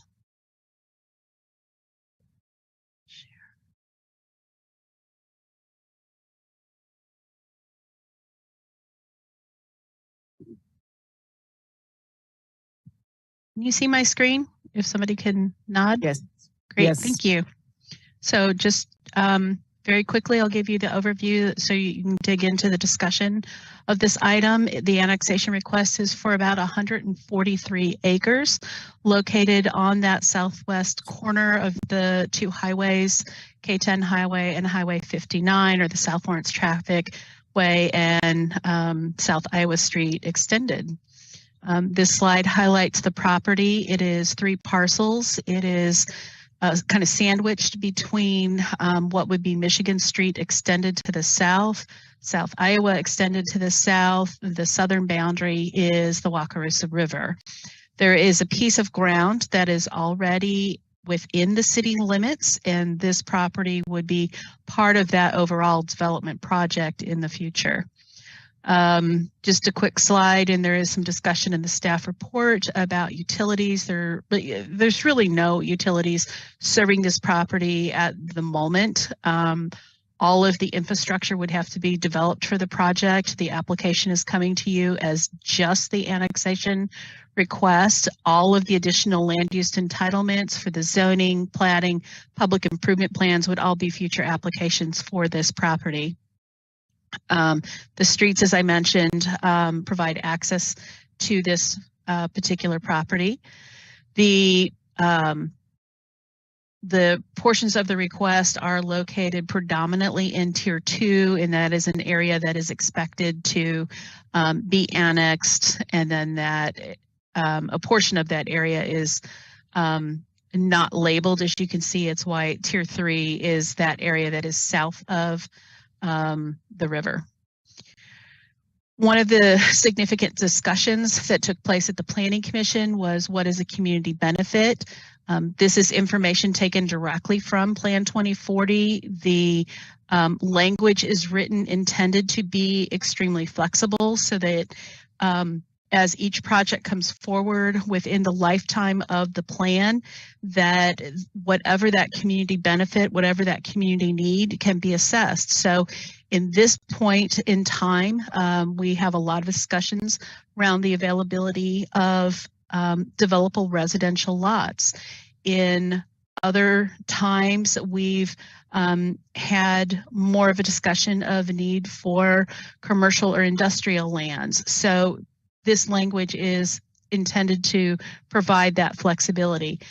So it gives us a list of things that can be considered, but it is not an exhaustive list.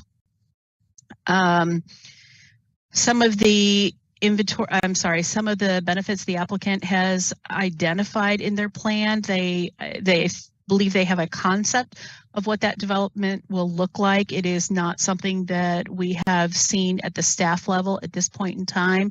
The first step of their entitlement is to get in front of this body to determine whether or not the community will even support the annexation before they step forward with the additional engineering that would be required for those additional plans that to help frame what that development would look like. So the project does talk about having small lots, mixing those small lots with larger lots, densities and styles, creating a walkable design.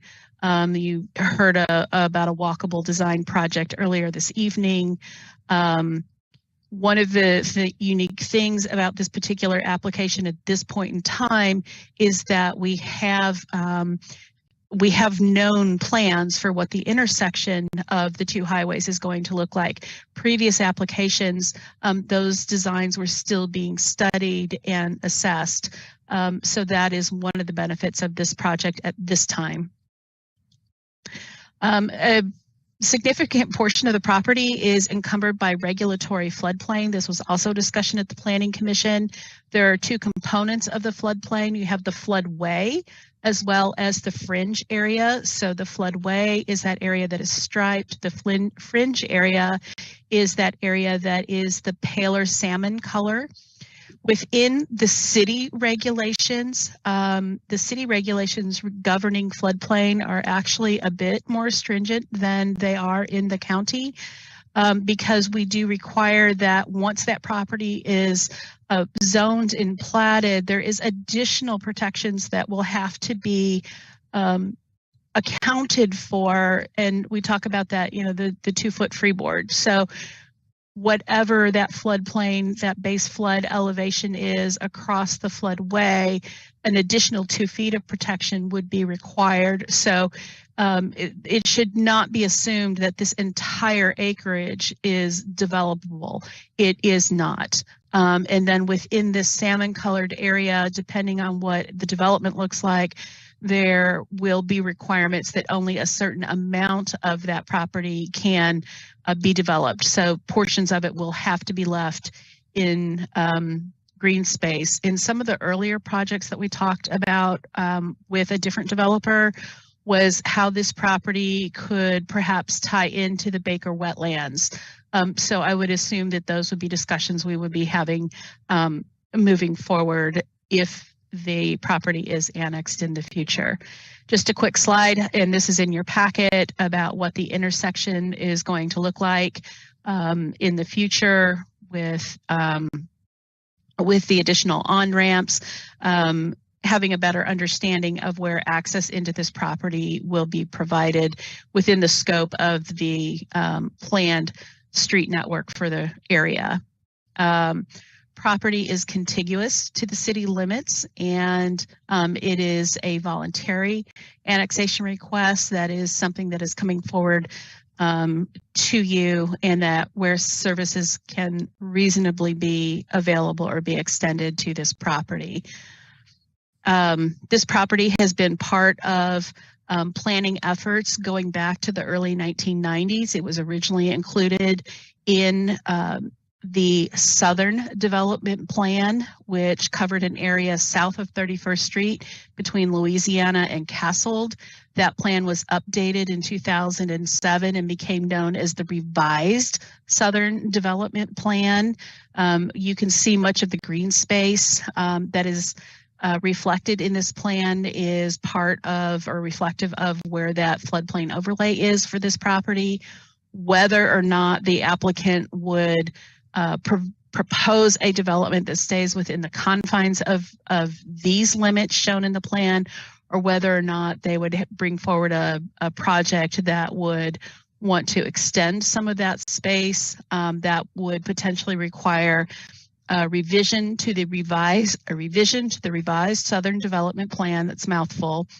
And that would be something that would be a public engagement process where it would have to go to the Planning Commission and to this body as well as the County Commission to amend that plan if the applicant is doing something different than what's in that document today. I meant to look up before this evening. I don't remember if this particular plan is part of our 5-year work plan or not, but it's not in the immediate list, I don't believe. Some of the future applications we would have to get from the applicant would be, as I mentioned, a revision to that area plan, rezoning, subdivision, public improvement plans, and site plans if the development is proposing something other than detached residential development, which I'm assuming the applicant would be interested in doing.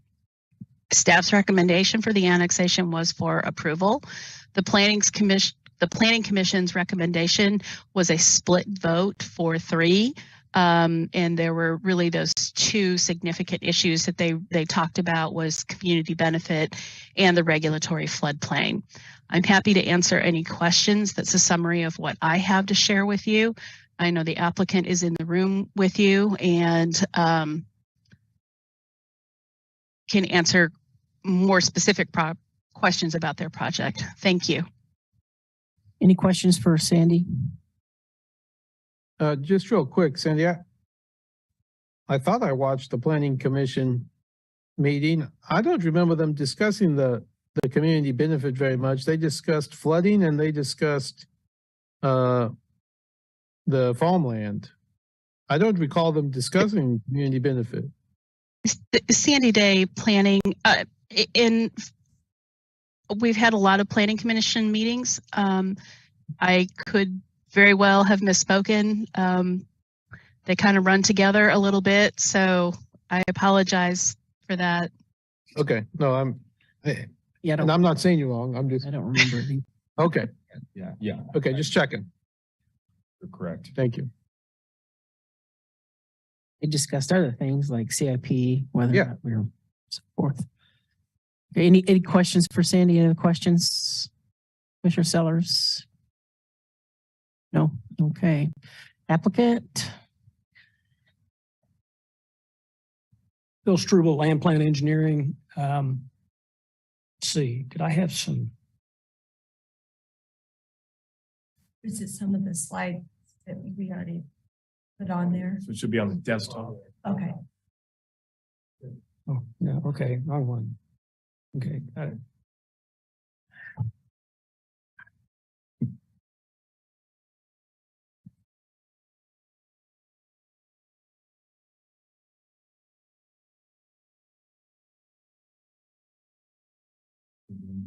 Start closing windows.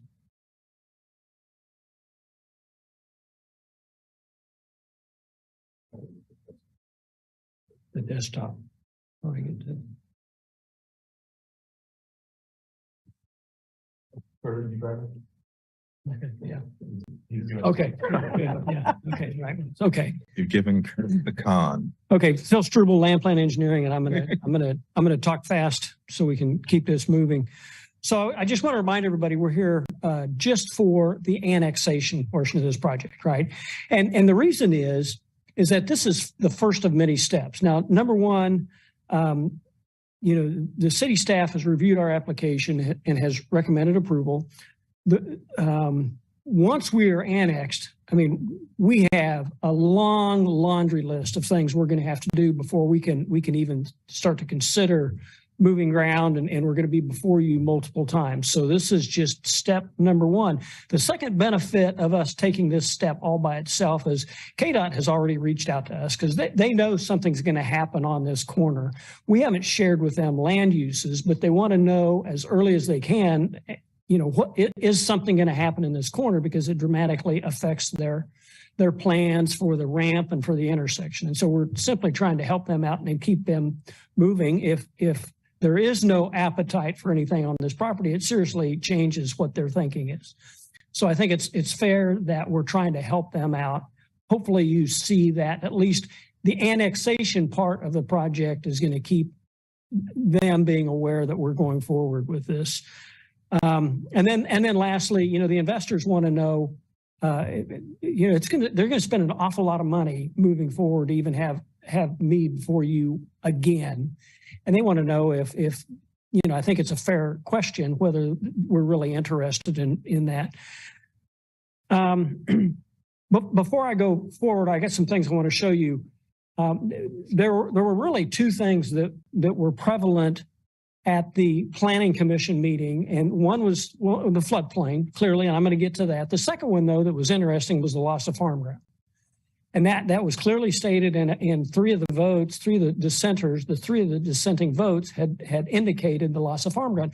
I want to kind of explain to you my thinking about this. So when property is, when somebody builds a house in the county, okay, we lose probably an average of 10 acres of farm ground because of that house being built. I'm speaking from firsthand experience because I live out in the county. However, if we take that 10 acres and annex that into the city of Lawrence because it's next to the city of Lawrence, that's probably 30 houses, right? You follow me?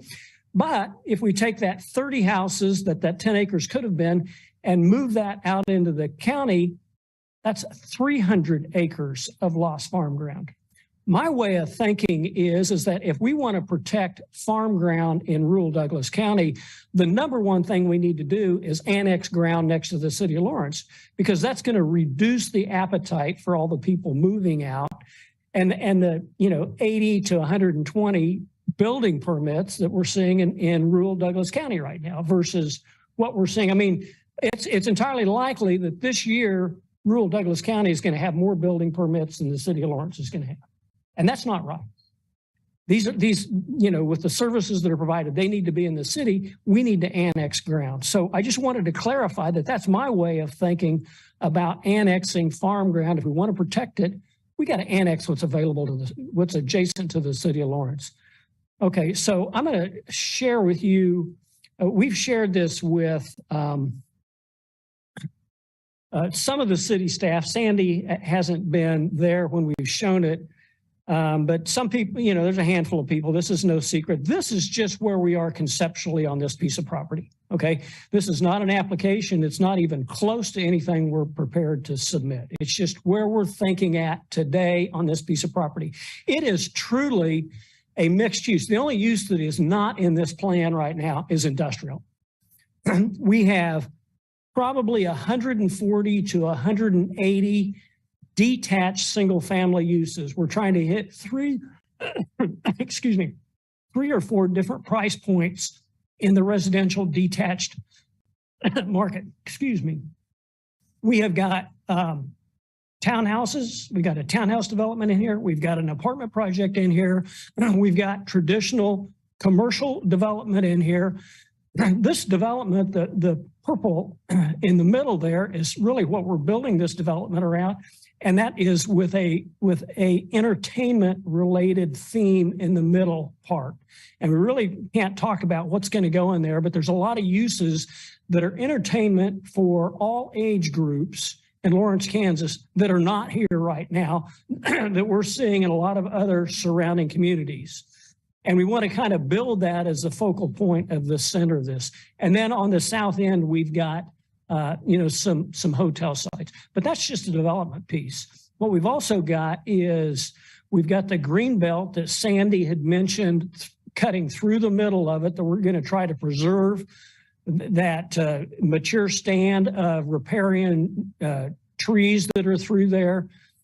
We've got a multi-use path network that cuts through this site in a number of different places.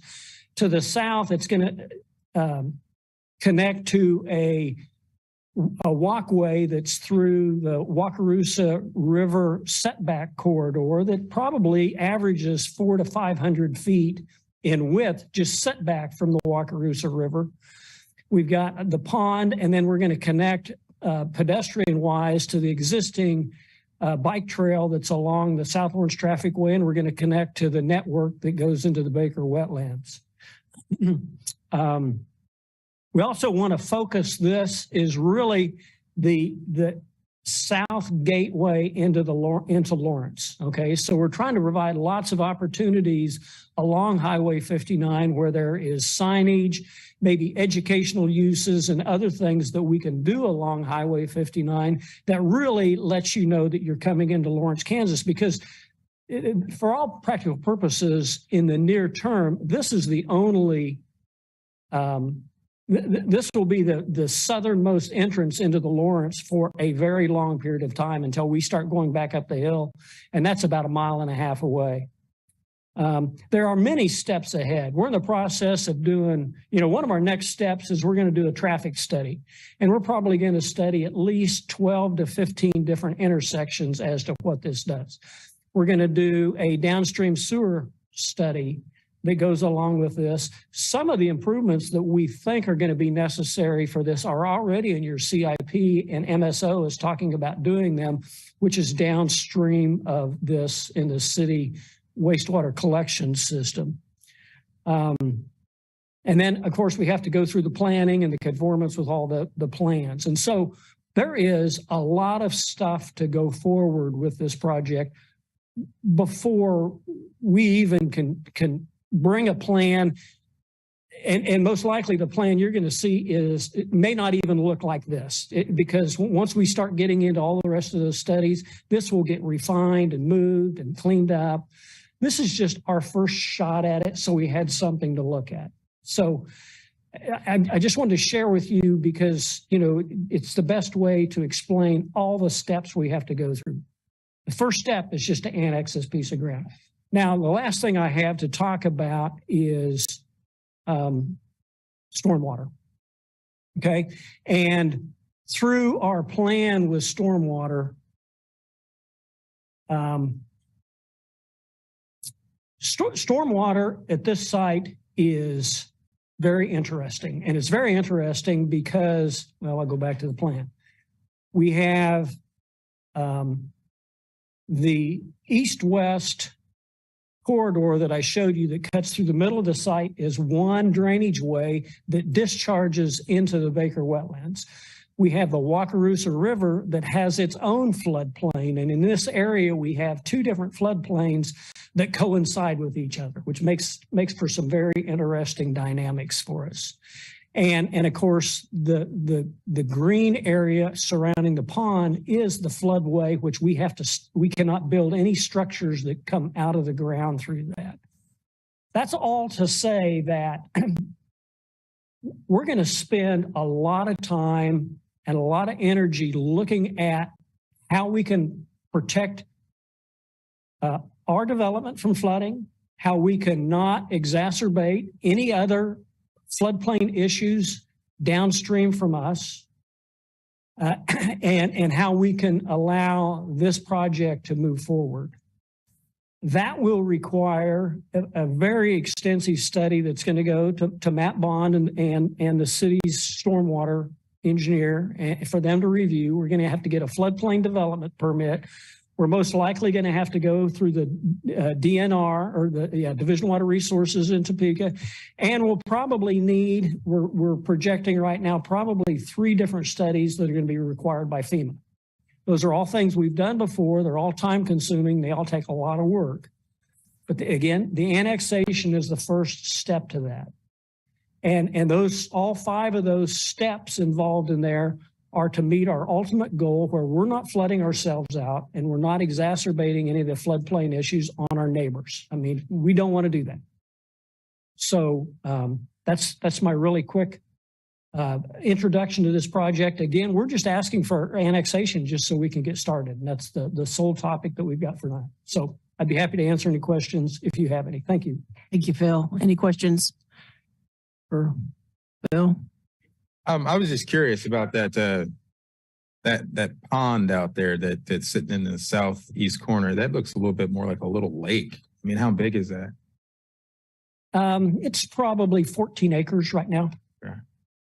Yeah. And like you said, that's in the, I think what from the Planning Commission meeting, there's a difference between the floodway and the floodplain. If you could go into that a little bit. I'd be happy to. So the floodplain is divided into 2 pieces.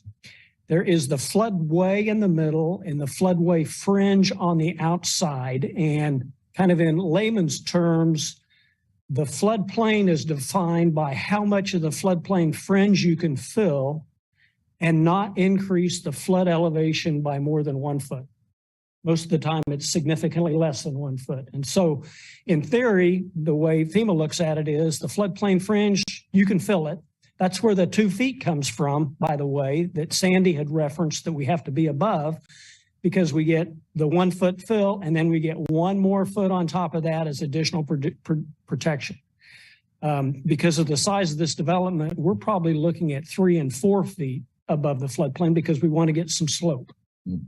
Okay. So. Any other questions? Nope. Yep. Thank you. Thank you, Phil. All right. So at this time, we'll take it to public comment. Any public comment on this item?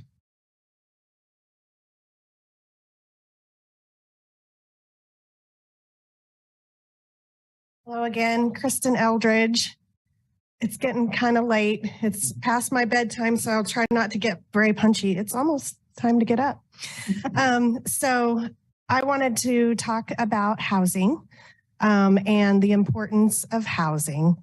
And we heard a couple of infill projects tonight where the developer was going to front the costs or there weren't costs to the city. And then this one is an annexation project, and it would require infrastructure into that area, which is costly, but the benefit is all of the new housing that could be there. This housing is so important to us right now, and it's also important as we see what's coming down the road to the east of us at Panasonic. This is a good start, and it's not everything. It's not going to solve a lot of things, but it will solve a bit of our housing needs and maybe stop the bleeding just a little bit. So I wanted to offer that for your consideration this evening, and please consider annexing this area. Thanks. Other public comment?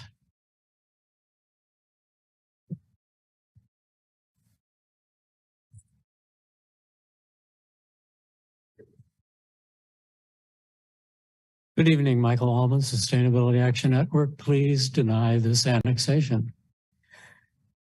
After 4 failed development attempts, the applicant now thinks he has the magic formula of mixed use affordability and walkability. Nice concept, bad location. It might be welcomed if proposed to the west or northwest where growth is prioritized. Plan 2040's whole purpose of infill density is to not sprawl into sensitive lands and prime farmland. Chapter 2 states prioritize infill before expanding through annexation and strengthen floodplain regulations. Single dwelling sprawl into the floodplain is backwards. Plan 2040 stresses mixed use and walkability, but as multi-dwelling and most importantly, infill. The project does not give a community benefit of, quote, land for open space and protection of floodplain and sensitive lands. That floodplain is there right now, providing benefits for the community fully with its own ecological services. Any filter development there would diminish those lands. This project is critically dependent on highway access. The applicant claims another community benefit of, quote, this area of development has been planned for by KDOT. By gifting a K10 US 59 ramp an intersection of 6 lanes in all directions. A $5 million taxpayer subsidy for private profit is bad enough. But even worse, the new intersection is increasing the probability of development there. At the October 2021 Multimodal Transportation Commission meeting, both Chris Norton of KDOT and our city engineer said the interchange and the ramps are planned to serve the development. Foregone conclusion. But road engineers have no right to be making our land use decisions where they decide how and where to build roads. 6 years ago plus, we warned officials who are considering Plan 2040 that designating this area of floodplain as Tier 2 was a mistake. It didn't take a clairvoyant to predict what would happen. That Tier 2 is just an open invitation to sprawl. According to Gus Speth, environmental attorney, each year the U.S. is losing to urban sprawl about 2 million acres of open space and 1.2 million acres of farmland. The prime farmland disappearing at 30% faster rate. Please don't add these losses in the Wakarusa River corridor. The pending county open space plan highlights preserving waterways, native prairies, wetlands, wildlife habitat, agricultural lands, and heritage sites. And this river corridor is the county jewel for that. Thank you. Thank you, Michael. Michael. Thank you, and please deny it. Other public comment?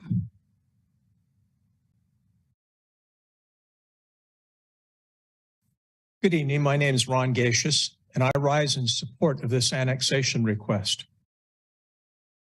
The last 10 months, I've watched projects that were infill projects, LIHTC projects, annexation projects come before the Planning Commission and fail and fail and fail to get their support. Even some of those that have gained support have come to this commission and not been approved.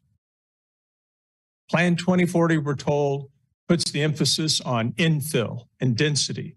But when we, the city, brings you infill and density projects, they're more often to be defeated, voted down, either at the Planning Commission or here, rather than move forward. We need building lots badly. We've come up with this vague language about community benefit only after the Kansas legislature stepped forward and prohibited by law the inclusionary zoning requirements that we wanted to put in place. And it appears now that we're using the community benefit requirement as a workaround to putting in place basically some type of inclusionary zoning requirement. This property has all kinds of issues associated with water that Mr. Strubel's already recognized. that before we would ever build any commercial or residential assets would have to be addressed by our planning staff and the developer. But give us a chance to work through those issues. We're not having much success with infill development in our community. We're not meeting the needs for new housing starts with infill development. The major infill development projects have all just kind of peeled away. The big win tonight was what endowment associations are doing with their innovation park. And even there, folks are asking for a 150-foot buffer zone that would eliminate much of the space that the developer wants to use for affordable housing. We are losing time after time in our efforts to find new places to build. Now, I don't know if going south is better than going west or going north or going east, but we've got to go somewhere, and infill is not filling the bill. I think we've been poorly served by the recommendations from our planning commission, and we need to give the developer and the city staff a chance to see if there are opportunities to build Thank you, housing. Ron. Thank you. Other public comment?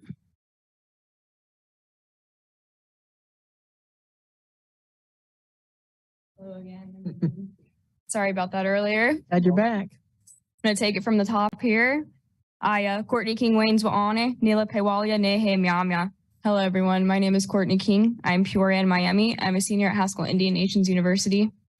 I have spoken out about the South Wakarusa extension and will continue to speak out against propositions to further develop along the Wakarusa River. Humans have decimated too many areas within the Wakarusa Valley, and I will never stand with people who continually push human progress before our non-human relatives.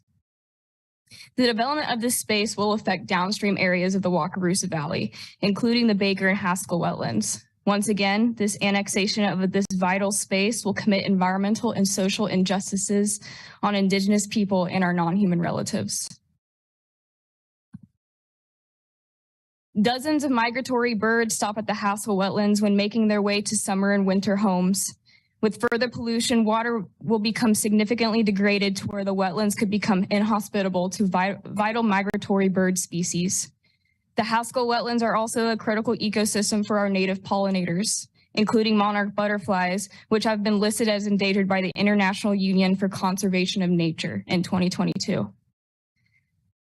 We must prioritize our remaining green spaces for the betterment of humans and non-humans alike.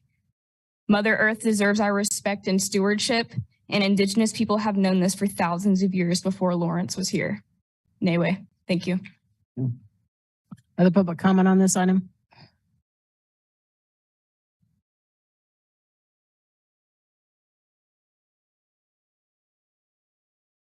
Hello, I'm Richard Hurd. I live at 1134 East 1300 Road. I own the property just south of the river, of the Wakarusa River.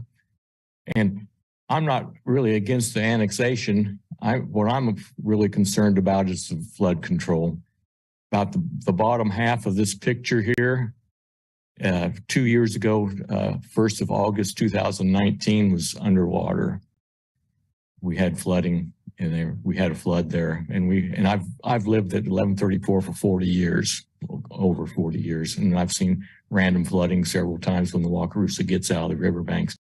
My main concern on the whole deal is filling up the floodplain, adding dirt, creating building sites there. They're going to have to be above the water, flood lane, and what that's going to do is going to push water, like on me and other farm properties in that area. Like I say, the 1st of August 2019, there was on my field, which is just across the river, I had 2 to 3 feet of water on the field. And people live in the Lone Star area, they know what I'm talking about. When Lone Star gets a large rain, 6-7 inches, it gets Washington Creek and it comes right on down and floods the area. Clinton Lake does a wonderful job of protecting it, but those rains that happen in the Lone Star area, they bypass the lake. They bypass the lake and then flood that area. But that's my main concern, is just the added flooding that can create onto my place and other farmland. Farming's tough right now. You know, it's in, I don't need, we don't, I deal with Mother Nature. I can't deal with her. She does what she wants, but I just, with human parts of adding to the flood area, I don't need that, you know, and other people don't need it either. It's, and like I say, I'm not against the annexation. Just kind of keep it out of the floodplain. Give us farmers some respect, you know, keeping that building out of the floodplain, you know, because when you build that dirt up and don't allow the water to go there, where's it going to go? It's going to go other places, my place, other farm areas. So that's my main thing, just, you know, keep in mind of the floodplain. Thank you. And Mother Nature doesn't know the difference between floodway and floodplain. She doesn't care. Mother Nature does what she wants to. And I've seen it happen half a dozen times in 40 years. Recently, it's 2 years ago. Thank you. Other public comment from the room? If not, we'll go to Zoom. That's, We got Chris Dilden. Yeah, good evening, Commission. Can you hear me all? Hear me? Okay, great. Thank you for accepting public comment at 11:21 in the evening. I'm sure we're all ready to go home, and I'll keep this brief. You know, I know at the moment the risk of urban sprawl seems pretty remote in Lawrence, but I think it's also really difficult to know when we reached that tipping point. And, you know, as the discussion about Fall Creek tonight indicates, you know, we all recognize that with climate change, even the tools that we have to understand the risk associated with things like flooding is going to be, become increasingly difficult. You know, I know infill projects are going to be hard. Almost every neighborhood is going to show up to express concerns, you know, some legitimate, some maybe a little less so. You know, we had the 11th and Castle discussion a couple of months ago. At the same point in time, you know, we are just going to have to begin thinking about kind of bold and creative concerns to address infill. You know, I think we really will need to get out of a build it and they will come mentality of paving over environmentally valuable land and expanding our urban footprint. You know, recent increases in fees for city services is indicative of the fact that costs to provide those services are growing, even without expanding our footprint. So I really am concerned about, you know, annexing additional land at this point in time when, you know, we've got a lot of, I know infill's hard, but there is a lot of vacant retail, business, and other space within the confines of our city that we're going to need to consider as we think about how is it that we continue to grow.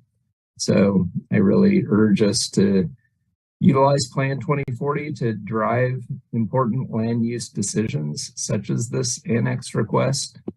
You know, with all due respect to the developers, I'm not sure the people who want to develop property in Douglas County are really going to want to live in a medium density development developed immediately adjacent to K10. But we are going to have to think about creative approaches to our urban development. So thank you for the opportunity to speak. I appreciate it. Thank you, Chris. Any other public comment on Zoom?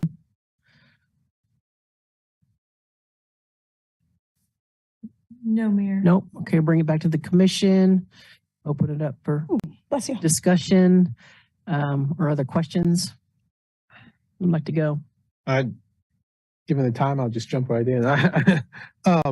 You know, I do think, you know, the discussion about Plan 2040 to me is an important one. I mean, both infill tonight, we've talked about it, but also as it relates to the comprehensive plan for our entire community. And, you know, that plan put tier 2, put some of this land in tier 2, and we put some land in tier 2, not very much land really in the grand scheme of things, certainly according to some, in tier 2 and the rest in tier 3. And then we said, we need to build in tier 2 if there's a community benefit part of that. And so this is, some of it's tier 1, but the rest, what we're talking about annexation tonight is tier 2. I do agree with Phil that if we're going to protect the county as a whole, we have to respect tier 2, annex it, and use it, because if not, we all get in a lot of people building out in the county and destroying good farmland, one house at a time.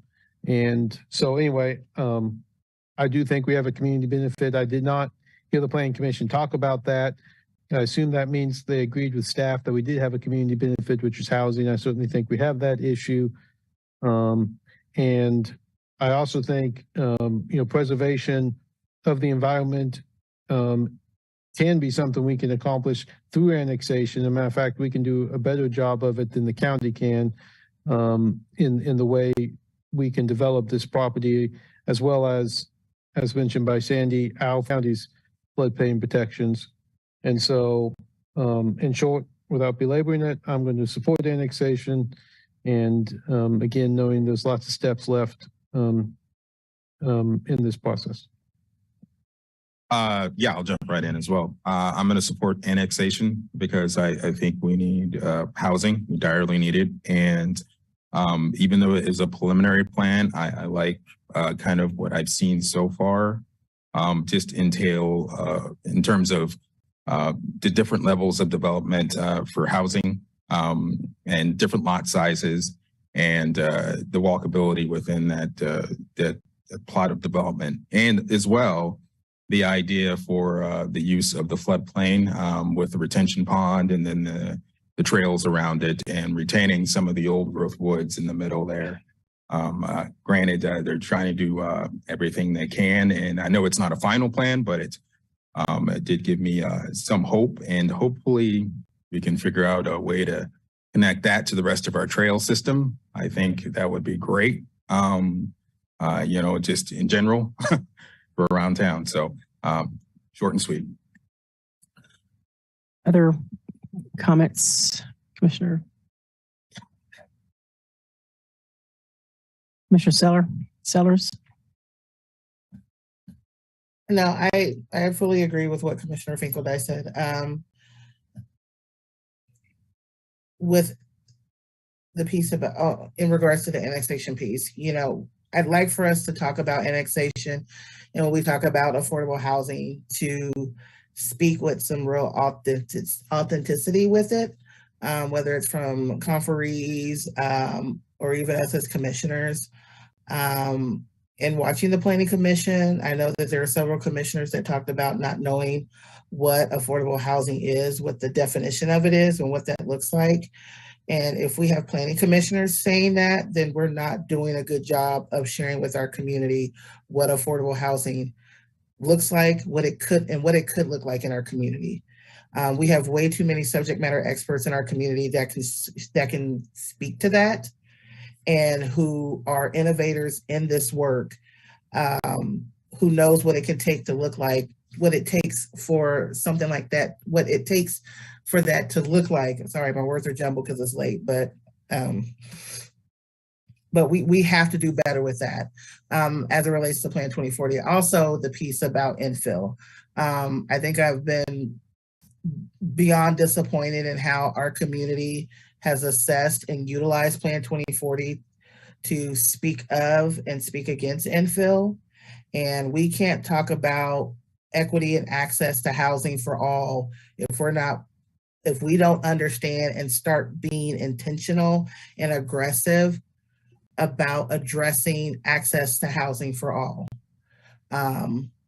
So as we talk about the nuances of the beautification and the benefits of having creeks and tree canopies for market housing, I want us to have that same energy and fervor when we talk about affordable housing, moderate income housing, workforce housing, and that what it takes for us to not only as commissioners lobby for that, but to also educate our constituents on what that looks like. This annexation project is the first of one step in a many step process that could be an example of how we do that right. So I will support this. I will be long-winded about this because I know all of us care about housing, but I've also seen us, and including myself at times, not be authentic in talking about this and doing our due diligence to really fight for what affordable housing looks like, regardless of Panasonic.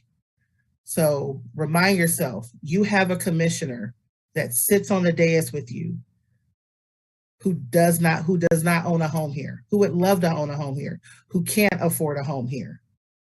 So I should not be relegated to being a renter because others in our community don't see the benefit in providing housing and an opportunity at home ownership simply because I can't afford a $300,000 or $400,000 home. If we want to be welcoming, safe, secure, unmistakably cool, and all the things that we say that we are in our strategic plan, we got to get serious about what affordable housing and what our affordable housing strategies look like. So let this be the first step towards us doing that. You got. Yeah, no. I feel like we've committed consistently to moving east and west. And this feels like kind of a last grab for this southern movement, which will inevitably reach to, more movement south, which is not what we've planned on. I am consistently disturbed by the conversation, the chicken and egg. Well, KDOT said, we'll build this road and then you can develop it. And I'm like, well, we're going to develop it, so you build the road. We shouldn't be developing anything based on what KDOT says or does. We should make our own development. We should know what we want, and we should be, thank you for using the word intentional, Commissioner Sellers, intentional about it. That was the point of Plan 2040, was to be intentional and not just grab at every butterfly that goes by. I am a little disturbed at the idea that farmland isn't an acceptable entryway to your city. Kansas is a rural place. It is okay to just have farmland outside your town. It's okay to have a green beltway, and we should be proud if people grow food here. That does not mean that we don't have an entryway to our town. We can do that now. It doesn't have to be all paved roads. It doesn't have to be buildings for people. It can acknowledge the natural world around us, which we just happen to have a very good space right now. The county has not identified it yet as a space to preserve. I think if they had that time, they might, which of course then brings me to not only saying that we should wait for that to be developing in this space particularly, but I would also say the revision to the area plan that was mentioned is not prioritized right now, and I guess that explains why everyone's in a big rush to develop this spot. What else do I got? In short, I would rather keep focused on the things that we've committed to. I appreciate, however, Commissioner Finkeldice pointing out the tier 2 part of this, and I do see that, I understand that, but there's 3 other directions around our town that we can look at. And I wish that we would realize that. I would also say, I don't reject the idea that housing is a community benefit. I'm not rejecting that here at all. But I would like to see that east and west. And this space is too sensitive in my view. There is, I do agree, a social justice component of this. We have not discussed this with our community. We have not discussed this with respect to the wetlands. We just say, oh, cool, we'll make a trail and that'll make it all better. I don't know that that's accurate if we actually sat down and talked to our community about what they expect in terms of preserving green space or open space. So I don't reject the notion that this could not be an effective space, but I'd like to see our area plan completed. That would give us an indication of what the community expects. And I would like the identification of green and open spaces. I won't take much time here. A lot about what I've seen that was presented. I think it's looks like it could have some good good aspects to it. The housing piece of it obviously is extremely important. We keep hearing that. I mean, it's true. I'm not saying we're here. It's true. We need that. The concern here is that we are in a very sensitive area. You know, the prospect going west and east is something that I've been really strong supportive of.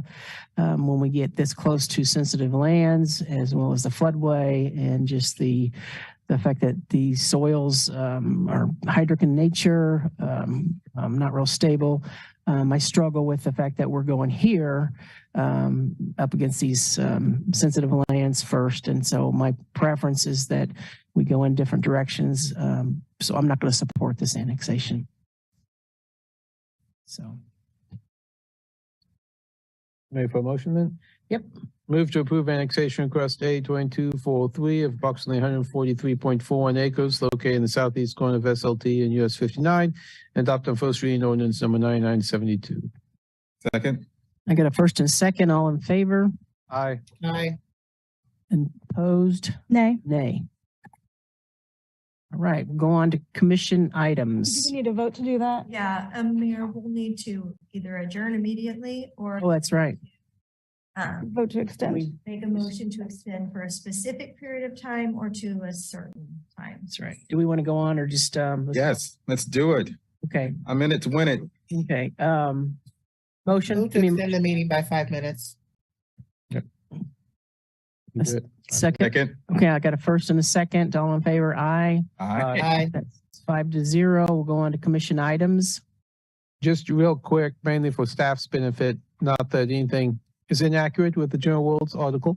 But at the CCJOW meeting today, there was a discussion about how we could affect failures to appeal. And we're talking about different ways to affect failures to appeal. And I said, well, one thing I'd be interested in looking at would be a night court. Other people said that sounds like a good thing. And I just want to say, I think it should be looked at. I'm not saying, I mean, I know that requires people to stay late. It requires staff, but it's something to look at, but just say that's how it came up and just pass that on. Any other commission items? Thank you on that. I appreciate you bringing that up, Commissioner Finkeldye. All right. Then on to the city manager's report. Not much to report. We've got the February sales tax report and then future agenda items. I just note that we'll add the Fall Creek villas to the April 11th agenda. All right. Any questions on that?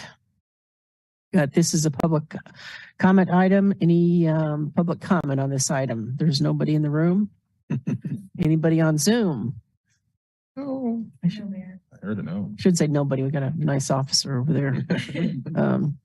Okay, then the review calendar items. Anything to add, delete, talk about? Not. We'll go on to our item J, adjournment. I move to adjourn. Second. Got a first and a second. All in favor? Aye. Opposed? It passes 5-0. I guess she did. Did she? Should have said opposed.